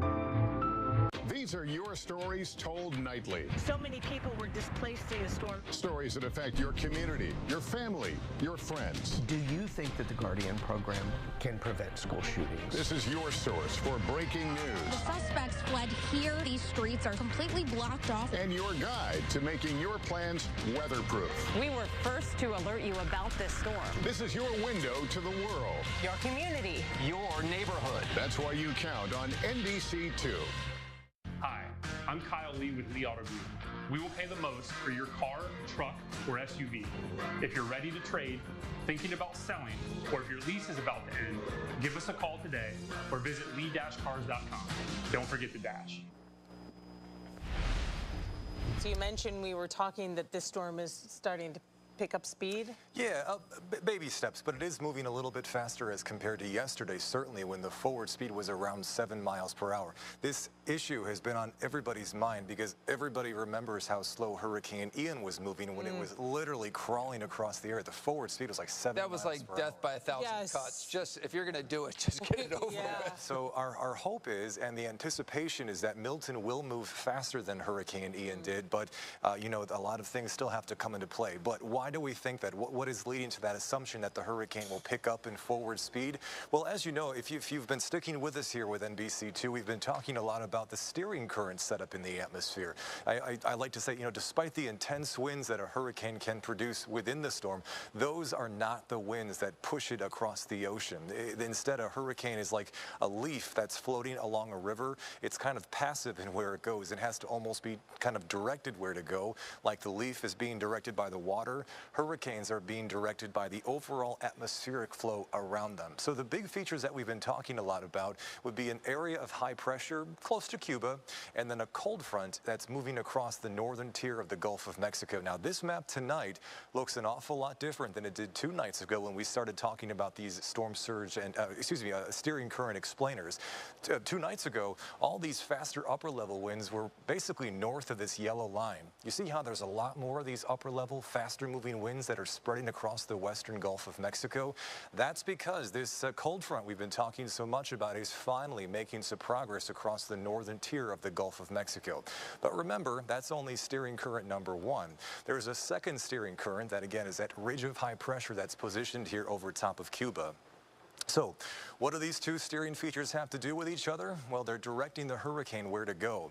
The airflow around this ridge of high pressure is encouraging an air motion like this, and the upper level winds that are in connection with this trough, or what we oftentimes call a cold front at the Earth's surface, are encouraging an airflow to move more like that. That carves out that avenue that the hurricane is being forced to take, and unfortunately, of course, that puts it on a path that would put it closer toward the Florida Peninsula. So that's why the hurricane forecast cones are drawn the way they are. The little tweaks and pushes that you sometimes see with the hurricane forecast cone, which are specifically looking at where the eye is most likely to be, those are dictated by, in part, the steering currents that are present in Earth's atmosphere. Now, the concern again is, well, how fast is Milton going to move when Milton is moving over top of Florida? Well, these timestamps here are set at certain intervals, so this is what we're expecting, or what the current forecast calls for Milton to be at 2 o'clock in the morning on Thursday. And this is the point here, somewhere within the cone here is where the center of the storm is forecast to be by 2 p.m. Thursday. That's a 12-hour difference. If you put a marker tool between here and there, that takes you out to approximately 150 miles. Now, these are approximate guesses here, you know, in terms of the distance, but it's about 150 miles broadly from the center of that icon to the center of that icon. Thanks to my colleague next door, ABC7 Chief Meteorologist John Patrick, a quick little math would show a forward speed of somewhere around 13 miles per hour by the time the hurricane gets here. You know, when you think about driving a car, that's not very fast, but that is much faster than Hurricane Ian was moving across our community. So I know the hurricane was moving a little bit slower yesterday than anticipated, but given the way the steering currents are still evolving, we still do anticipate this uptick in forward speed at the same time that the hurricane is coming closer to us here in Florida. All right, back to what's going on right now, though. As you look at the forecast over the next 12 hours, you know, the air mass out ahead of Milton is really, really soupy, but we don't have any bad weather weather outdoors, at least for now, you'll find that NBC2 First Alert Live Doppler radar is really pretty quiet across most of the area, outside of some light showers north of Arcadia, and you'll find here a few areas of light, steady rain in portions of western Collier County. The rain that you see off over the Gulf of Mexico really isn't doing all too much, just kind of hanging out there, as you notice with the lapse of the radar. Again, not really moving many places. But we are monitoring between Marco Island and Key West a number of thunderstorm cells here that are looking a little concerning in terms of what they're looking like, both on the radar reflectivity and the rotation detection. If you notice here, all of those little flashing lightning bolt symbols represent cloud to water lightning strikes that have hit in the past 15 minutes. So there's already been 107 of them. If you look at the structures of these little cells here, they look a little ominous when you see those little hook features. And we're also noticing when you look at what direction the raindrops are blowing within them, they're also showing some signs of rotation. As Allison Ray was pointing out to you earlier, it's very common for water spouts to pop up over top of warm waters like the Gulf of Mexico out and ahead of tropical systems. So the thing is here is that a lot of these showers and thunderstorms, even though right now they are a pretty decent distance from Marco Island, just about 38 miles here, give or take a mile or two, if you look at how the measurement tool is marked out there. So if you take a look at the 2-hour futurecast, which looks to project things out 2 hours into the future here, current time right now is 8:50. So if you go forward here over the next 2 hours, we'll be expecting these showers and thunderstorms that have had a history of showing at least some broad rotation to move toward the southwest coast of Collier County as we get closer to now 10 or 10:30. So that's something we'll be keeping an eye on. But until that happens, it looks like the travel weather here for folks who are moving to their safer place to be this evening or finishing up any last-minute preparation work, it looks like you'll have overall pretty decent conditions here. So you do have a nice window of time this evening to get some of this outdoor preparation work complete before we start to hunker down on Wednesday. Now, during the day on Wednesday, storm surge is not going to happen all day long. It's pretty much confined to where the winds start to turn most rapidly on shore, and that's primarily during the second half of Wednesday and then toward the forecast on Wednesday evening. Looks like I have a little more time to talk than I had expected, so let me grab some graphics here. We have a clock in here that never seems to work when I need it, so let me take a look at these surge graphics here. That's better. So talking about the surge timing on Wednesday, again, the storm surge event is not going to be a day-long event. The storm surge risk will be relatively low in terms of storm surge inundation flooding during the morning. But as the day goes on, and again, you think about how the hurricane eventually makes landfall, likely sometime between very, very late Wednesday night and very, very early Thursday morning, it's unfortunately going to bring the worst storm surge conditions at night, adding another layer of difficulty and complications to people who are going to be close to harm's way if they're going to stay in these hurricane evacuation zones. We, of course, will be with you whether you chose to evacuate or not. We have a number of platforms we'll be available to you on. Our YouTube channel, just search for NBC2 News Live. We'll be with you there. And as Kelly and Peter mentioned, we now have this wonderful partnership with local radio stations in our community as well. So we'll be with you, whether you're going on the road and evacuating or staying right here local. We'll be with you every step of the way. Our coverage continues in just a few moments. Count on NBC2 to alert you first this hurricane season. First to track developing storms. First to update you at every turn. First for the information you need to keep you and your family safe. This hurricane season, count on NBC2. At Clive Daniel Home, we believe when choosing a designer, scale matters. It's the full power of an award-winning team that brings your design all the way from inspiration to installation. We support our designers with more advanced technical experts, more buying power, and more innovative logistical support than any design firm in the country. Our team of 80 designers are able to focus on what matters. You. Clive Daniel Home. When scale matters. iCenters of Florida. Clear vision for a beautiful life. Having an evacuation plan this hurricane season is critical. But did you know you don't always have to leave Southwest Florida to evacuate? There are a number of options that offer protection against life-threatening storm conditions. Scan this QR code to locate your nearest safe space and make your hurricane plans weatherproof. And to make sure your plans stay weatherproof, download the NBC2 app for real-time weather updates right at your fingertips.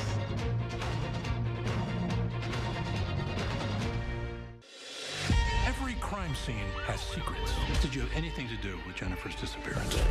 Every victim has an untold story. He was an FBI agent. And within every mystery lies the truth. This isn't a hardened criminal. This is a soccer mom. And sometimes the truth hides where you least expect it. This was a murder. This wasn't any accident. This is, as they say, a game changer. The original true crime series. Dateline. Weekdays at 1 on NBC2. Okay, Emily, here are the keys. Understanding media is a bit like driving a car. There are things kids should know before heading out on their own, like how to tell if what they're seeing is true or safe, and understanding how messages affect them. Mommy, I got the car started. How do I make it stop? See if media literacy is required in your state schools at MediaLiteracyNow.org. This is your window to the world. Your community. Your neighborhood. That's why you count on NBC2.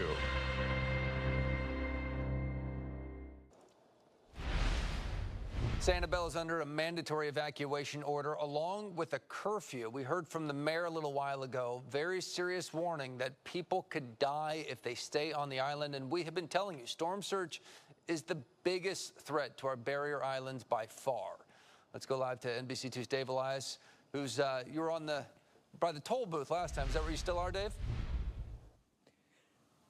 Well, I was at the toll booth, but we've actually moved up here along McGregor Boulevard, where you can see this sign that tells everybody that there is a mandatory evacuation starting at 10 p.m. You can see that authorities are here along McGregor Boulevard. We're told at 10 o'clock they're going to shut down this portion of McGregor so that nobody can travel west onto the causeway.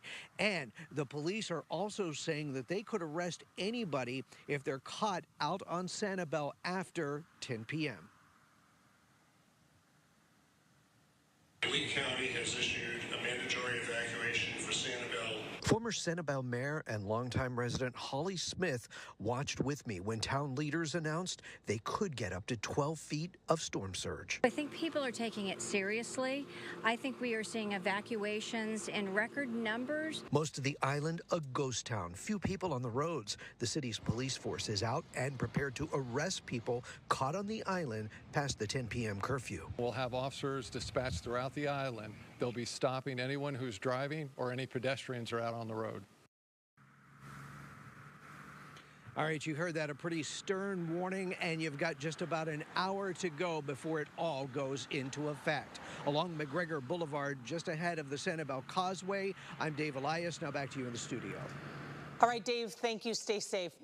If your power goes out, you can listen to our coverage on these FM radio stations. It's important to have a battery-powered radio so you can do that and get the latest information.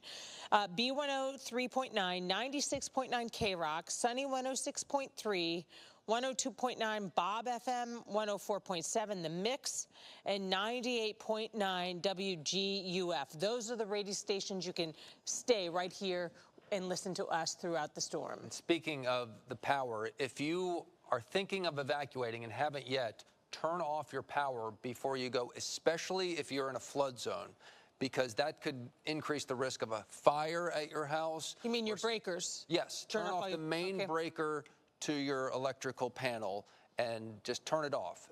Even if you'd want to turn it off and you're not in a flood zone, it's a good idea just in case there's some sort of power surge afterward. Also good for the line. You don't want to blow out your appliances for sure. We'll be back.